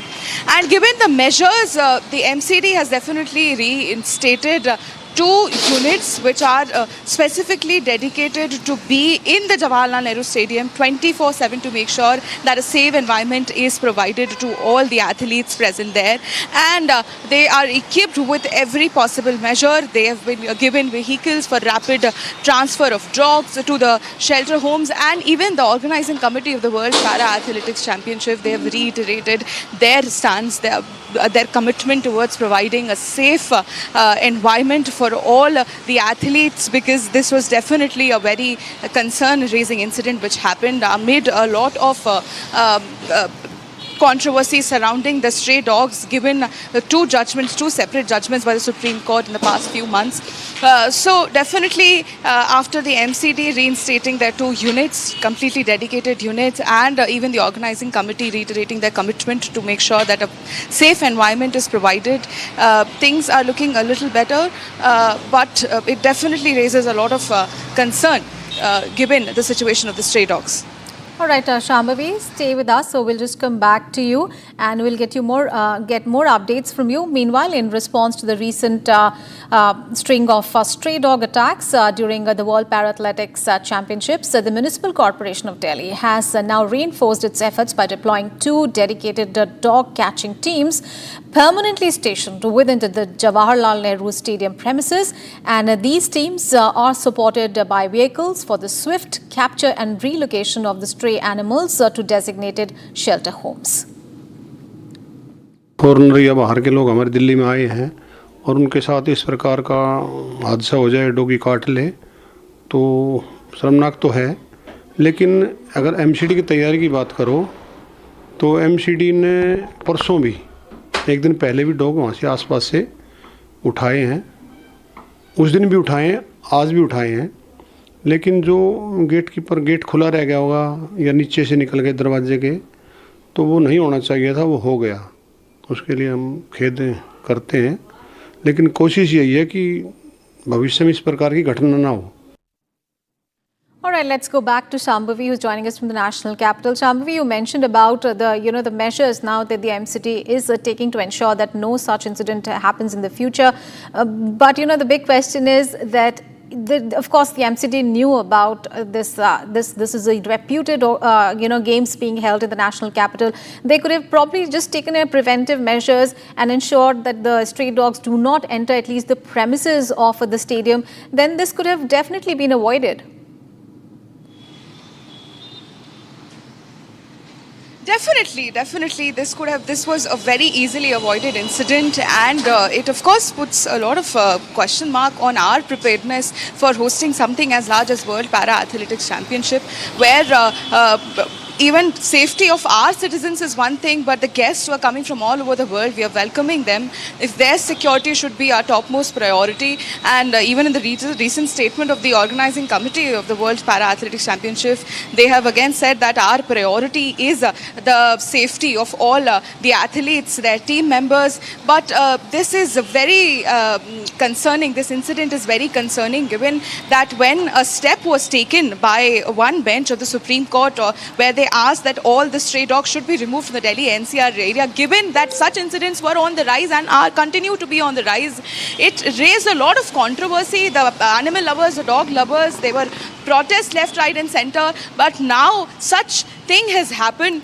which is very defaming for our country as a whole as well. All right, Shambhavi, thank you so much for those details there. Meanwhile, the BJP has strongly reacted to the matter and said that there should be a strict no dogs on streets policy. Let's listen in. देखिए, हमारे देश के लिए बड़ा embarrassing है कि world para athletic championship Delhi के Jawaharlal Nehru stadium में हो रही हो। ये वर्ल्ड इवेंट है और उसमें स्ट्रे डॉग्स के कारण एक जापानीज और एक केन्या के कोच को काट लिया जाए। मैं समझता हूं उसकी सीधी जिम्मेदारी जो है वो आज हम उन सब लोगों पे है जो कहते हैं सड़कों पे आवारा कुत्तों को रहने दें। हमने 3 साल से आंदोलन किया हुआ है कि no dogs on street policy होनी चाहिए जी, किंतु आज सुप्रीम कोर्ट भी उतनी ही जिम्मेदार है जितनी सरकार, प्रशासन या ये डॉग फीडर्स हैं। The recent incident of dog bite in Jawaharlal Nehru Stadium has only highlighted the fact that MCD has been thick-skinned even despite the directions of the Honorable Supreme Court on 22nd August, despite the contempt matter that is going against them in the Delhi High Court. Dogs are still being picked up by unscrupulous illegal NGOs and picked up from certain RWAs and being dropped elsewhere just because some RWAs want the dogs to go away from their locations. This is increasing dog bites because dogs are territorial. If they are picked up from one place and relocated to another place, they tend to get anxious and scared and they fight for their life. All right, let's get to some other news. The Indian Navy is all set to commission INS Androth, the second vessel in the anti-submarine warfare shallow water craft series at Visakhapatnam on 6th of October, that is tomorrow. Well, a proud milestone in India's maritime self-reliance as INS Androth has been built by GRSC Kolkata with over 80% indigenous components. Indeed, a true symbol of Atmanirbharta at sea. Here's a report.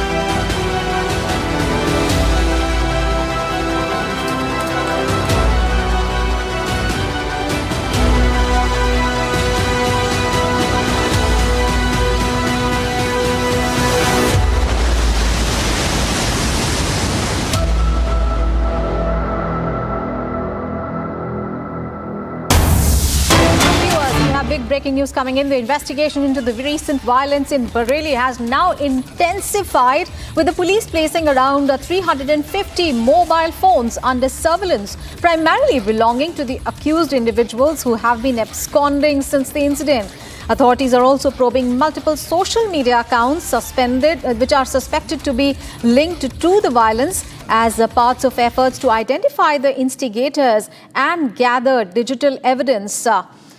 So the investigations into the Bareilly violence is now gaining pace, and what the police are looking at is the digital footprints. It is looking into the multiple social media accounts that are suspected to be linked to the violence. Meanwhile, mobile phones have also been put to scrutiny. About 350 mobile phones have been put under surveillance, and these are the phones that are belonging primarily to these accused individuals who are accused of inciting the violence there. All right, my colleague Sagar, is now joining us for more updates. Sagar, what are the updates that you can give us? Because we understand the investigation, of course, has intensified. The mobile phones have been put for scrutiny, as well as the police is also looking at the digital footprints. Who are these people? What was their modus operandi? Who instigated the violence there? देखिए बिल्कुल, Republic media network is on the ground for exclusive ground report. इस समय जो तस्वीरें हम आपको दिखा रहे हैं कि आखिर कैसे हालात हैं यहाँ पर। देखिए जो बुलडोजर यहाँ पर एक्शन लिया गया डॉक्टर नफीस का, जो बारात घर था, अब देखिए एक एक उसके देखिए हिस्सों को कैसे जमींदोज किया गया, मिट्टी में मिलाया गया। अभी आगे जो हिस्सा यहाँ पर देखिए बचा हुआ है उसको देखिए अब गिराने की तैयारी है। आकाश अब देखिए जूम कर रहे हैं उन तस्वीरों की तरफ, एक एक कोना आपको दिखाएंगे बारात घर का। चाहे हम पंखे की बात करें, चाहे अंदर सीलिंग फैन के अलावा जो लाइट्स लगी हैं, जो वहाँ पर कुर्सियाँ रखी थी, वो सब कुछ देखिए अस्त व्यस्त यहाँ पर दिखाई दे रहे हैं बुलडोजर एक्शन के बाद। लेकिन भारी संख्या में पीएससी के जवानों की तैनाती, क्योंकि ये सेंसिटिव जोन है। जो देखिए डॉक्टर नफीस की गिरफ्तारी की गई है, ये इस समय पीएससी के जवान यहाँ पर पूरी तरह से मुस्तैद हैं, तैनात हैं हर एक चप्पे चप्पे पर यहाँ पर, ताकि अगर कहीं से भी माहौल अगर बिगड़े तो उसको भी कैसे कंट्रोल यहाँ पर किया जाए। रिपब्लिक मीडिया नेटवर्क जो ये तस्वीरें दिखा रहा है, ये बहुत अहम ये तस्वीरें हैं, ताकि अब अगर हालात यहाँ पर बिगड़े तो कैसे तुरंत पुलिसकर्मी उसको यहाँ पर कंट्रोल में करें और एक एक दंगाइयों को सबक यहाँ पर सिखाया जाए। देखिए और भी ज्यादा यहाँ पर टीमों की तैनाती धीरे धीरे यहाँ पर आपको दिखाई देगी, जो यहाँ पर अब लोग अब यहाँ पर पहुंच रहे हैं। लेकिन अब देखिए कैसे एक एक करके इस पूरे हिस्से को चाहे देखिए यहाँ पर मजबूत देखिए, और जो महंगे महंगे यहाँ पर मार्बल्स थे, जो पत्थर थे देखिए, जिनको यहाँ पर तोड़ा गया, मिट्टी में मिलाया गया, बाहर से देखिए इन पूरे देखिए मार्बल्स को मंगाया गया था। और इसी तरह से देखिए इस पूरे अवैध किले को यहाँ पर तैयार किया गया, जिसके जो देखिए नगर निगम की देखिए निगरानी में आया जैसे ही नफीस की गिरफ्तारी हुई, और एक एक रिकॉर्ड को खंगाला गया कि आखिर कितनी प्रॉपर्टियां इस तरह से बनाई गई हैं इन दंगाइयों की तरफ से। अब इधर मैं आपको दिखाऊं, देखिए जो यहाँ पर मीटर लगाए गए थे, कैसे यहाँ पर बिजली आती थी, बिजली विभाग इसकी भी जांच अब कर रहा है कि आखिर कितने यहाँ पर देखिए बिजली के बिल इनके पेंडिंग हैं, कितने यहाँ पर इनके जमा किए गए, ये भी निगरानी अब की जा रही है यहाँ पर प्रशासन की टीमों की तरफ से। ये कुर्सियाँ देखिए जो बारात घर में इस्तेमाल में आती थी, जब लोग यहाँ पर इकट्ठे होते थे, जब उनकी गैदरिंग होती थी काफ़ी संख्या में, तो इन कुर्सियों का इस्तेमाल करते थे। लेकिन अब फिलहाल ये कुर्सियाँ अस्त व्यस्त हैं और कोई इन्हें लेकर यहाँ पर नहीं जा रहा है। अब फिलहाल आने वाले दिनों में भी इसी तरह से बरेली में देखिए कई बड़े एक्शन लेने की तैयारी है, और जो भी देखिए यहाँ पर अवैध निर्माण है उसको खंगालने में प्रशासन की टीमें जुटी हुई। बैक टू स्टूडियो जी। Right. धन्यवाद सागर इस पूरी जानकारी के लिए. So what is happening is that after the bulldozer action, the police are also looking at the digital footprint as well as looking at the mobile phones and tracking what was the modus operandi. Of course, 2 people have already been arrested in the case. We'll get you all the updates in the subsequent bulletin. Meanwhile, we'll take a very short break, and coming up ahead, after uproar over the killer cough syrup, Union Health Ministry has convened an emergency meeting with the state overrun drug controllers. We'll get you all the updates on the killer cough syrup investigation and much more. Stay tuned.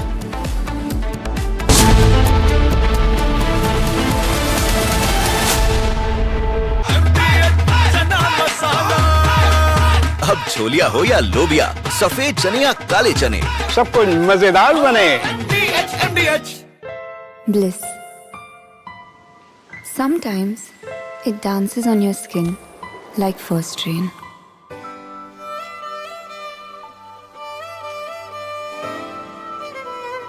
Weaves the magic of warmth into a cold day. Experience bliss in all its forms with Hindware. Hindware, designed for bliss.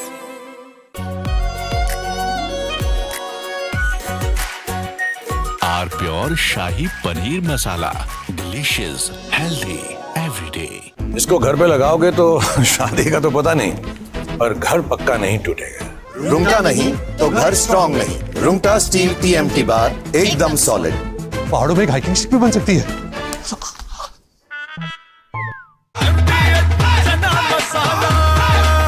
अब छोलिया हो या लोबिया, सफेद चने या काले चने, सब कुछ मजेदार बने।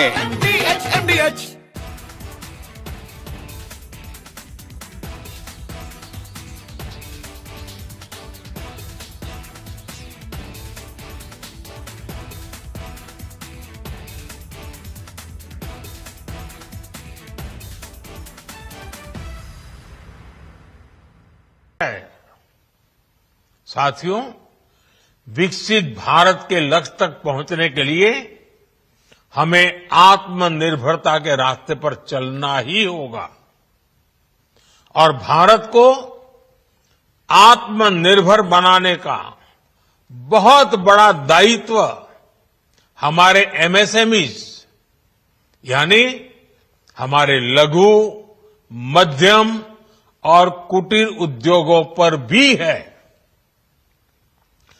जो देश के लोगों की जरूरत कम है, जो हम देश में ही बना सकते हैं, वो हमें देश में ही बनाना चाहिए।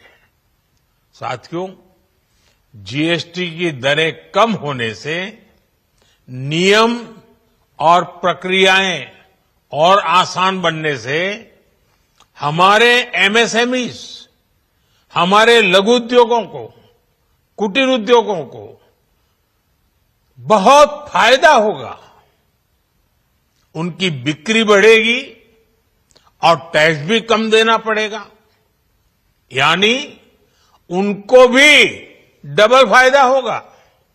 इसलिए आज मेरी एमएसएमई से लघु उद्योग हो, सूक्ष्म उद्योग हो, कुटीर उद्योग हो, आप सबसे बहुत अपेक्षाएं हैं। आपको भी पता है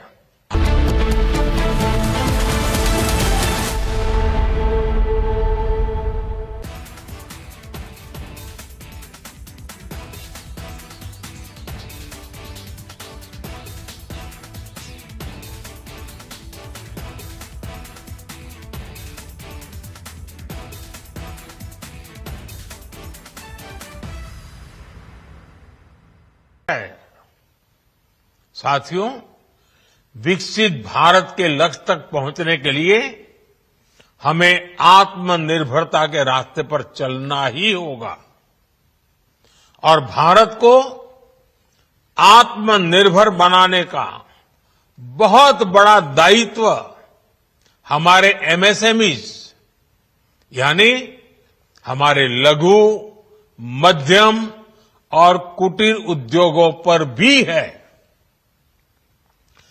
जो देश के लोगों की जरूरत कम है, जो हम देश में ही बना सकते हैं, वो हमें देश में ही बनाना चाहिए।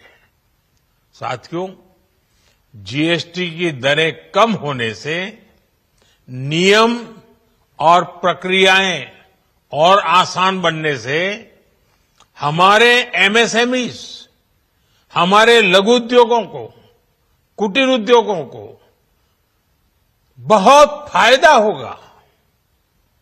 उनकी बिक्री बढ़ेगी और टैक्स भी कम देना पड़ेगा, यानी उनको भी डबल फायदा होगा। इसलिए आज मेरी एमएसएमई से लघु उद्योग हो, सूक्ष्म उद्योग हो, कुटीर उद्योग हो, आप सबसे बहुत अपेक्षाएं हैं। आपको भी पता है, जब भारत समृद्धि के शिखर पर था, तब भारत की अर्थव्यवस्था का मुख्य आधार हमारे एमएसएमईज थे, हमारे लघु और कुटीर उद्योग थे।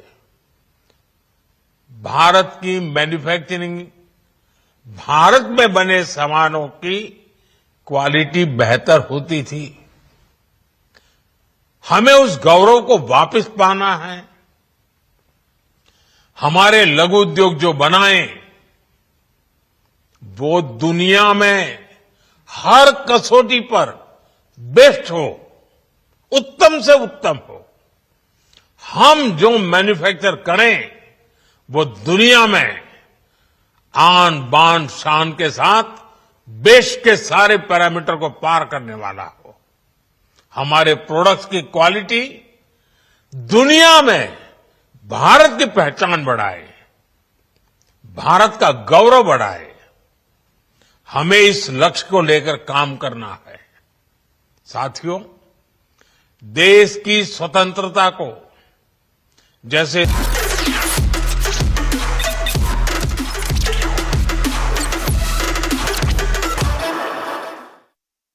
Hi there, welcome back to your favorite deep dive show on stories contemporary and consequential for India. This week I picked two. The Rashtriya Swayamsevak Sangh or the RSS completed a centenary of its existence on October 2, as Dussehra happens to be their foundation day. If you look at it from their point of view, it's poetic that an RSS product is the Prime Minister of the country in Narendra Modi at this momentous occasion. The hits and misses of RSS are what we are going to analyze. Second, a searchlight on what's happening in Europe vis-a-vis India. A pattern emerged past month of Europe's India pivot.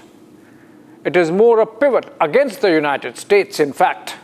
But since Uncle Sam does not care, we go deep and reflect on the changes and the challenges. Let's get going.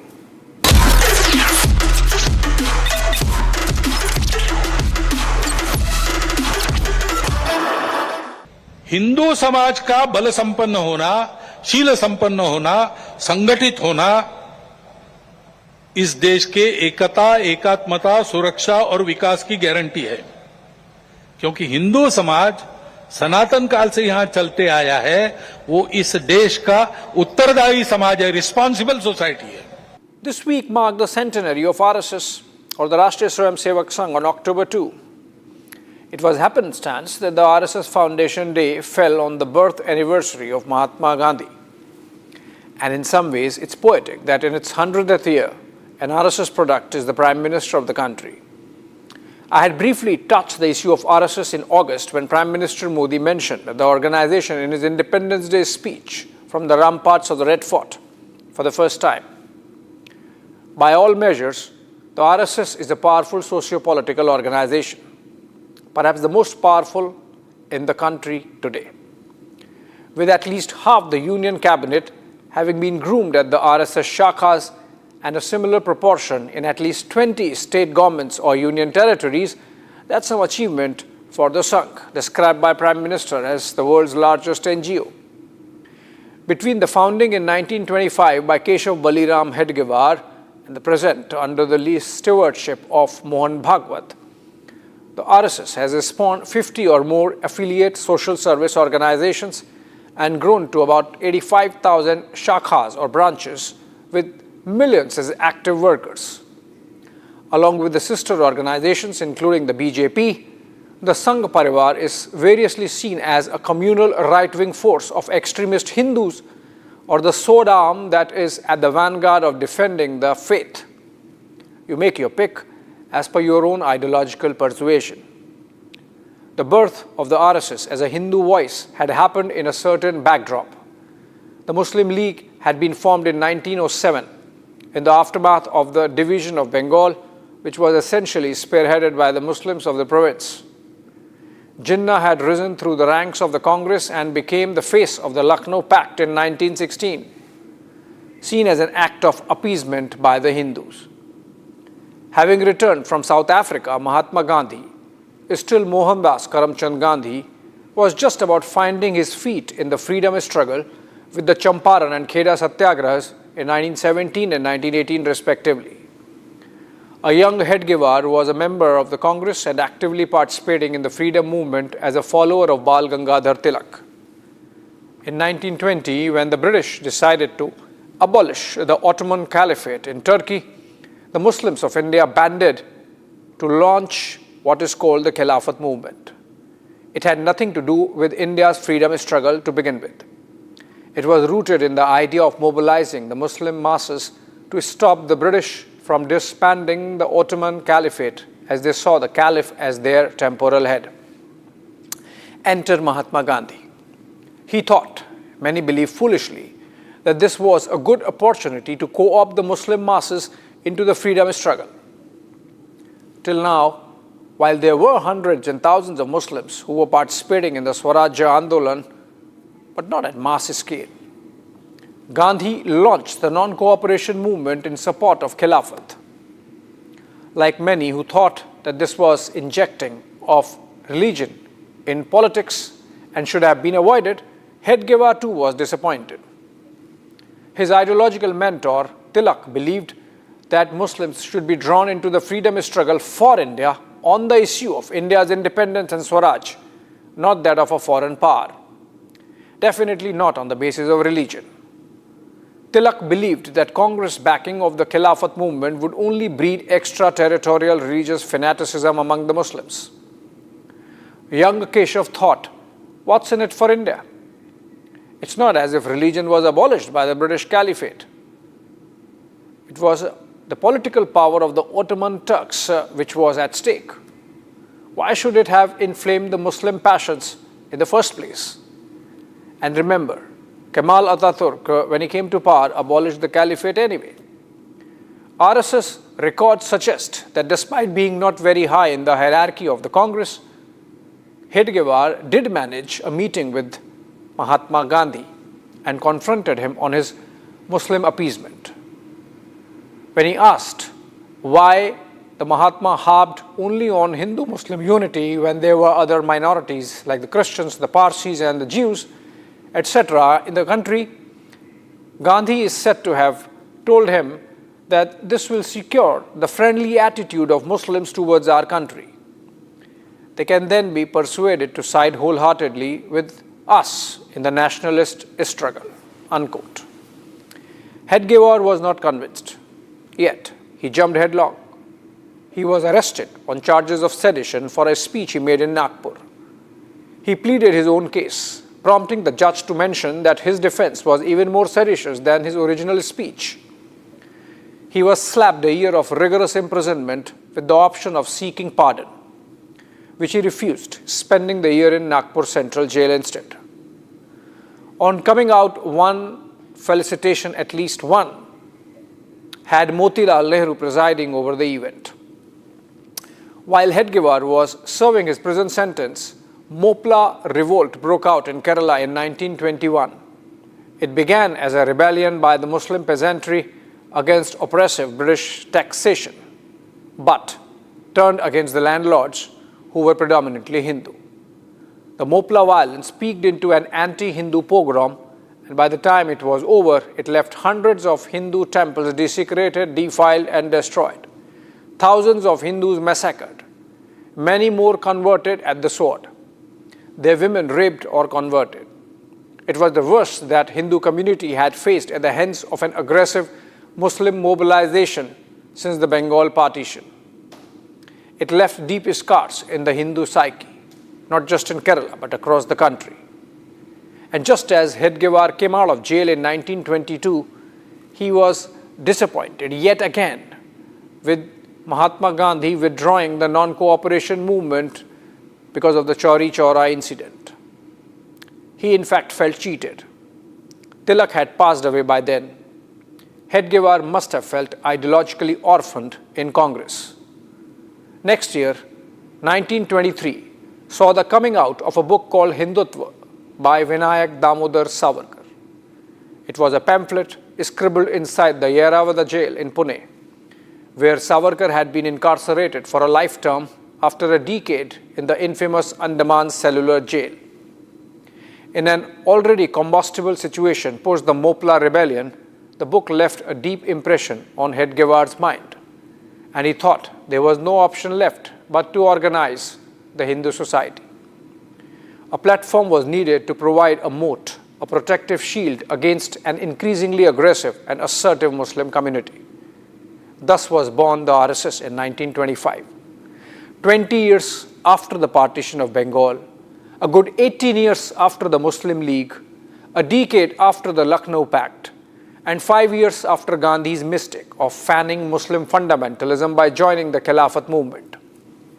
Since then, over a century, the RSS has become the sole voice of the Hindu right. Its exposition of India, that is Bharat, as a Hindu Rashtra is not just a fringe project anymore. It is a living expression of a great mass of citizens who believe and assert the civilizational roots of this land in Hinduism. Mohan Bhagwat helms the Sangh as its Sarsang Chalak in the present. He was the youngest to become its chief when he was just 59, considered young for the business of politics and power.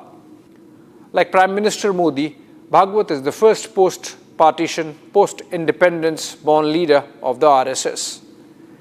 And that has reflected in the manner he has steered the ship, moderating the extremities, fine-tuning the philosophical moorings, softening the edges.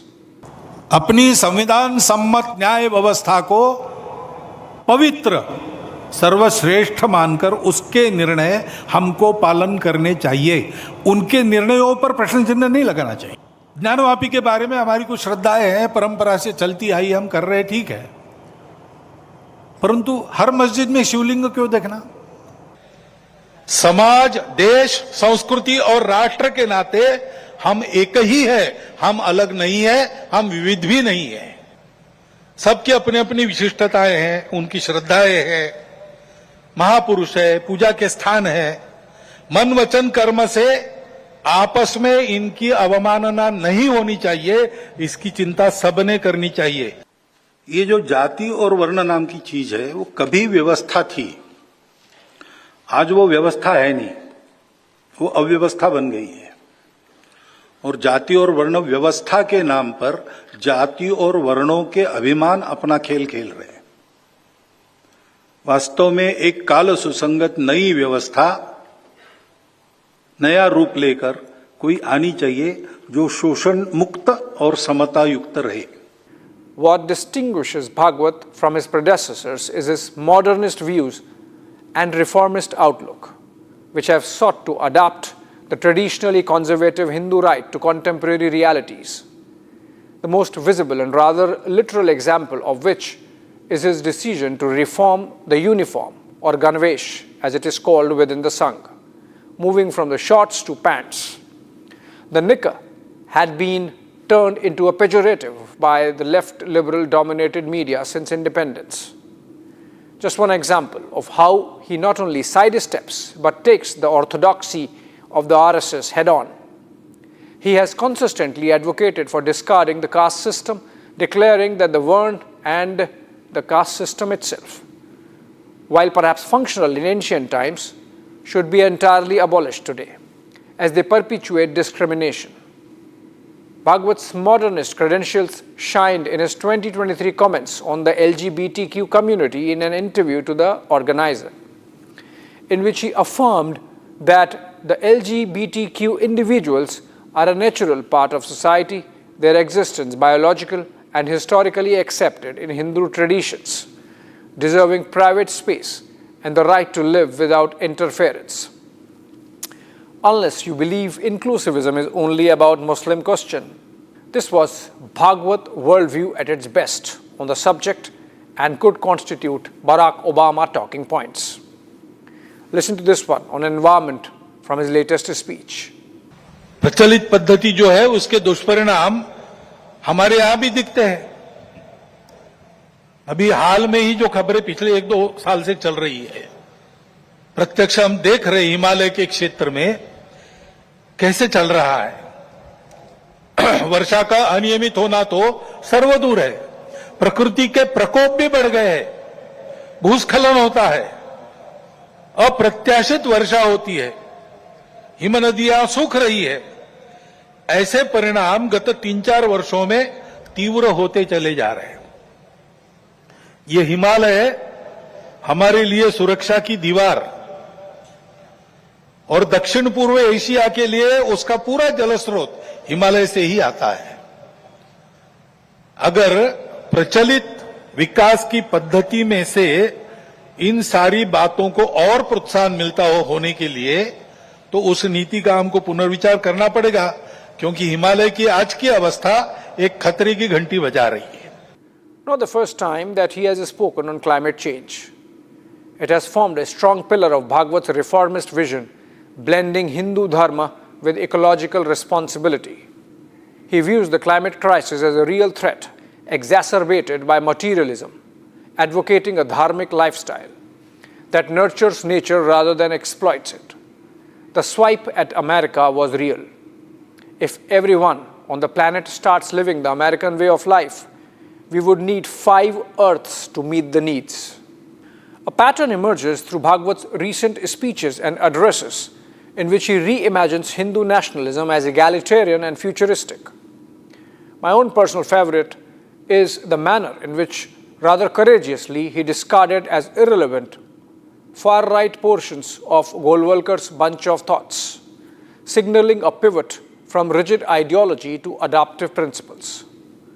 I was present in that session held at Vigyan Bhavan in New Delhi in 2018, and it caused quite a flutter among RSS cadres themselves. It takes a certain iconoclasm to be doing that. Perhaps the most visible sign of Bhagwat's modernist influence is his outreach to the Muslim community. In recent years, he has met with over 50 Muslim clerics and scholars in Delhi, that too multiple times. The idea is to have a constructive dialogue in the spirit of mutual understanding and trust building. I also remember attending one Bodhik, the intellectual engagement sessions that the RSS chief holds, in which Bhagwat enunciated on the Hindu-Muslim question. As in his public speeches, so in private. He was very clear about the imperatives of an Indian version of Islam that finds more commonalities with its Indian ethos than the Pakistani version, which has completely pivoted to the Arabic roots. He envisions a Hindu Rashtra that is inclusive, where Hindu denotes cultural nationality open to all, rejecting us versus them mentality and promoting harmony across faiths and religions. That's why, for example, in the immediate aftermath of the Ayodhya verdict, Bhagwat had said that RSS won't pick any other temple fight. He later asked for Hindu right wing to not look for a temple below every mosque. That was a strong message. That was also an act of personal courage, for he had to face some resistance from the deep end of the RSS pool, steeped as they are in old world conservatism. But subsequently, we have seen newer temple-mosque contests shaping up, Sambhal in Uttar Pradesh being the newsiest example. The extreme Hindu right is clearly out of sync with its leaders. Both Bhagwat and PM Modi have taken the Hindu political thought to lofty levels of statesmanship. The national vision encapsulated by the duo from Viksit Bharat to Vishwabandhu Bharat, drawing from its 5 millennia-old civilizational heritage, which is essentially Hindu, but inclusivist at the same time. A palimpsest on which layer upon layer of cultures kept settling. A patchwork quilt that is unique for its diversity, yet is woven with the same thread of unifying Hindu roots. Another example of the Hindu fringe being behind the curve came from his Dasahara speech. Bhagwat warned the hardliners against show of his strength using religious occasions. Should this apply to the Kanwar Yatra, for example? There's faith for sure, but there's an overlay now of an organized industry-scale mobilization. The way police forces in states like Haryana, Uttar Pradesh, Rajasthan and Madhya Pradesh are requisitioned to provide an official veneer is not good. The manner in which every year the Kanwar Yatra becomes a low-grade muscle-flexing exercise causing communal tensions is something which is completely out of place with Viksit Bharat ambitions. Modi and Bhagwat understand that. Yogi and the rest have to follow. Moving on. For Europe, India is a pillar of certainty in an increasingly uncertain world. We know that authoritarian states are getting bolder, ignoring borders, threatening peace at sea. Now is the time to step up our security and defense cooperation on land, at sea and in space. While the Trump administration has been going hammer and tongs against India, and we have explored the reasons in many earlier episodes, this month marked a breeze insofar as India-Europe relationship is concerned. You heard the Finnish president, Alexander Stubbs. He called India an emerging superpower which is not like Russia and China in a Bloomberg podcast. It was a very nuanced statement. His differentiation of India vis-a-vis Russia and China was a message to the United States. There's a quiet but unmistakable shift happening in Europe. It's about Europe, long seen as America's closest ally, slowly but surely recalibrating its strategic compass.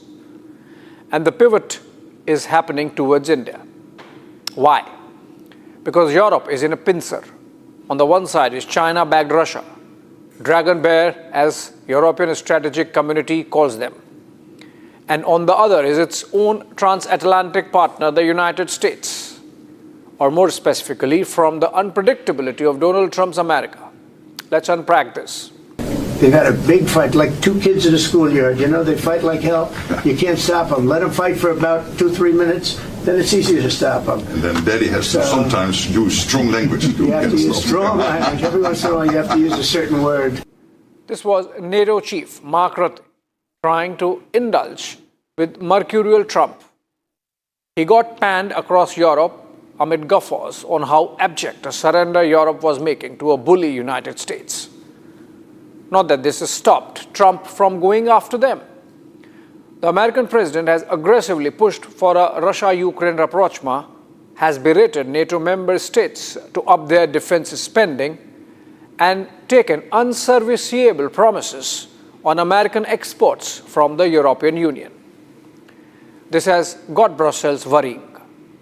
Look at this BBC report. It says there's a growing concern in European policy circles. What if America turns off the switch on Europe's internet?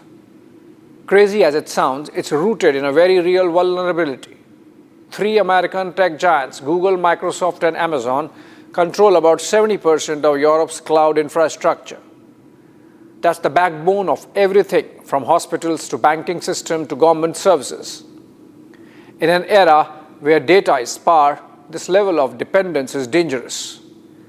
And with Trump's track record of using economic tools as geopolitical weapons, the fear isn't entirely unfounded. What if a future White House decides to weaponize the cloud? What if critical data becomes inaccessible overnight? This fear is pushing Europe to look for alternatives. And India is emerging as a compelling one. You heard the Finnish president describe India as a rising superpower.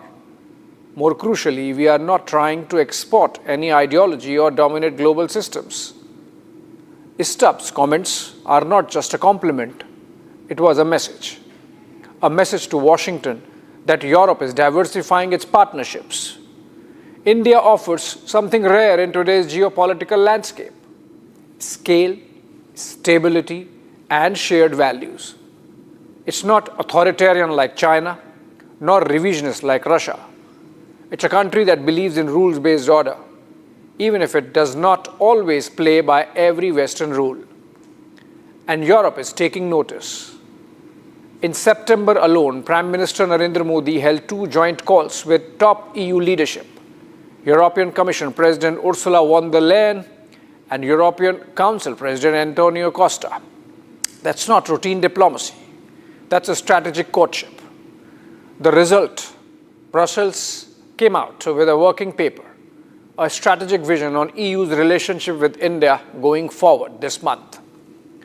A new strategic EU-India agenda that aims to deepen cooperation across trade, technology, defense, and climate. The language is telling. Europe wants to double down on partnerships rooted in shared interests and guided by common values. It wants to advance trade, investment, and talent mobility. And it wants to deepen industrial cooperation in defense. Listen to von der Leyen.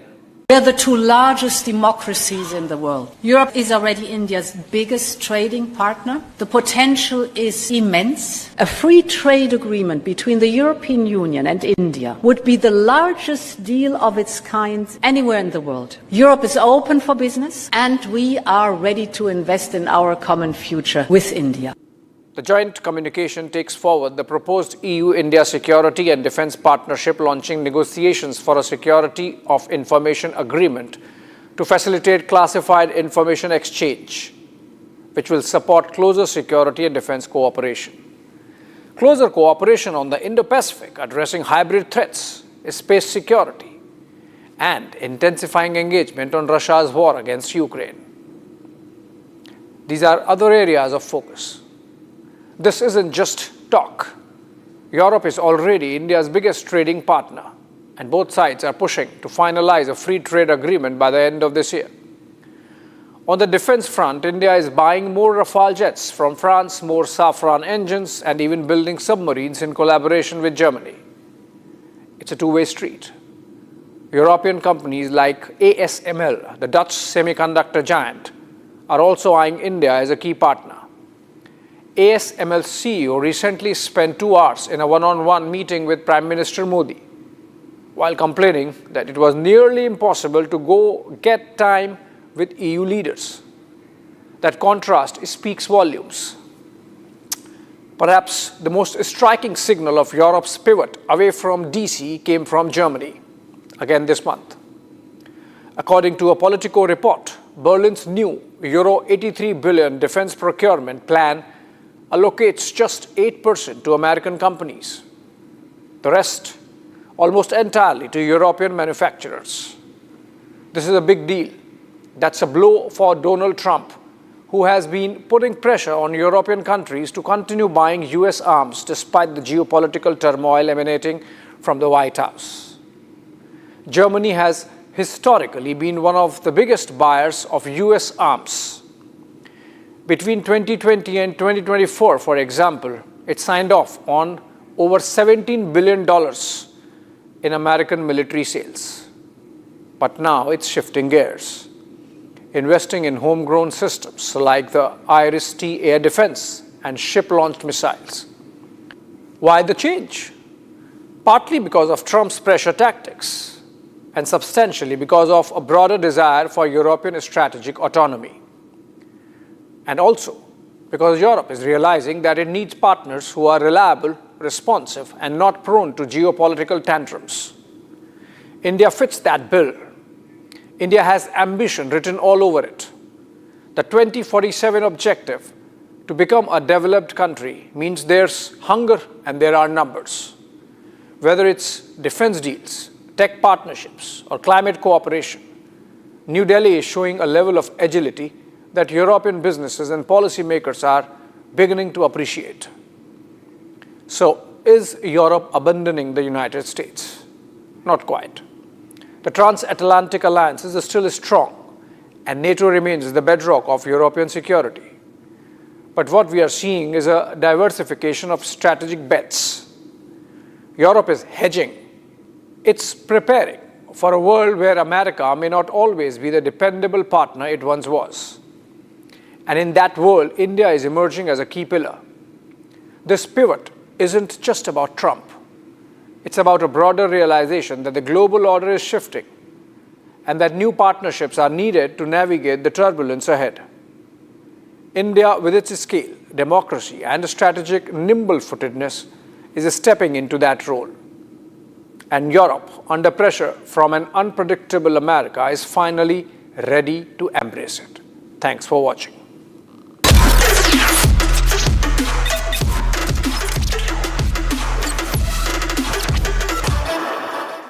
आधे bowl दही में 4 चम्मच MDH चटनी पुदीना मसाला डाला, stir करो, पुदीना चटनी तैयार। MDH चटनी पुदीना मसाला।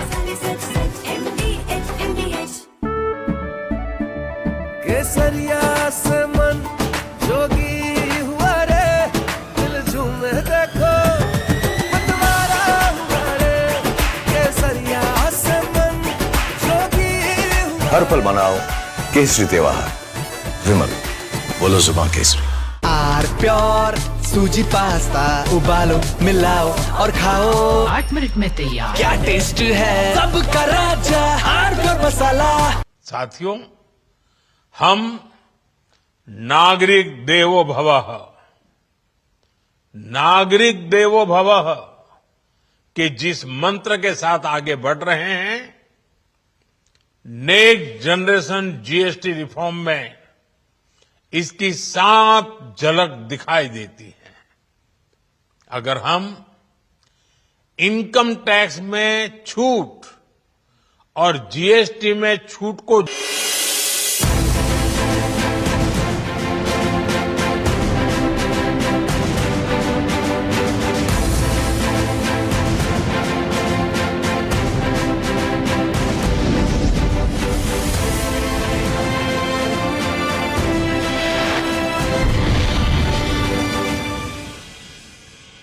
दादी के हाथों का जादू और खुशबू से महकता घर, माँ की मुस्कुराहट और खाने की सुगंध। MDH गरम मसाला, क्योंकि हर रिश्ता है स्वाद से जुड़ा। Bliss. Sometimes it dances on your skin like first rain.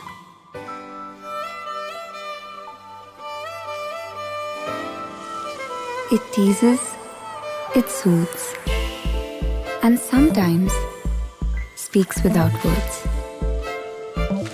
Experience bliss in all its forms with Hindware. Hindware, designed for bliss.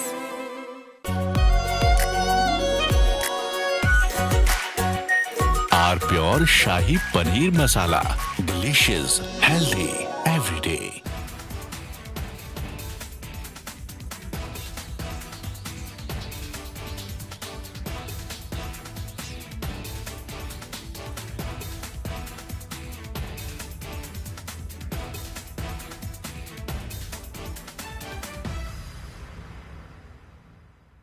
Secret recipe MDH का जीरा sip jal jeera masala. Sip sip जीरा सिप MDH का जल जीरा सिप MDH का जल जीरा SIP. कल यानी नवरात्रि के प्रथम दिवस 22 सितंबर को सूर्योदय के साथ ही नेक्स्ट जनरेशन GST रिफॉर्म्स लागू हो जाएंगे।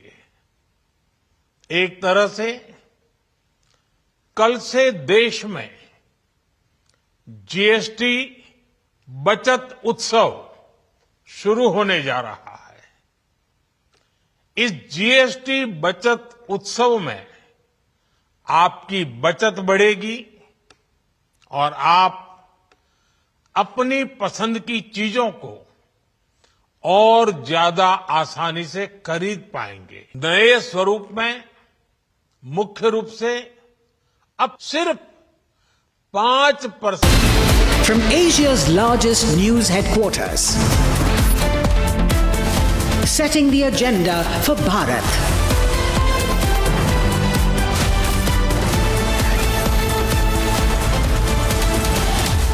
You're watching Republic.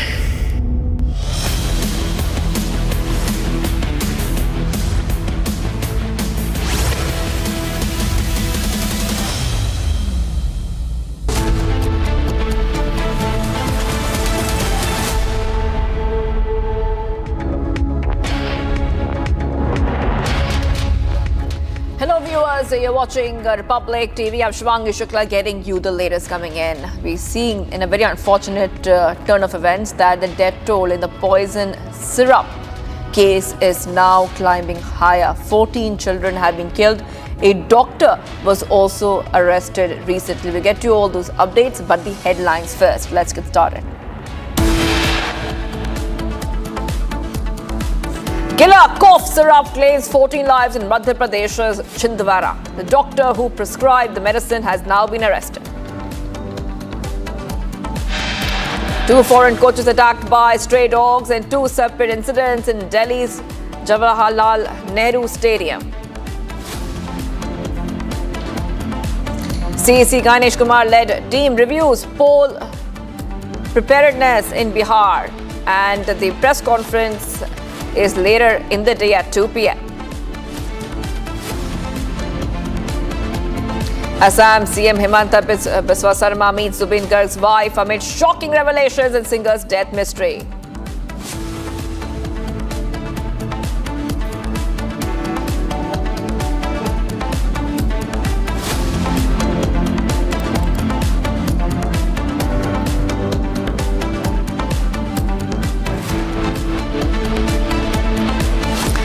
Here's getting some updates coming in where severe rainfall has wreaked havoc across North Bengal and Sikkim region, causing at least 6 confirmed deaths, and significant disruption has been reported to transportation and infrastructure. Now, in fact, the Darjeeling, the Kalimpong and the Sikkim districts are bearing the brunt of the torrential downpours. You can see pictures coming in of the rain havoc in North Bengal.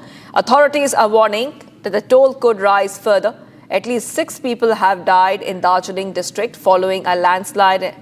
The Dudia Iron Bridge, a critical connection between Mirik and Kurseong, has now collapsed, cutting off traffic and isolating local communities. So pictures coming in, bridge collapse in West Bengal, and multiple landslides have also been reported. Heavy rains are wreaking huge havoc.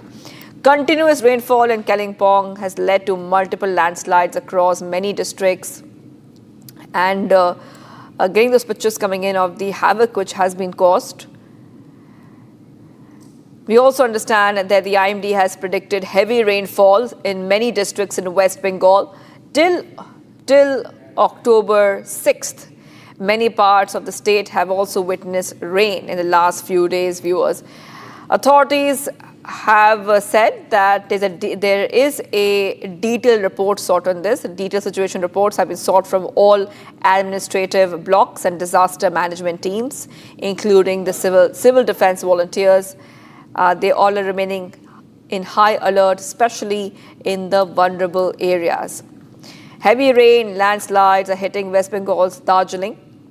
Many people have died. An iron bridge has collapsed. You can see the pictures coming in of the bridge which has collapsed. IMD has also issued a red alert for the sub-Himalayan district along with the Kalimpong, Cooch Behar, Jalpaiguri and other areas. Kishule is joining us on the phone line. Kishule, unfortunately, many people have lost their lives. We are also coming to know that the BJP has said that they are extremely anguished to learn about the massive damages caused due to extremely heavy rainfall in many parts of Darjeeling and Kalimpong. If you could just help our viewers understand what the present situation is looking like. Well, the situation is very grim right now. As we are getting to know from local sources, more than 12 people have been dead. On the other hand, there has been continuous rains in North Bengal, including areas like Darjeeling, Cooch Behar, Alipurduar, Jalpaiguri, and other districts. Rivers like Tista, Torsha, Mahananda, all these are overflowing, and areas all along the banks of these rivers have been flooded. Right now, the sad news is, according to local sources, around 12 people lost their lives, and mostly due to the landslide that happened in Mirik. Now, this landslide was triggered by the heavy rains since yesterday night. Still now, there has been continuous rains in various parts of North Bengal. Darjeeling is affected very much. Darjeeling, as we all know, is a tourist destination. People from all over Bengal and from all over the country come here for the beautiful mountains and hills that are here. But right now, there have been multiple landslides in that area and multiple areas which has been completely underwater. Areas have been closed down. The hotels are closed down. The tourists who were inside those hotels have been taken out and being sent to lower areas from the mountains. On the other hand, the banks of the rivers like Tista, Torsha, Mahananda have also been vacated. All the people staying there, living there, has been moved to other areas which are safer. There has been also reports about multiple banks, river banks, which have completely broken down and gone inside the water and being flooded totally. So the government is trying to move people, but it's quite a grim situation, and many people have already lost their lives, sadly. All right. Thank you, Kushal, for getting us all those details where the bridge has collapsed in Ludia and West Bengal. This is coming in as heavy rain and landslides are hitting West Bengal. The IMD has also issued a red alert for the sub-Himalayan district along with Kalimpong, Cooch Behar, Jalpaiguri and other areas. Let's move ahead right now, viewers, to some of the stories we are tracking. The investigation into the recent violence in Bareilly has now intensified, with police placing around 350 mobile phones under surveillance, primarily belonging to the accused individuals who have been absconding since the incident. Authorities are also probing multiple social media accounts suspected to be linked to the violence as part of efforts to identify the instigators and gather digital evidence. Putting these pictures out there, viewers, for you. These pictures are coming in from when that violence had first broken out. Simultaneously, bulldozers are raising a lot of properties there which are owned by the accused, which were specially built on illegally. Over a week after the violence erupted in Bareilly, the district administration has been carrying out demolition drive against the illegal constructions in many parts of the district. In the latest coming in, investigation into the recent violence in Bareilly has just intensified, with police placing around 350 mobile phones under surveillance, primarily belonging to the accused individuals who have now been absconding since that incident. Also adding, viewers, that the Bareilly Development Authority has demolished multiple properties. The presence of heavy police force. Officials also conducting a flag march throughout the area and appealing to people to maintain peace and order. The investigation is continuing right now. We are also understanding that the police is placing around 350 mobile phones under surveillance, primarily belonging to the accused individuals. Also, simultaneously, we will also be going across to a colleague in a short while from now. We have Sagar. I think we have Sagar live with us. Let's go to Sagar. Sagar, you know, right now flag marches are being conducted. Not just that, we are also understanding that there's some accused which are still absconding. 350 mobile phones are right now under surveillance, Sagar. Sagar. Okay, I think all right, we will just we'll just go across to Sagar in a short while from now, just connecting with him in a short while from now. But the latest coming in as a bulldozer action has been initiated on the writers, on the accused, especially the properties which were built on illegally. They were built illegally. Those have been razed. Simultaneously, the investigation is getting deeper because the police are placing 350 mobile phones under surveillance. Social media accounts are also being monitored. Investigation into the Bareilly violence has picked up pace. Authorities are also probing multiple social media accounts suspected to be linked to the violence as part of efforts to identify instigators and gather digital evidence.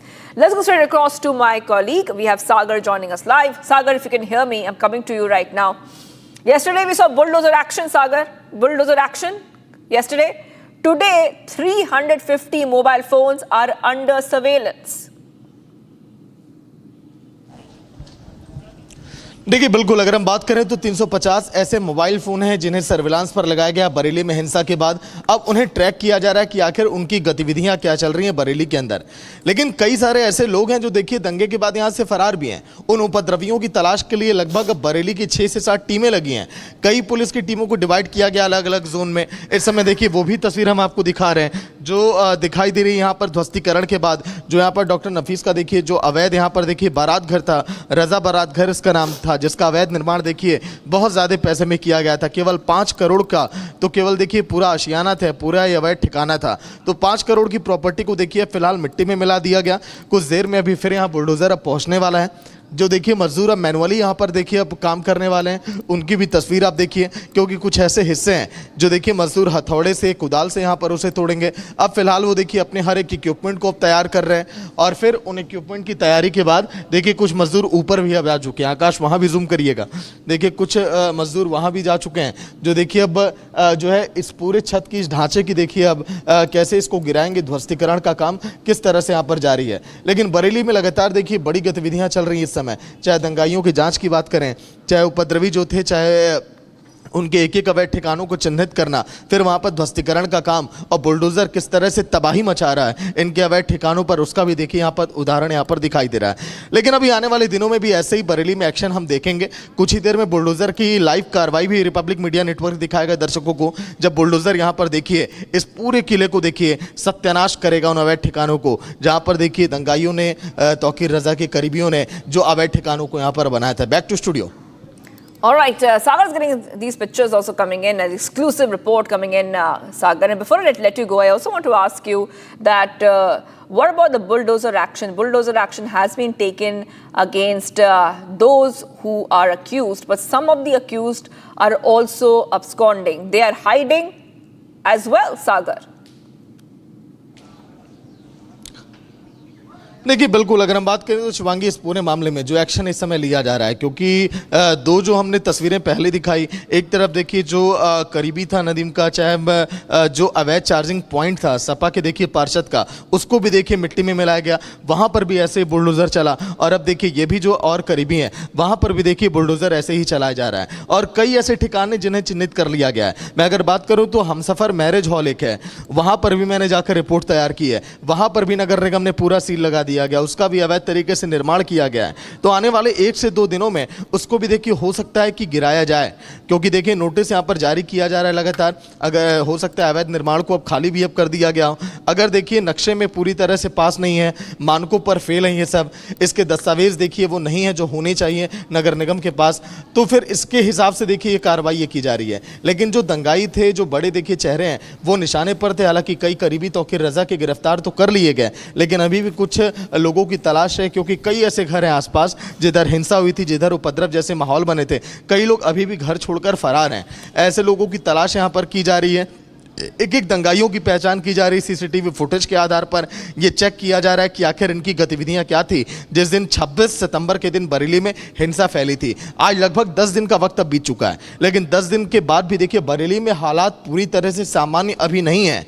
इसमें थोड़ा वक्त अभी लगेगा, क्योंकि जैसे जैसे देखिए कार्रवाई आगे बढ़ेगी, आप देखिए पीछे जो फोर्स की तैनाती है वो भी आकाश देखिए अब दिखा रहे हैं। जो इस समय ईटीएफ की देखिए टीमें इस समय आ चुकी हैं, जो पूरे देखिए तैयारी के साथ, इसके साथ ही साथ पीएससी के जवानों की भी तैनाती मैं आपको अगर दिखाऊं तो छतों पर देखिए उन लोगों की तैनाती की गई है, ताकि यहां पर अगर कोई भी एक्शन अगर हो तो उसके बाद हर तरफ से इसकी निगरानी की जाए। देखिए सर पर हेमलेट है, बुलेट प्रूफ जैकेट है, हर एक उस वेपन के साथ जिस तरह से दंगे में कैसे आखिर लोगों को कंट्रोल किया जाए, ये भी यहाँ पर पूरी तैयारी है जी। All right, Sagar, thank you for getting those details from Bareilly. I'll be coming back to you for more. I really have to move ahead right now, viewers. The Indian Army has introduced Rudra, a cutting-edge initiative emphasizing synergized combat application and seamless inter-arm integration to tackle evolving battlefield challenges. Focused on leveraging emerging technologies and fostering operational synergy, Rudra aims to enhance the Army's preparedness for future warfare. Take a look.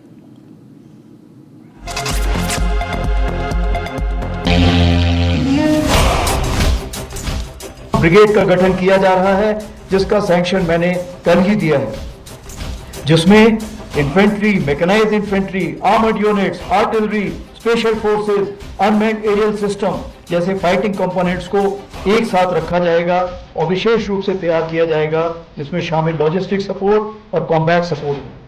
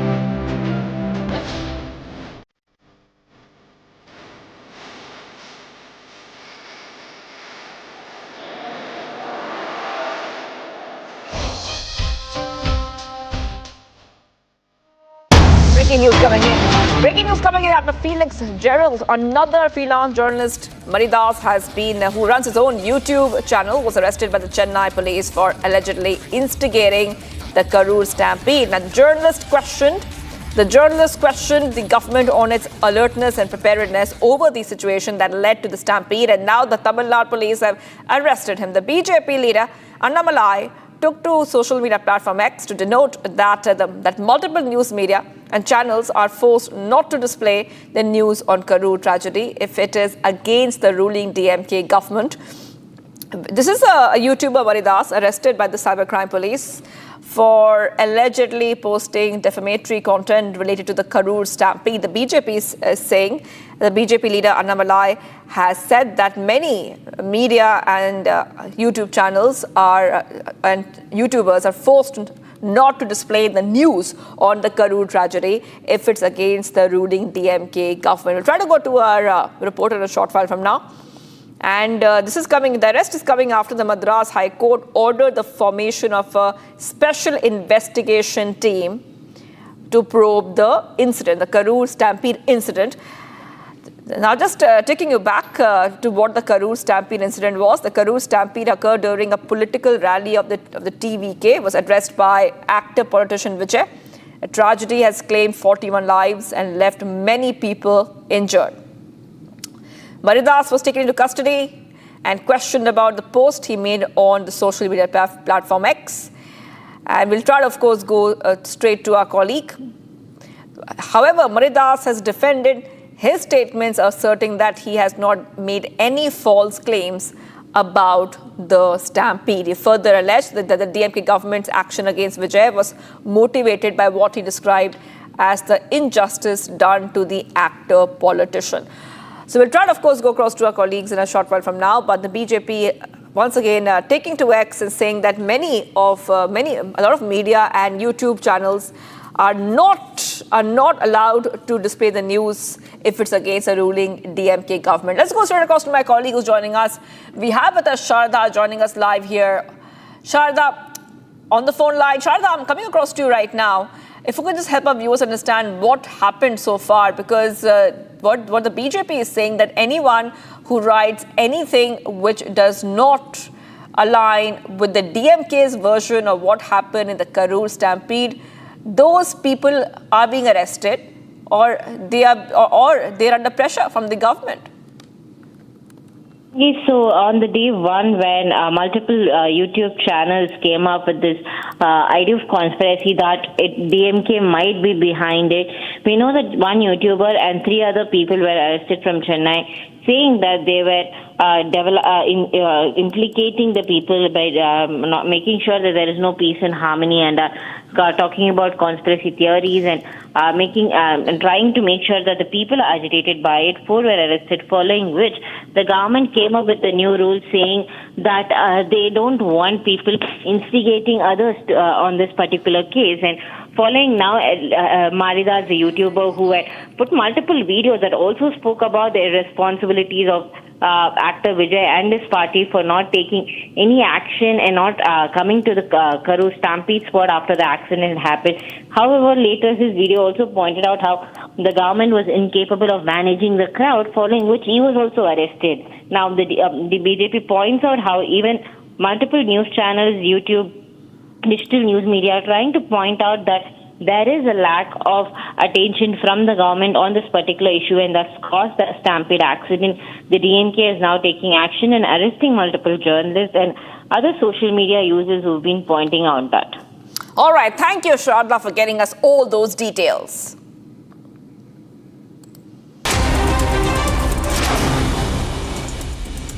Getting us some updates coming in. The Border Roads Organization has once again created history as Project Hemank has been constructed as the world's highest motorable road in Ladakh, surpassing its own Guinness World Record set.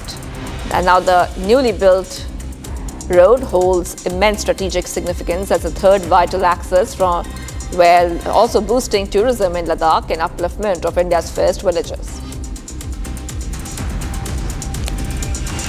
Waterlogging witnessed in parts of Hyderabad city followed heavy rainfall. A large number of people remain stranded amid a traffic jam at the Necklace Road while taking the Durga Mata idol for immersion. The Indian Met Department forecasted generally cloudy sky with moderate rain. Amid the inclement weather advisory issued by IMD, the Sri Mata Vaishno Devi Shrine Board has issued a statement and said the Vaishno Devi Yatra shall remain suspended from 5 to 7th October and will resume on October 8th. UP Deputy CM and put in charge for the state of Bihar, Keshav Prasad Maurya, took a dig at the opposition in the alliance and said that the opposition is baffled as PM Modi is the face of NDA and BJP in the nation. Maurya further said that CM Nitish Kumar is the face of Bihar and there will be a double-engine government in Bihar in 2025. Tamil Nadu Municipal Administration Minister K.N. Nehru has flagged off the 10th Kaveri Marathon in Trichy.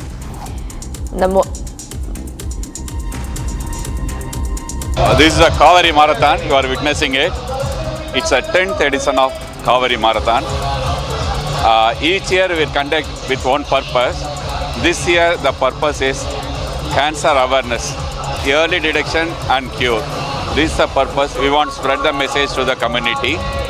That's why we are all here. So nearly around more than 6,000 participants in this. So we are categorized into 3. So 5, 10 and 21K.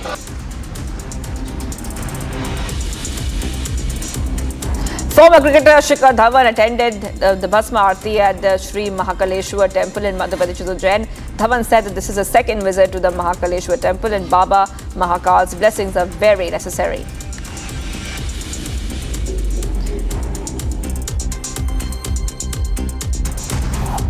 बहुत अच्छा लगा, बहुत आनंद आया महाकाल जी की आरती पे आके, और जो शक्ति मिलती है यहाँ से उसका जो हम अनुभव करते हैं जब मगन हो जाते तो बहुत ही ज़्यादा शक्ति मिलती है और बहुत खुशी है कि महाकाल जी पे यहाँ पे मैं दूसरी बार आया हूँ। और जब मैं पहली बार आया था तब भी मैं बहुत मगन हुआ था और आज भी बहुत मगन हुआ, और सारे यहाँ पे जितने भी पंडित जी हैं सारे उन सबका शुक्रिया करता हूँ, सारे जितने भी सेवकदार हैं यहाँ पे सबका शुक्रिया। Union and Sports Minister Mansukh Mandavia participated in the special edition of Fit India Sundays on Cycle at Major Dhyan Chand Stadium in the national capital. Mandavia said that Sundays on Cycle have become a movement to promote Prime Minister Modi's Fit India movement. Mandavia further added that this initiative has given people the message that maintaining balance in life is very essential. आज मुझे खुशी है, देश में 10,500 से अधिक स्थानों पर हमारे देश के टीचर्स, शिक्षक आज संडे ऑन साइकिल के साथ जुड़े, स्वदेशी का संदेश दिया। साथ साथ में संडे ऑन साइकिल से देश के नागरिक को और स्टूडेंट को संदेश दिया है कि जीवन में संतुलन बनाना बहुत आवश्यक है। साइकिलिंग हमें संतुलन बनाना सिखाती है।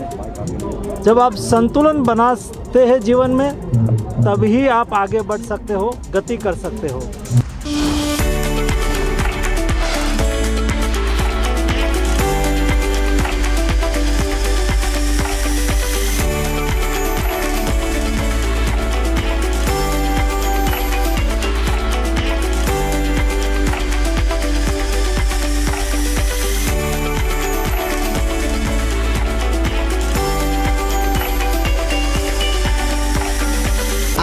प्योर सूजी पास्ता उबालो, मिलाओ और खाओ, 8 मिनट में तैयार। क्या टेस्ट है, सबका राजा hardcore masala.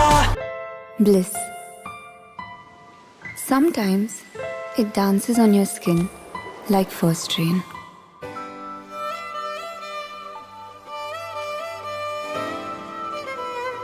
Weaves the magic of warmth into a cold day.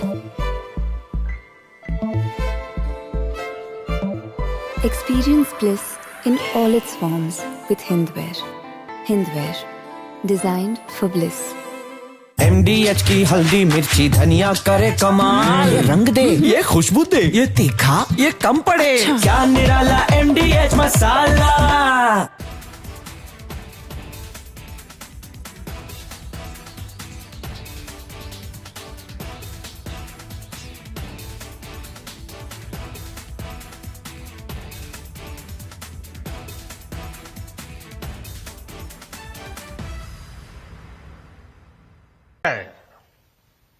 साथियों, विकसित भारत के लक्ष्य तक पहुंचने के लिए हमें आत्मनिर्भरता के रास्ते पर चलना ही होगा और भारत को आत्मनिर्भर बनाने का बहुत बड़ा दायित्व हमारे MSMEs यानी हमारे लघु, मध्यम और कुटीर उद्योगों पर भी है, जो देश के लोगों की जरूरत का है, जो हम देश में ही बना सकते हैं, वो हमें देश में ही बनाना चाहिए। साथियों, जीएसटी की दरें कम होने से नियम और प्रक्रियाएं और आसान बनने से हमारे एमएसएमईज, हमारे लघु उद्योगों को, कुटीर उद्योगों को बहुत फायदा होगा। उनकी बिक्री बढ़ेगी और टैक्स भी कम देना पड़ेगा, यानी उनको भी डबल फायदा होगा। इसलिए आज मेरी एमएसएमई से लघु उद्योग हो, सूक्ष्म उद्योग हो, कुटीर उद्योग हो, आप सबसे बहुत अपेक्षाएं हैं। आपको भी पता है, जब भारत समृद्धि के शिखर पर था, तब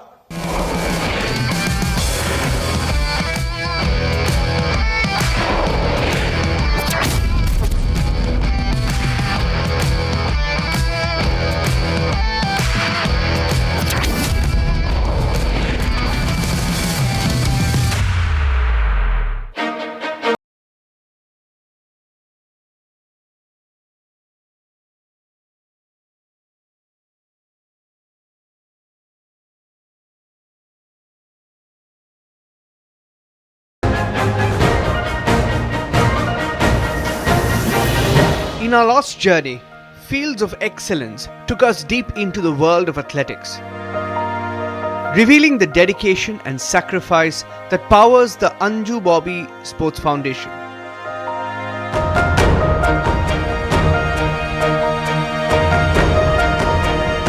We saw the ground where dreams are shaped, forged in sweat and given wings to fly. It was a story of hope, resilience, and the relentless pursuit of gold.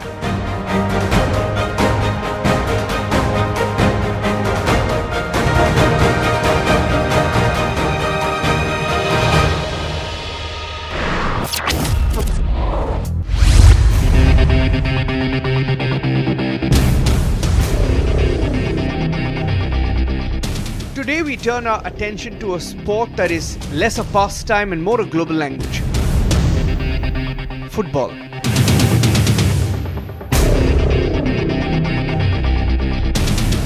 In a nation long captivated by cricket, a quiet revolution is underway.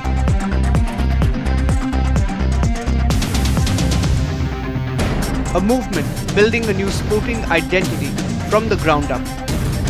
Our pursuit of excellence leads us to the heart of this change, to Noida, Uttar Pradesh, and the world of Northern United Football Club.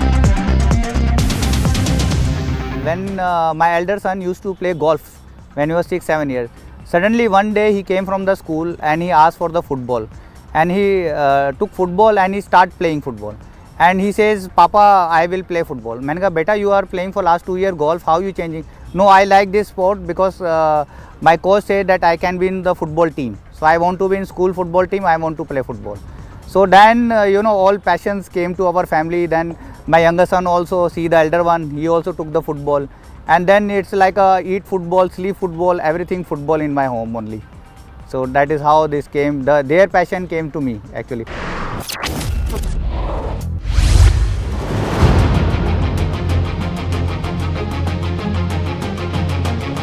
This is not just a club, it's a commitment. Northern United Football Club represents the ambition to move beyond local leagues and carve a path for India on the global football stage. And we started with a B division club, but after 2.5 years of journey into football, now we are the youngest and the fastest growing club in Delhi NCR region. This season we'll be playing DPL, which is considered as the topmost league in Delhi Soccer Association. So this was the journey where we started 2.5 years ago with a very with a B division, but now we are Delhi Premier League club, and we have around 4 to 5 centers with us, wherein all our coaches are licensed coaches. We try to give them proper infrastructure, best facilities, best equipments, and we are the only, I suppose we are the only ones in Noida wherein we have proper 11v11, 3 proper grounds. This is where ambition meets infrastructure, where raw talent is given the structure needed to thrive. Here, the beautiful game is being perfected. One training session at a time.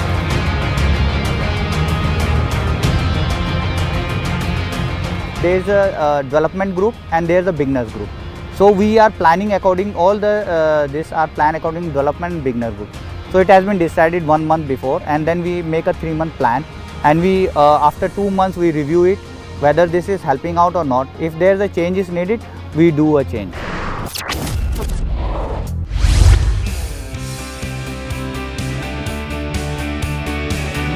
Every such monumental effort begins with a vision.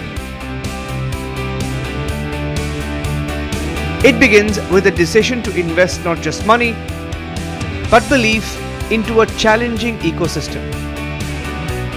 Of course, we want this club to grow, to give platform to each and everybody, no matter of the financial differences or the family background. But I'm happy to see children playing on the ground, leaving their gadgets at home and coming on the ground to play. The goal here was clear from the outset. To bridge the gap between India's enormous talent pool and the world-class opportunities they deserve.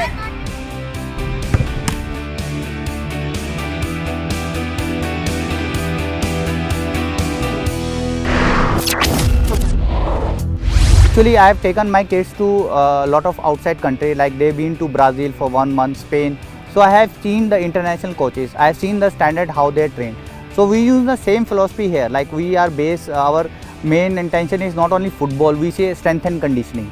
So we're using the modern techniques, strength and conditioning, then their nutrition is very much important. So we are working on holistic development of the child, not only कि इसको भगाना ही भगाना है, but we are thinking कि sport, the football is now the fast game, it's no more like skill से आप कर लोगे, now you need speed, stamina. So for that reason we are using the same techniques. We have around 24 coaches in our academy.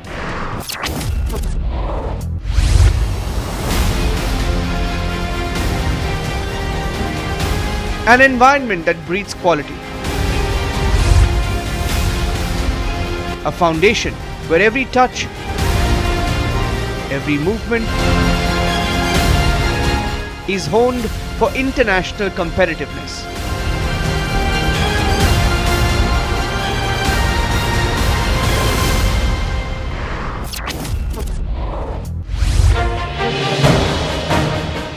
Behind the infrastructure lies the philosophy, the reason why this club exists. It's a story rooted in recognizing a deep systemic challenge within Indian football.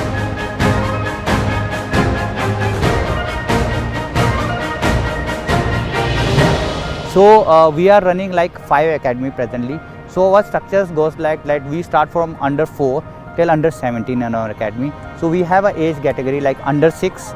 We keep maximum 10 child in a group, 10 to 8, and there 1 coach is there. Then it goes for under 8, same target, 10 only with 1 coach, not more than that. Then our structure goes for under 10, where we keep around 12 to 15 kids with 1 child. Then under 14, same 10 to 15. Then under 16 and under 17, where then in that we have like development and beginners. We keep both the groups with development and beginner, because a beginner cannot be play with a development.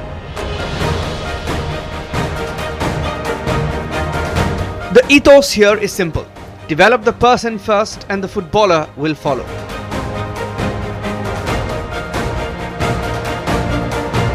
Discipline, academic focus, nutrition,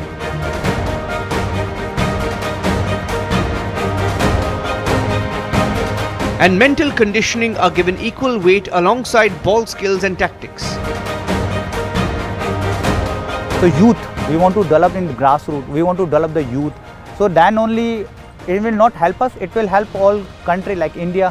India को help होगा क्योंकि अगर grass root नहीं develop होगा तो आप सीधा player नहीं बना सकते. You have to start from 5 year 6 year child. अगर आप उसको पाँव में फुटबॉल दोगे, if you continue play for football for next 5 years, so definitely Messi, Ronaldo India से ही बनेंगे. बट दैट पाथ में हमें देना पड़ेगा. We have to give that type of training. We have to work on their strength and conditioning. We have to work on their nutrition. Because सिर्फ खेलने से प्लेयर नहीं बनेगा.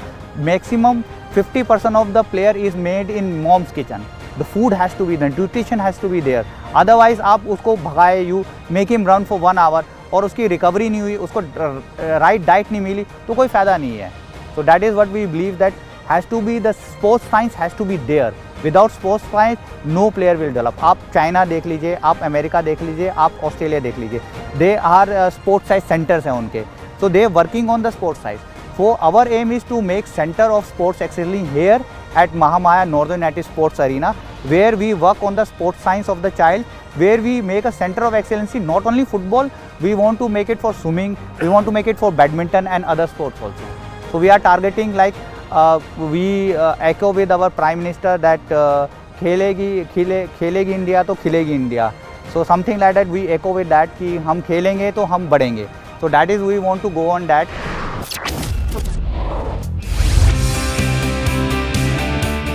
The most crucial link between the vision and the player is the coaching staff. They are the daily engineers of excellence, the mentors who translate philosophy into performance. The infrastructure is very much important in the growth of any of the athlete, beside of any of the game. Particularly, to be very precisely, I would say the infrastructure gives the potential to the player itself in terms of any of the game, rolling in the ground. Any equipment definitely will work out for the player, like give him the advancement in terms of any of the agility work, any of the shooting work, any of the team work. If I talk about, the infrastructure is very much important in the team game or the individual game as well.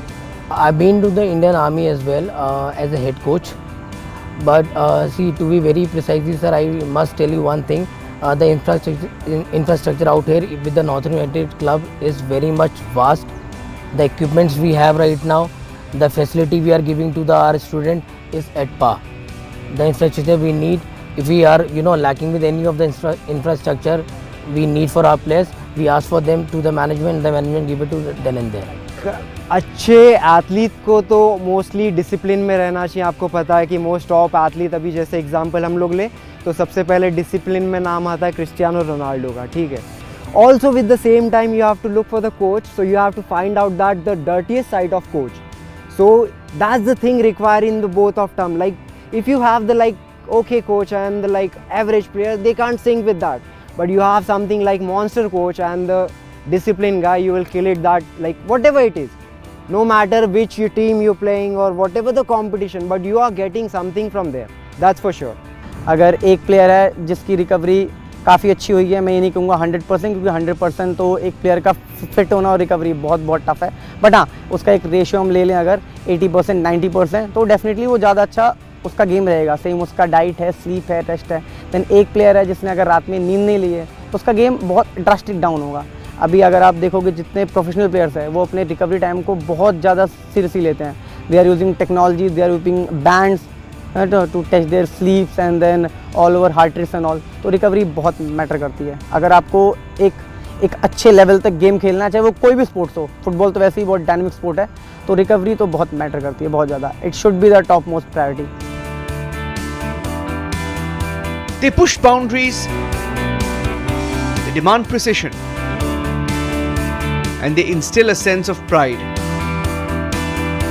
Here, every drill has a purpose, moving the player one step closer to their potential.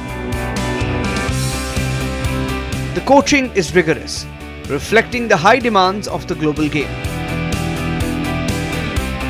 कि coach और student का जो रिश्ता होता है, I mean the relation जो भी होता है वो इतना इम्पैक्टफुल होता है कि for example if a father says to his son कि ये आपको करना है, be his father is also a national player और whatever the player is in that particular mean of time, अगर प्रोवाइडेड सेम चीज़ अगर कोच बोलते हैं ना, he go with the coach understanding कि कोच ने बोला तो ये करना है.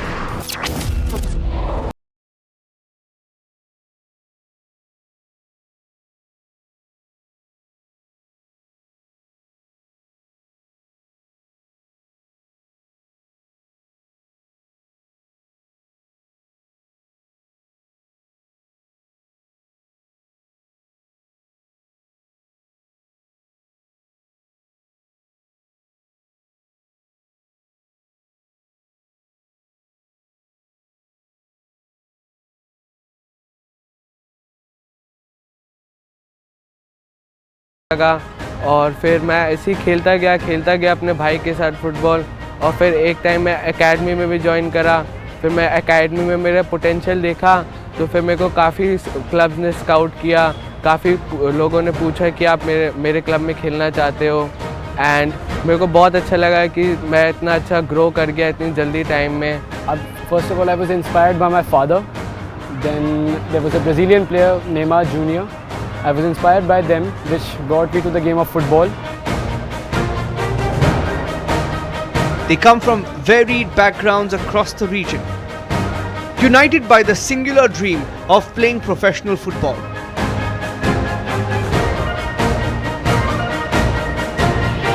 First of all, you just need to balance your studies first. Then you have to just keep training and believe in the process, not aiming for something higher. You need to first improve yourself and enjoy the game which you are playing. They are the champions of tomorrow, dedicating their formative years to this demanding craft. मैं 15 years old का हूँ और मैं चाहता हूँ कि मैं Indian team की टी शर्ट पहनूँ. मैं 2 बार नेशनल्स खेल चुका हूँ, अब बस इसकी तैयारी है कि इंडिया का कॉल आए मेरे को. My aim is to play for India team and wear the India team jersey, and that for the position I would like to be best in would be the striker. Their energy is palpable. Their focus is unwavering. For these young men and women, Northern United Football Club is more than a training centre. It's a second home, a sanctuary built around a shared obsession. Like everybody says that बच्चे they keep watching phone, they are in the gadgets. So this has become the need of the hour. Like we also cannot live without mobile phones. So same is with our children also. So when we cannot leave our mobile phones, then how do we expect the children to leave the mobile phones? But of course, the parents, what they can do, they can at least bring the children just once on the ground. Let them explore all the sports. I'm not saying only about football. They can take any sports. They can take golf, they can take badminton, they can take basketball, any of the sports. Just encourage them to come once or twice, try the sports, and slowly and gradually the children also like to play. There is none of them, even if I am being asked to play in the rain, I'll be happy to play in the rain. So it is human instinct. So every child loves to play. It is just that the parents have to give a little push from behind कि okay, एक बारी जाकर तो देखो. So once they are in the ground, they become used to of it, and they know they can enjoy playing any sport that they prefer or they like. They chase a world where Indian football is respected, not just participated in. They are building a legacy that will echo for decades. So I would say cricket is already been in eminent post right now. Cricket को जो reach level पे जाना था, highest level पे जाना, he is there only. उसके ऊपर there is no level. Other than that, if you talk about cricket, see, I just discarded the cricket out here. आपके question से मैं cricket से लेके lower level पे आता हूँ, which is kabaddi right now. Kabaddi is moving so much forward. We never thought about the kabaddi will come to the the scenario or the TV games or the national games and all that stuff, which is going on. Same goes with the football also. Football का जो हमारा benchmark था which is already been high right now, अब हमारा bench mark football का इतना high हो चुका है. So we are competing in the national games, Asian games, and we are also competing for the European national games also, कि हमें वहाँ जाने की ईगरनेस हो गई है. Coaches are coming from the outside, European coaches are coaching to our Indian team, football team. So हमारा जो सर पोटेंशियल है, they are growing gradually day by day, और उसके लिए we being a coaches and all our coaches working very potentially high, and I am sure कि आने वाली coming 2-3 या 5 to 10 years down the line we definitely compete for the this particular what we call it the अपना world cup qualifiers also. This is the new India, a nation that no longer accepts limits, a country where innovation is the currency of change. So as I was telling you कि football अब now is in our blood, अब ये मेरा passion बन चुका है. Passion, मेरे बच्चों का पैशन हमारे अंदर आ गया है. तो हमने अभी सोचा है हमारी अकेडमी से एक इंडिया टीम का प्लेयर निकालना ही निकालना है, और एक वर्ल्ड क्लास प्लेयर निकालना ही निकालना है. आज मेसी, रोनाल्डो हम इंडिया से क्यों नहीं निकालेंगे, हम यहीं से निकालेंगे. हम we will work on the grass root level. As I told you earlier कि we were nominated as the best grass root academy last year. वो इसीलिए क्योंकि हम ग्रास रूट में ज़्यादा एफर्ट डालते हैं, और ये मतलब कि हम चाहते हैं कि यहीं से बच्चा निकले, यहीं से अच्छा बच्चा निकले, एक देश का नाम करे, and then it goes for international players. That's what we want. We are a civilization that has mastered the field of agriculture, feeding billions, conquering the field of defense, guarding the globe's highest frontiers, dominating the field of technology, charting the future of the digital world.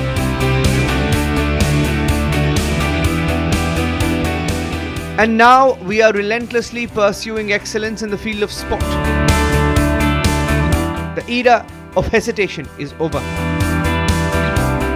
The commitment is unwavering.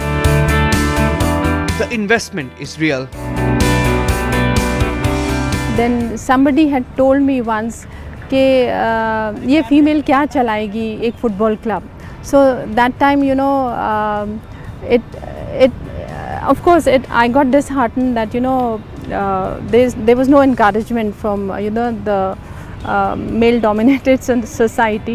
So then I took it as a challenge, and then I said that I'll put in all my efforts, and by God's grace I'm standing in front of you today. From the world-class infrastructure of Northern United FC to the relentless spirit of its players and coaches, a statement is being made. This is the relentless, ambitious, and unstoppable spirit of a new India. And these are the fields of excellence.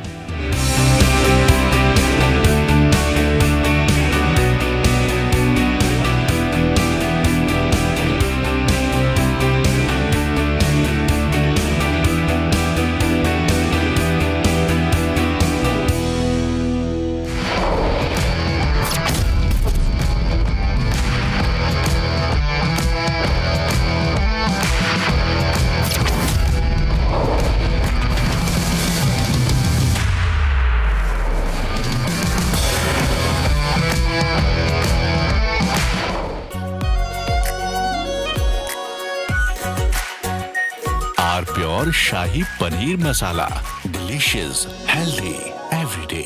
इसको घर पे लगाओगे तो शादी का तो पता नहीं, पर घर पक्का नहीं टूटेगा. रुंगटा नहीं तो घर स्ट्रॉन्ग नहीं. रुंगटा स्टील TMT बार एकदम सॉलिड. पहाड़ों में एक हाइकिंग स्टिक भी बन सकती है.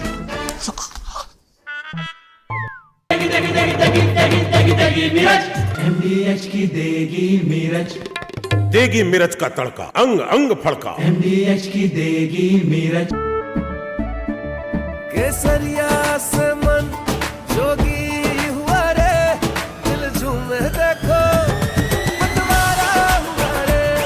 केसरिया से मन जोगी हुआ. हर पल मनाओ केसरी त्योहार. विमल, बोलो जुबान केसरी. थोड़े में ज्यादा स्वाद, यही तो है इसकी खास बात. वाओ मामा, क्या स्वाद है. अरे मेरे राजा, साथियों, हम नागरिक देवो भवः, नागरिक देवो भवः के जिस मंत्र के साथ आगे बढ़ रहे हैं, नेक्स्ट जनरेशन जीएसटी रिफॉर्म में इसकी साफ झलक दिखाई देती है। अगर हम इनकम टैक्स में छूट और जीएसटी में छूट को जोड़ दें तो एक साल में जो निर्णय हुए हैं उससे देश के लोगों को 2.5 लाख करोड़ रुपए से ज्यादा की बचत होगी। और तभी तो मैं कह रहा हूं ये बचत उत्सव है। साथियों, विकसित भारत के लक्ष्य तक पहुंचने के लिए हमें आत्मनिर्भरता के रास्ते पर चलना ही होगा और भारत को आत्मनिर्भर बनाने का बहुत बड़ा दायित्व हमारे एमएसएमईज यानी हमारे लघु, मध्यम और कुटीर उद्योगों पर भी है, जो देश के लोगों की जरूरत का है, जो हम देश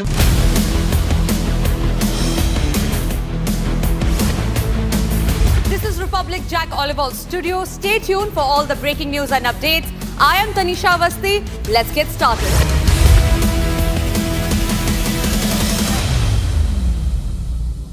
आर प्योर सूजी पास्ता उबालो, मिलाओ और खाओ। 8 मिनट में तैयार। क्या टेस्ट है, सबका राजा आर प्योर मसाला। त्योहार की खुशियाँ होंगी double. Hyundai super delight days में आपकी मनपसंद कार्स पर मिल रही है कमाल के डील्स। वैसे लोगे तो आप हुंडई, चाहे दिल की सुनो या डील्स की। MDH की हल्दी मिर्ची धनिया करे कमाल, ये रंग दे, ये खुशबू दे, ये तीखा, ये कम पड़े। क्या निराला MDH मसाला। केसरिया से मन जोगी हुआ रे, दिल झूमे देखो मतवारा हुआ रे। केसरिया से मन जोगी हुआ। हर पल मनाओ केसरी त्योहार। विमल, बोलो जुबान Kesari. Are pure suji pasta उबालो, मिलाओ और खाओ। 8 मिनट में तैयार। क्या टेस्ट है, सबका राजा आर प्योर मसाला।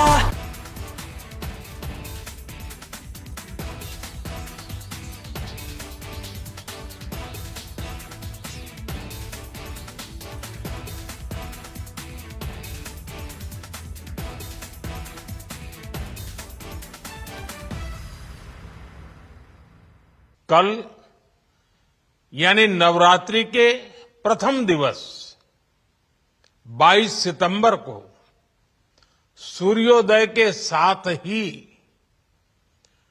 नेक्स्ट जनरेशन जीएसटी रिफॉर्म्स लागू हो जाएंगे। एक तरह से कल से देश में जीएसटी बचत उत्सव शुरू होने जा रहा है। इस जीएसटी बचत उत्सव में आपकी बचत बढ़ेगी और आप अपनी पसंद की चीजों को और ज्यादा आसानी से खरीद पाएंगे। नए स्वरूप में मुख्य रूप से अब सिर्फ 5% और 18% के ही टैक्स स्लैब रहेंगे। इसका मतलब है रोजमर्रा के इस्तेमाल की ज्यादातर चीजें और सस्ती हो जाएगी। खाने पीने का सामान, दवाइयां, साबुन, ब्रश, पेस्ट, स्वास्थ्य और जीवन बीमा, ऐसे अनेकों सामान, अनेकों सेवाएं या तो टैक्स फ्री होगी या फिर केवल 5% टैक्स देना होगा। जीएसटी कम होने से अब देश के नागरिकों के लिए अपने सपने पूरे करना और आसान होगा। घर बनाना, टीवी, फ्रिज, खरीदने की बात हो, स्कूटर, बाइक, कार खरीदना हो, ये सब पर अब कम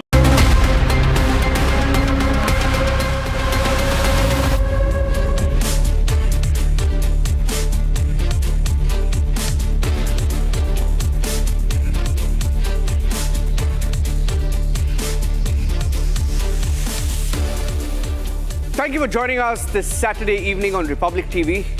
Ladies and gentlemen, tonight on the long form story, we have come to you with 4 stories from the last few days that we thought you may have missed and may want to catch in detail. First up, a story that's dominated the entire week. A medicine for curing cough for kids has turned into poison. The killer cough syrup across India. 13 children have died. Blacklisted firms kept operating. We look at that story in great detail on the long form story.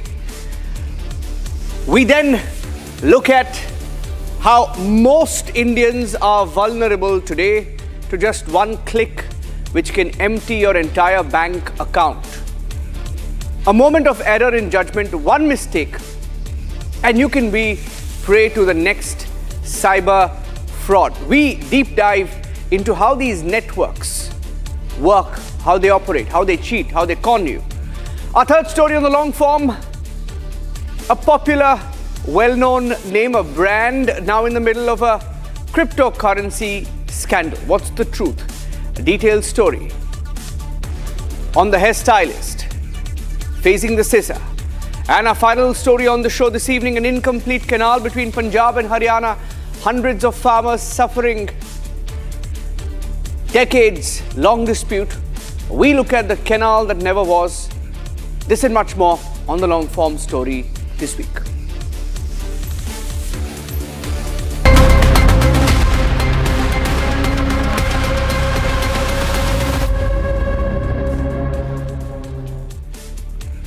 For several days now, the state governments, 2 of them, Rajasthan, Madhya Pradesh, have denied any lapse. Some of them have ended up blaming parents, prescriptions, private clinics for the deaths of young children. The same governments have now banned the cough syrups they defended less than 24 to 36 hours ago. Tonight on the long form story, Republic tracks down how toxic cough syrups slipped past drug controls, entered government supply chains, and snuffed young lives. It's time to ask who cleared the licenses, who ignored the warnings, and whose criminal negligence caused the death of at least 13 children as of tonight.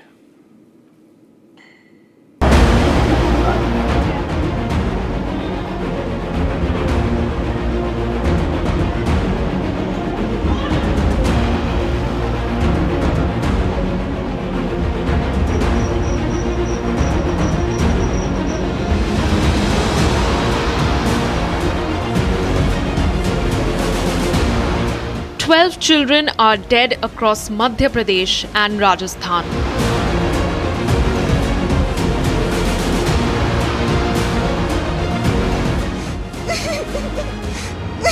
All from poor and middle-class families.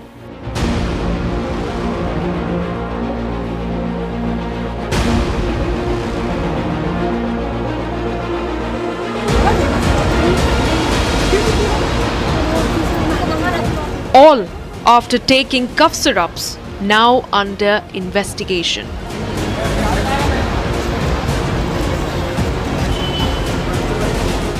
The deaths began in Parasiya block, Chhindwara, where 16 children fell ill.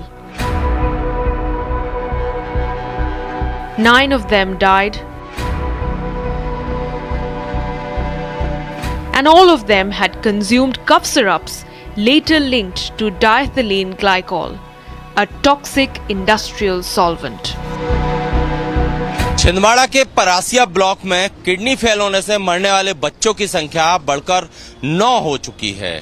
सबसे बड़ी बात यह है कि पहले ये आंकड़ा 6 था, जो धीरे धीरे नागपुर में एडमिट बच्चों ने दम तोड़ा और इसके बाद अब तक 9 बच्चे किडनी फेल होने से मर चुके हैं। ये जो घटनाक्रम पूरा हुआ जिसमें कि स्वास्थ्य विभाग की बड़ी लापरवाही है, इसमें कहीं ना कहीं देखिए परासिया ब्लॉक के जितने भी बच्चे बीमार हुए उन्हें पहले छिंदवाड़ा जिला अस्पताल, जो कि मेरे पीछे आप देख रहे हैं, यहीं पर लाया गया।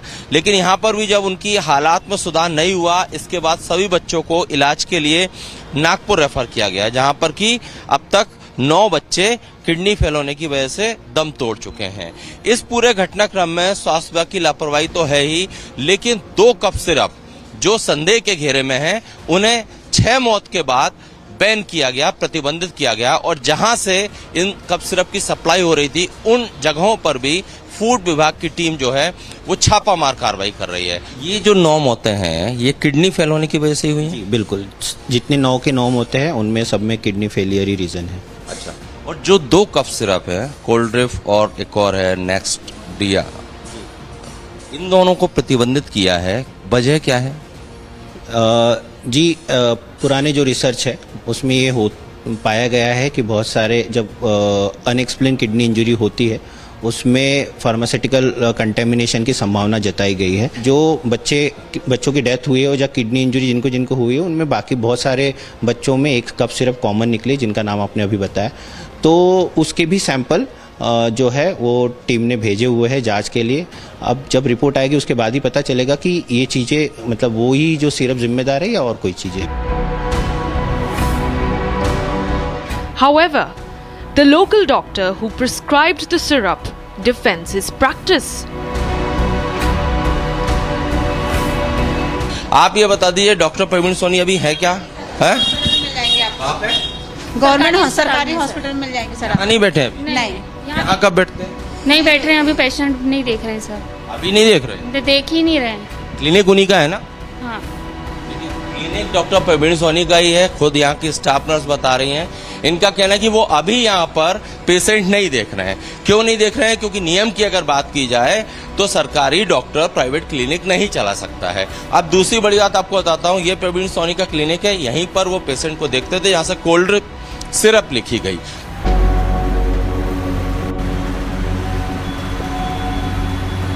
$594 bottles were distributed in the Chhindwara district, 66 seized, 16 samples sent for lab testing.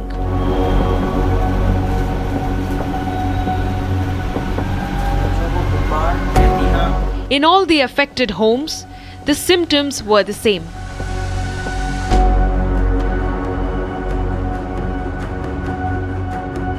Fever, vomiting, then kidney failure. हम तो यानी कि हमेशा ही उन्हीं के पास ले जाते थे उसको, क्योंकि वो बच्चों के अच्छे डॉक्टर हैं। हमको नहीं पता था कि ये सिरप उसको नुकसान कर देगी कर। जब अब पता चल रहा है कि ये सिरप यानी कि देने से ऐसा कुछ हो सकता है, हमने यही वाली सिरप उसको पिलाए थे, इसलिए हमको ज्यादा दुख हो रहा है। आपने कब दिखाया था प्रवीण जी को? 17 तारीख को दिखाए थे। हाँ, घर पे? हाँ, उनके प्राइवेट क्लिनिक में। उसमें कौन सी दवा लिखी थी? कोल्ड्रिफ करके एक सायरप भी है जो अभी न्यूज में चल रही है। सोनी के पास ले गए, उसने क्या पता नहीं बताया भी नहीं, बीमारी काहे के कारण खत्म हो गई। सायरप की वजह से हो रही है तो कार्रवाई होना चाहिए, क्योंकि और भी बच्चों की जान खतरे में है और ये बहुत तेजी से बढ़ रहा है। सर ये जानना चाहेंगे, अभी तो ये सिरप प्रतिबंधित कर दी है कोल्ड्रिफ, लेकिन आप अपने स्टोर पर रखते थे क्या? नहीं। क्यों? परचेज नहीं आते थे उसके। अच्छा, तो उसकी परचेज कहाँ से होती थी? सिर्फ एक ही मेडिकल स्टोर पर? ऐसा क्यों?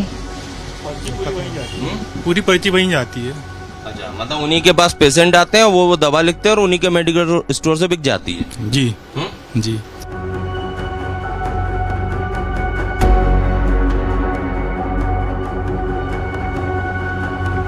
Opposition leaders allege administrative delay and lack of early testing. निश्चित रूप से ये सरकार की लापरवाही है, स्थानीय प्रशासन और स्वास्थ्य विभाग की लापरवाही है। यदि एक बच्चे का देहांत हुआ तो उसी समय संज्ञान लेके पूर्ण रूप से कार्रवाई करते, मर नहीं करी। और मैंने जब पत्र लिखा और पत्र में भी इसके बाद भी लापरवाही बरती गई, कैजुअली लिया गया और लगातार सीक्वेंस से बच्चे मरते रहे, न पोस्टमार्टम कराया गया, न बच्चे जो मरे तो उनका सैंपल लिया गया। सवाल बना हुआ, पहले बना हुआ है कि 9 बच्चों की मौत हो जाती है, किसी का भी पीएम नहीं किया, पोस्टमार्टम नहीं किया, आखिर क्यों, क्या छुपाना चाह रहे हैं? यही मेरा विरोध और मेरी लड़ाई इसी बात की है कि आप कैसे उसको पता करोगे, क्यों नहीं इसके सूक्ष्म रूप से जांच की गई। यदि परिवार वालों से बात करते, हम सब मिलकर प्रयास करते, तो निश्चित रूप से एक आध बच्चे का पोस्टमार्टम होता है, जिससे वास्तविकता पता चलती कि किस कारण से ये स्थिति बनी। मगर प्रशासन ने किसी प्रकार का संज्ञान नहीं लिया और लगातार बच्चों की मौत होती रही। और सर, एक बड़ी ताज्जुब की बात है, यहाँ मौत हो रही है, यहाँ की सरकार तमिलनाडु में जांच के लिए बोलती है और यहाँ से पहले दवा को प्रतिबंधित कर दिया जाता है। भाई देखो, यही तो बात है कि तमिलनाडु सरकार ने 7 दिन में इसको बैन कर दिया गया, यहाँ 1 महीने के बाद बैन कर रहे हैं। स्वास्थ्य मंत्री बोल रहे हैं कि इसमें कोई दिक्कत नहीं है, कोई हानि नहीं हो रही है। यही कमी है सरकार की। Investigators have traced the distribution network through Kataria Pharmaceuticals in Jabalpur. जो पर्टिकुलर कोल्ड्रिफ सिरप है वह कटारिया फार्मास्यूटिकल जबलपुर से सप्लाई छिंदवाड़ा को हुआ है। छिंदवाड़ा की न्यू अपना agency Jain medical and general store Ayush pharma है, तो यहाँ पर उपस्थित हुए थे। 660 बॉटल इनके द्वारा क्रय की गई थी, जिसमें से 594 बॉटल इनके द्वारा छिंदवाड़ा में बेच दी गई हैं और टोटल बची हुई 66 बॉटल में से 16 बॉटल्स को हमने सैंपल लेकर जांच के लिए भेज रहे हैं। 50 बॉटल को फ्रीज करते हुए विक्रय न करने के निर्देश इनके द्वारा इनको दिए गए हैं। The BJP state government is pinning the responsibility on the private pharmaceutical players. कल देर रात जो रिपोर्ट आई है उसमें टॉक्सिक सब्सटेंस 48% पाए गए हैं, जो कि एक बड़ा कारण हो सकता है।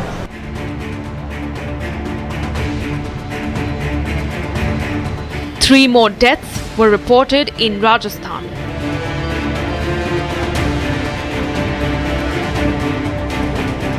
The syrup again came through official supply, distributed free under a government scheme. Our ground team in Jaipur found that the supplier Keson's Pharma was already blacklisted but continued government supplies.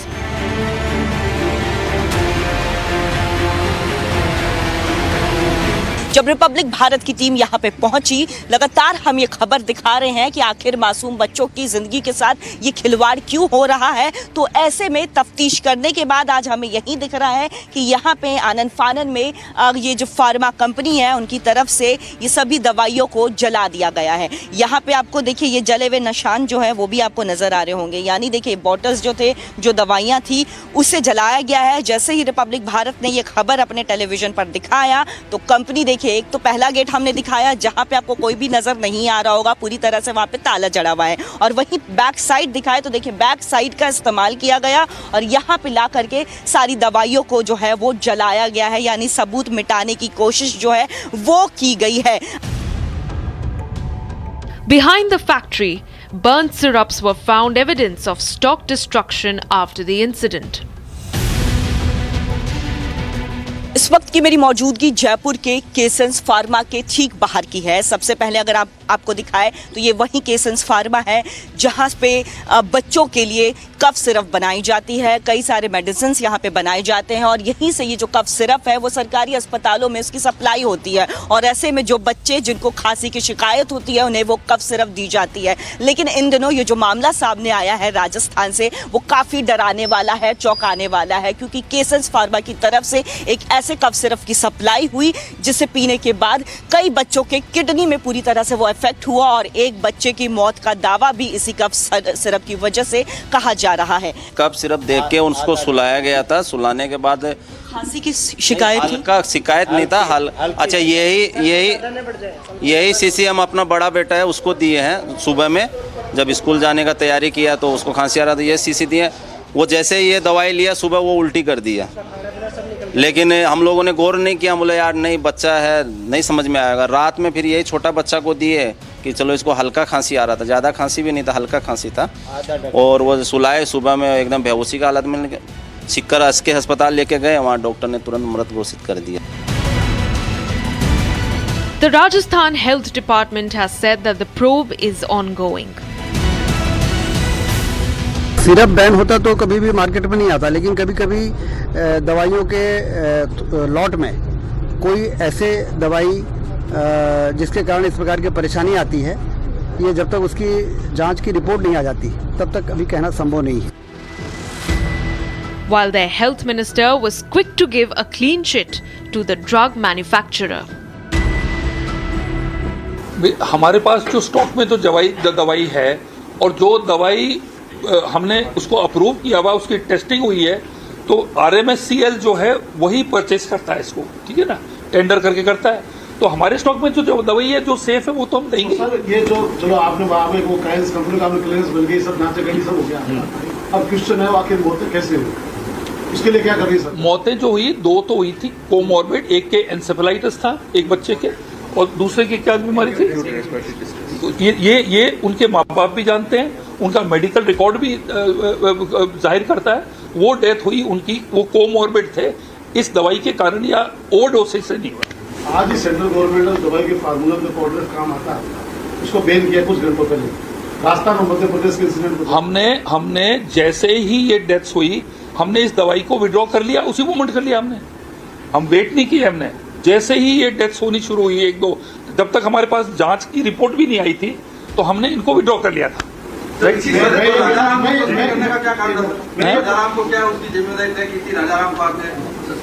Rajaram, देखिए राजाराम का इस case से कोई link नहीं है, क्योंकि राजाराम का जो इशू है वो एक अलग इशू है। It is nothing to link, इससे कोई लेना देना नहीं है, इससे कोई आप उसको और इसको मत करो। मैं ये जानना चाह रहा हूँ, आप कह रहे हो आपने दवाई बैन कर दी तुरंत, अब क्लियरेंस मिल गई वापस चालू कर दिया आपने उसको। मैं ये कह रहा हूँ गवर्नमेंट ने कुछ देर पहले उस फॉर्मूले को बैन किया है। किस गवर्नमेंट ने? सेंट्रल गवर्नमेंट का इशू आज ही हुआ है उनका। But just a day after that statement, the Rajasthan government had banned all Kayson's Pharma products, suspended the state drug controller, and halted the supply of 19 medicines. In Madhya Pradesh too, Chief Minister Mohan Yadav has banned Coldrif across the state. The Tamil Nadu government, where the syrup originated, has ordered immediate removal of the product from the market and frozen existing stocks. A shocking revelation from Chhindwara reveals that tests on Coldrif cough syrup showed diethylene glycol at 48%, 480 times above the safe limit of 0.1%, making it dangerously toxic. The supply networks are now frozen, but accountability is still moving slower than the investigation. For families who trusted the system, this wasn't a medical error. It was a chain of neglect. From procurement to testing, every failure ended in the same place. The pediatric ward of a government hospital.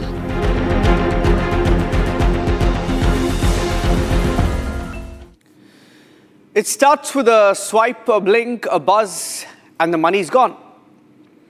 Across not just Delhi but different cities, families waking up to empty accounts, drained in seconds.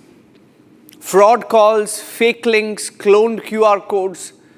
That's the new crime scene that's going digital. Across Delhi, in this particular case, Delhi victims are being trapped in virtual custody. It's happening across the country. Fake police IDs, fake summons, fake warrants. Victims are told they're under arrest, forced to transfer every rupee to verify their innocence. Now, in this so-called digital arrest, the fear is real, the tears are real, and the loot is mostly untraceable. And tonight on the long-form story, Republic tracks how cyber gangs are looting citizens, one tap, one app, one victim at a time.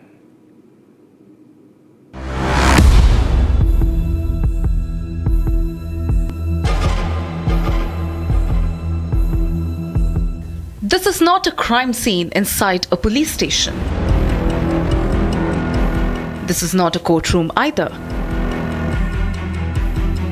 This is the living room of ordinary citizens who suddenly find themselves accused, interrogated, and even digitally arrested.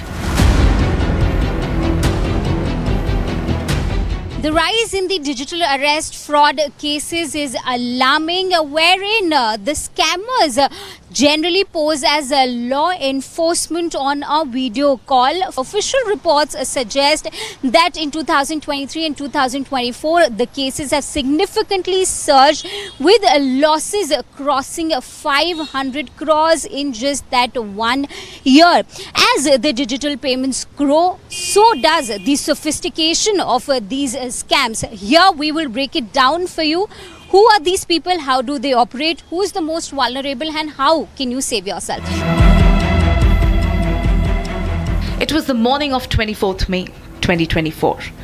A phone rang in Delhi. On the other side was a recorded message. Your number is being blocked. It was 1 year back, 24th May 2024, and at around morning 9 a.m. I got a telephone rang and I went and picked up. It was a recorded message coming that your telephone number is going to be blocked. So I was clearly did not understand the whole thing, but I could hear that my number is going to be blocked. So it may create some problem. So, and it is a recorded message. So I thought it must be authentic message. So I called them up. Then they said, then somebody spoke. That was not recorded. Then, madam, from your number, somebody with the help of your Aadhaar card must have taken another number, and they have given some abusive message languages and some porno photographs to 20 people. So they have complained to police station. So you have to report to Mumbai police station within 2 hours. The scare was deliberate. Within minutes, the conversation escalated. I said, I stay in Delhi, how can I report there within 2 hours? Then they said, okay ma'am, in that case I will connect you to the police station. So they connect me to the police station, and police station, that time it was a video call, seems to be, but there was no person in front in the camera. There was only the police logo, police station logo, and I was very sure that I'm speaking to the police department only. So again another person just spoke. I could not see him. That madam, same thing they told. Okay, there is another number, this has happened, you have to report. So when I said that I stay in Delhi, how can I reach within 2 hours to Mumbai? Then they said, okay madam, let us find out, is there any other scam that they have entangled you? So what is your Aadhaar card number? Okay, so that I tell them the Aadhaar card number. The pressure kept mounting. First, a fake try message, then a supposed Mumbai police officer. Finally, an arrest warrant stamped by the Supreme Court itself. So with the Aadhaar card number, immediately they called me up, oh my God, you are also in the scam of knowledge. You do one thing, quickly look at your WhatsApp. Just look at your WhatsApp. So I go in WhatsApp, I find there is arrest warrant. Arrest warrant from Supreme Court, you know. All this stamp, logo, these papers, we common people, we don't see, no. So, and with the signature, logo, stamp, so there's no question of any doubt in my mind. What followed was devastating. Convinced that she would be jailed within hours, Krishna Das Gupta drained her life savings. So it goes to a boss. He goes to a boss. मैं अपने boss से बात करता हूँ. तो as soon as he goes to a boss, तो boss को बोलता है कि सर आप इनसे बात करेंगे थोड़ा. तो बात बॉस कम सा बॉस बोले हाँ. तो सेम थिंग बॉस सेस कि मैडम बहुत लोग अभी जेल पे हैं, तो आपका भी वारंट आ गए हैं. Within 2 hours you will be arrested. Okay. So but I'm trying to help you. So what you do? So आप एक काम करिए, आपका बैंक में कितना पैसा है? तो I said, I will not be able to tell you exactly what I have got or not. तो एक काम करिए, आप all the bank papers लेके go to a bank and RTGS the whole amount in this number. The total from one bank 25 lakh and another bank 58 lakh. Okay, so I sent. And but both the bank, I asked them one question, that if there is something wrong in my account, why don't you freeze the account and verify, check it? Why are you asking for the money? Well, this is the hospital government protocol, ma'am. She was not alone. Weeks later, in another corner of Delhi NCR, a man's phone rang with the same script: identity theft, obscene messages, and a case that would destroy his life if he didn't cooperate. Last year, I received a call from an unknown number. The person, a male voice, said that they were calling from TRAI and that my phone numbers had been, my identity had been used to get an additional SIM card, and that card was issued and misused to send obscene messages. So I had to report to a particular police station in Mumbai. I said that I am very far off. I do not live in Mumbai. I live in Delhi NCR, so I cannot reach in such a short period of time. A lady started speaking to me on phone. She said that besides my identity being stolen and some obscene messages being sent on a phone which was in my name, there was also a case of money laundering against me, as a result of which I was also under investigation of the CBI. And then I was also introduced to a voice, a male voice this time, who said that he was from the CBI and that my a very old bank account was being misused for money laundering, and since it was my account, so I would be liable for whatever criminality has happened through those bank accounts. That is how it actually started, and then eventually they started asking me that where do I have my money, do I keep it in my bank account. I told them that I do not have any provident fund. Also, whatever savings I have, I keep it mainly in the form of mutual funds. So I was made to redeem all the mutual funds. Fortunately, I caught on before I actually paid them any money, and I snapped the lines, but this was after almost 36 hours.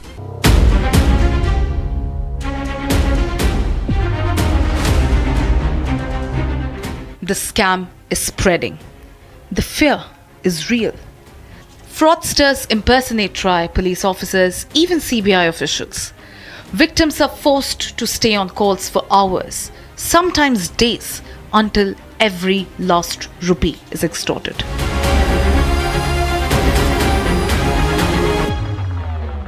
मेरे पास एक call आया था, अनुराग ठाकुर, वो अपने आप को ये crime branch का एजेंट बता रहा था. बोला क्राइम ब्रांच से बोल रहे हो आप दिल्ली बॉम्बे आ सकते हो. मैंने बॉम्बे तो नहीं आ सकता. फिर उसने बोला क्या आप अपना आधार कार्ड किसी को दिया. मैंने कहा आधार कार्ड तो मैं देता रहता हूँ बैंक में KYC वगैरह के लिए. तो वो अपने बताया कि आप ऐसे ऐसे आप भर के दियो या ऐसी ऑर्डिनरी सिग्नेचर करके. बोले जो देते हैं हम लोग सिग्नेचर कर दे देते हैं. बस वैसे ही बात हुआ था उनसे. तो बोला कि आपने इसका आपका आधार कोई लिख किया है और वहाँ से आपके नाम से एक सिम इशू हुआ है मुंबई से. फिर उन्होंने मेरे को बोला कि आप ऐसा करो, रूम में चले जाओ, चारों तरफ से बंद कर दो, कोई किसी आना जाना नहीं हो, और मैं आपसे जो भी पूछता हूँ उसका जवाब दो. बोले ठीक है, नहीं तो आपको बम्बई आना पड़ेगा, आपको अरेस्ट करेंगे. बोले ठीक है. वो जैसा बोला उसने, मैंने वैसा ही किया. अपना रूम को बंद लॉक कर दिया और किसी को आने जाने नहीं दिया.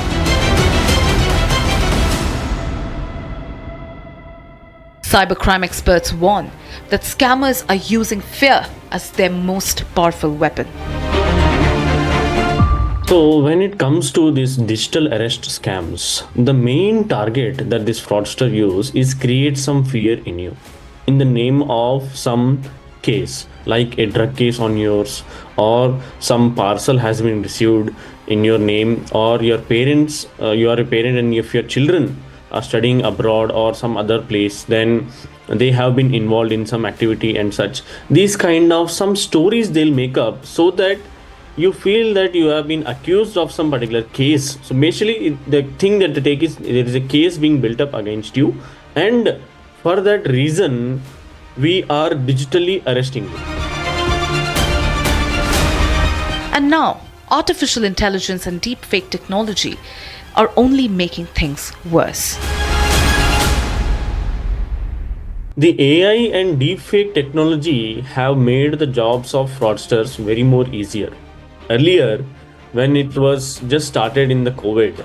So the deepfake scams were happening with the physical person. Now the technology has so evolved that what these fraudsters now do is they create a audio and a video samples using AI deepfake technology. Already some videos from China we have seen where the children's photos and videos they have used, they created a small voice sample and they are making an audio call or a video call to the parents.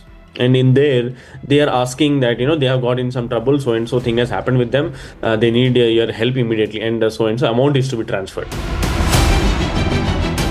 The scam thrives because victims are isolated, silenced, and convinced that their only way out is to obey. So many my friends call came, so many things happened, but I did not, at all feel that it is something happening to me, fraud and all. So I didn't talk to anybody. Next day morning, my daughter called up, what is the matter? She saw in CCTV camera that what I am doing and all. She said, you are not talking to anybody, sitting on the bed like that. What happened? Then I said, this matter, some people are helping me and all. She said, what helping me? You send me the photo of that.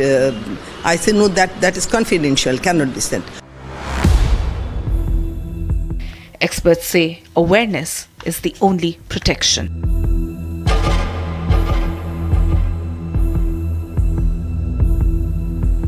That there is nothing called as digital arrest. There is no section in any law of India which gives provision of digital arrest. Okay, so first we have to know what is the law.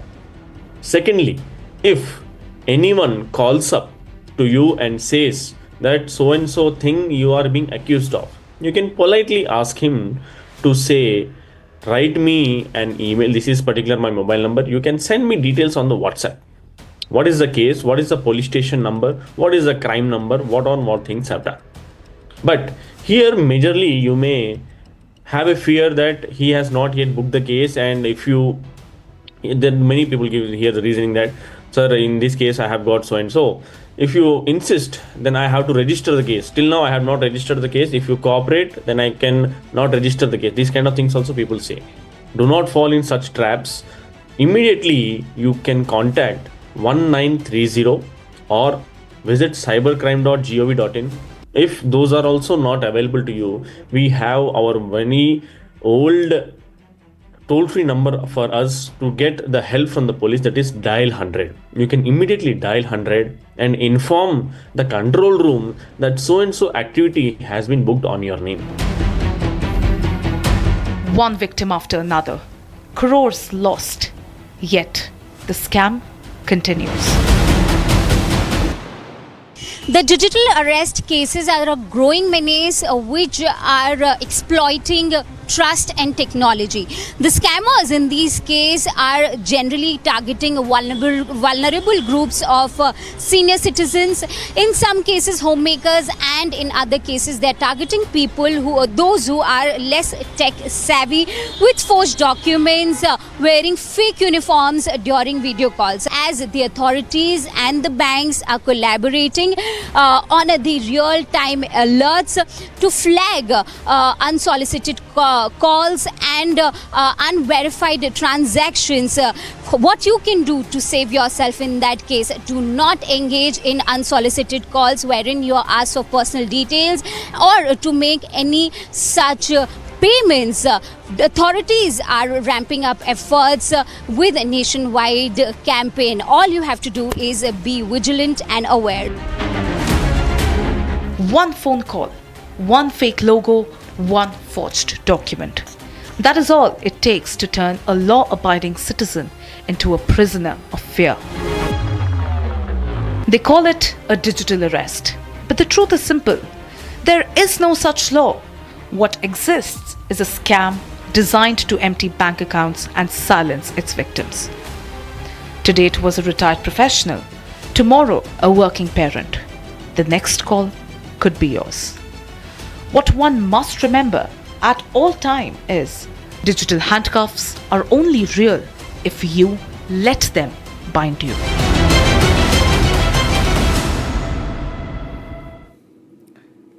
He built his empire with scissors and style, a name that became a brand, a face that became trust. Tonight, that very name stands accused of betrayal. Behind the glamour of salons and the glow of celebrity lies a story of lost savings, broken promises. Hundreds of families across Uttar Pradesh say they were trapped in a web of lies, lured with the sparkle of cryptocurrency and the assurance of a well-known face called Javed Habib. From resorts to banquet halls, the promises were grand, but the truth, as our investigation reveals, is far darker. Was this just a business gone wrong, or was it a carefully scripted scam? And how deep does this conspiracy run? Tonight on the long-form story, we take you inside the heart of the Javed Habib crypto scandal.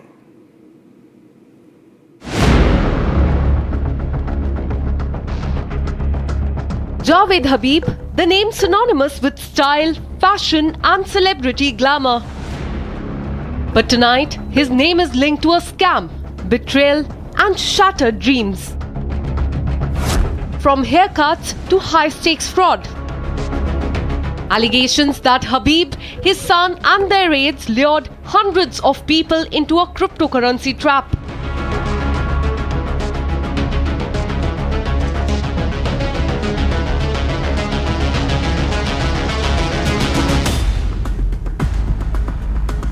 Our explosive investigation from the ground in Sambal reveals how lives were ruined, education stopped and marriages postponed, all in the name of quick profits.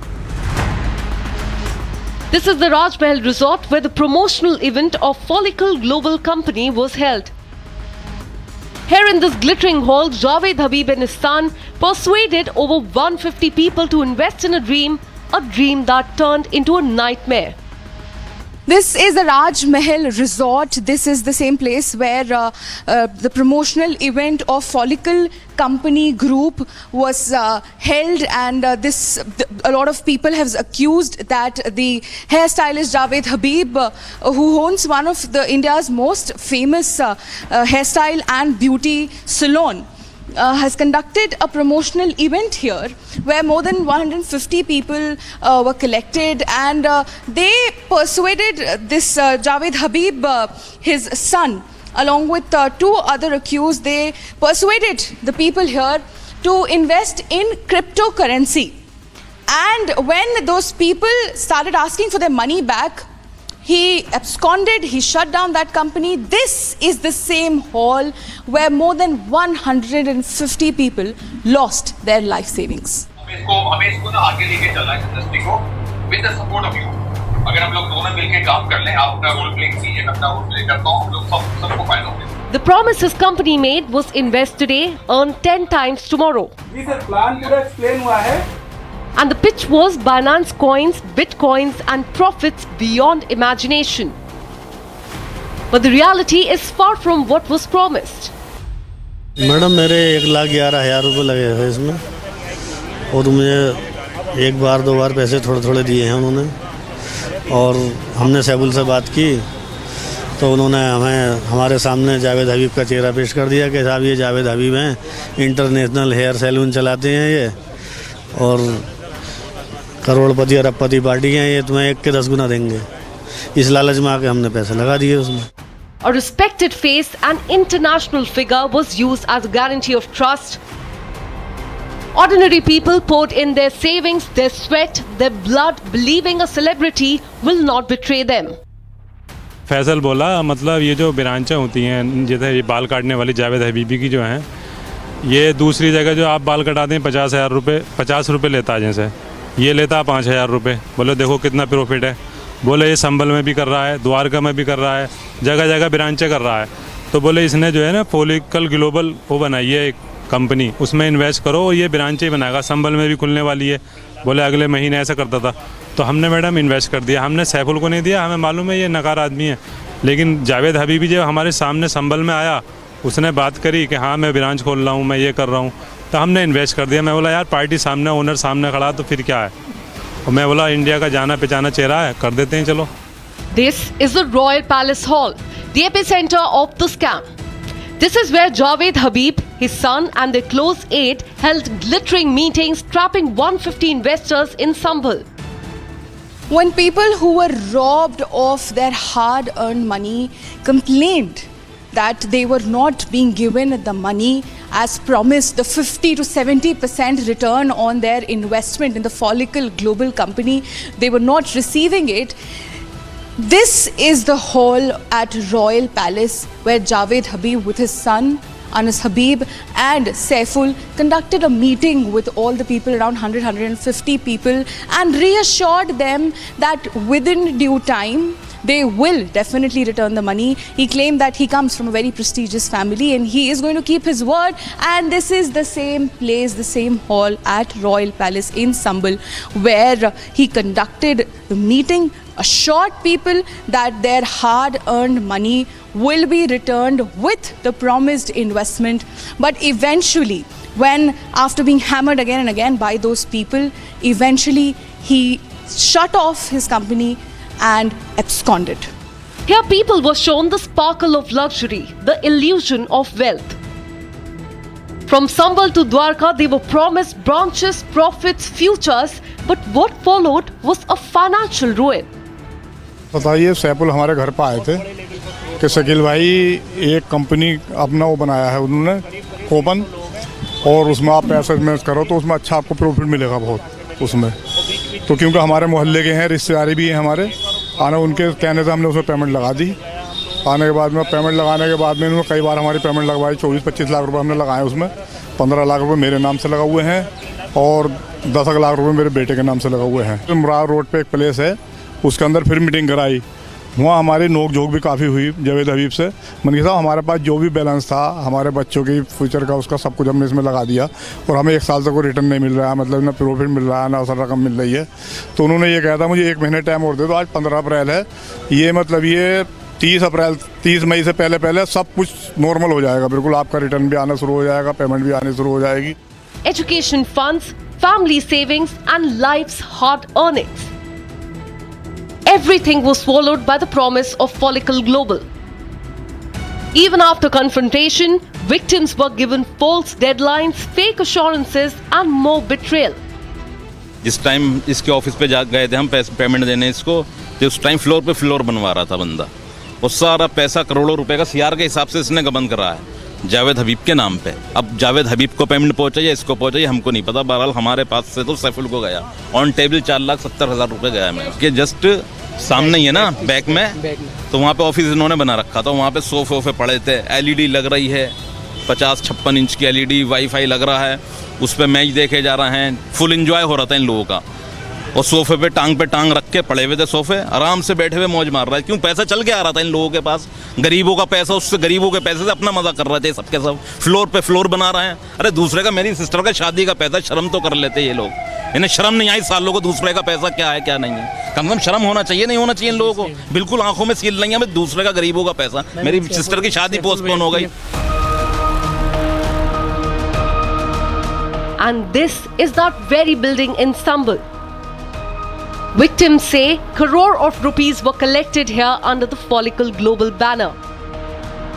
Floor after floor was being constructed even as the dream of investors came crashing down. This is the building where Saiful, one of the accused in this entire matter, used to sit. This is the entire office. He claimed that this is the office for Follicle Global Company, and this is where he used to invite people to discuss the strategy, what will be the strategy to go ahead, how the investment should be done, what amount should be given, which channels will be taken to for the said investment. This is where the entire alleged scam used to carry out. And if we listen to the victims in the case, according to them, this is this building, they saw this building being made in front of their eyes of their own hard-earned money, with which these people have now created and built such a tall building here. And if we look around, actually if we look around, and there are a lot of buildings, this is the tallest building here. From flashy offices with LED TVs, Wi-Fi and luxury sofas, to the dark reality of families whose marriages were postponed, futures stolen and lives destroyed. When complaints were filed, instead of remorse, there were threats. Instead of justice, there was boasting of political influence and death threats. वो क्या कहते हैं, मैं यहाँ पर हूँ, मैं वहाँ पर हूँ, मैं यहाँ पर हूँ, मैं वहाँ पर हूँ, उन्हें टालेगा। फिर हमने शिकायत दर्ज करी थानों में, फिर सर के पास भी गए, हम एडिशनल एसपी साहब के साथ भी एप्लीकेशन दी हमने, मगर उसके बाद भी वो कह रहा है कि मेरे पास ये है, मेरे पास वो है, मेरे पास कोई फ़र्क नहीं पड़ने वाला, ये है वो है। इस तरह से अब कह रहा है मैं स्टे लेने जाऊँगा, और हमारी भी छोटी कपड़े की शॉप है, उस पर भी धमकी देने का सिस्टम भी चल रहा है। Javed Habib, the man known for celebrity haircuts, now faces allegations of cutting through people's savings, their trust and their futures. Right now, what we are doing is we are giving them the notice under 35B. Once they come here and give their statement, considering the scale of the fraud, because right now only 15-16 people have come, but there are chances that these numbers might swell. Once we receive all the applications, then we will consider it under Gangster Act as well, because if it is a gang who is operating to dupe people, then under the local act of UP state, Gangster Act, we will go and we'll also proceed with seizing the property of these people, so that the innocent people who have been defrauded, they get their due share. So this is basically a financial fraud committed at the pretext of giving better return, higher returns. We are summoning the accounts, and through Binance, which is a platform through which all these Bitcoin transactions take place. So Binance is going to help us. All the financial transactions, and we will also take help if there is any scope of money laundering as well, because most of these investments are then taken out of the country through these Bitcoin and the Binance actions. So we will also see whether this money was laundered or not. An FIR has now been registered at Rai Sati police station, and police is currently investigating the bank transfer, the money trail, and how these innocent people were duped of lakhs of rupees. These people, the papers that you see, the screenshots that you see, those are not just paper with number. Those are the proof of shattered trust, people who have lost their life savings. Now the police has said that they will investigate the matter, but the people here are still awaiting accountability. From Sambal, with people awaiting justice, this is Shambhavi reporting with Vijay Vivek on Republic TV. For over 40 years, a canal meant to share water between Punjab and Haryana has remained incomplete, mired in politics, protests and court battles. Punjab insists it will not share, while Haryana waits for the water that could sustain its fields and livelihoods. Farmers on both sides continue to bear the cost of decades of delay and dispute. From high-level meetings in Delhi to threats and violence on the ground, the Sutlej-Yamuna link has become a symbol of unfulfilled promises. Our report on the long-form story traces the history, the conflict and the human toll of a canal that never was.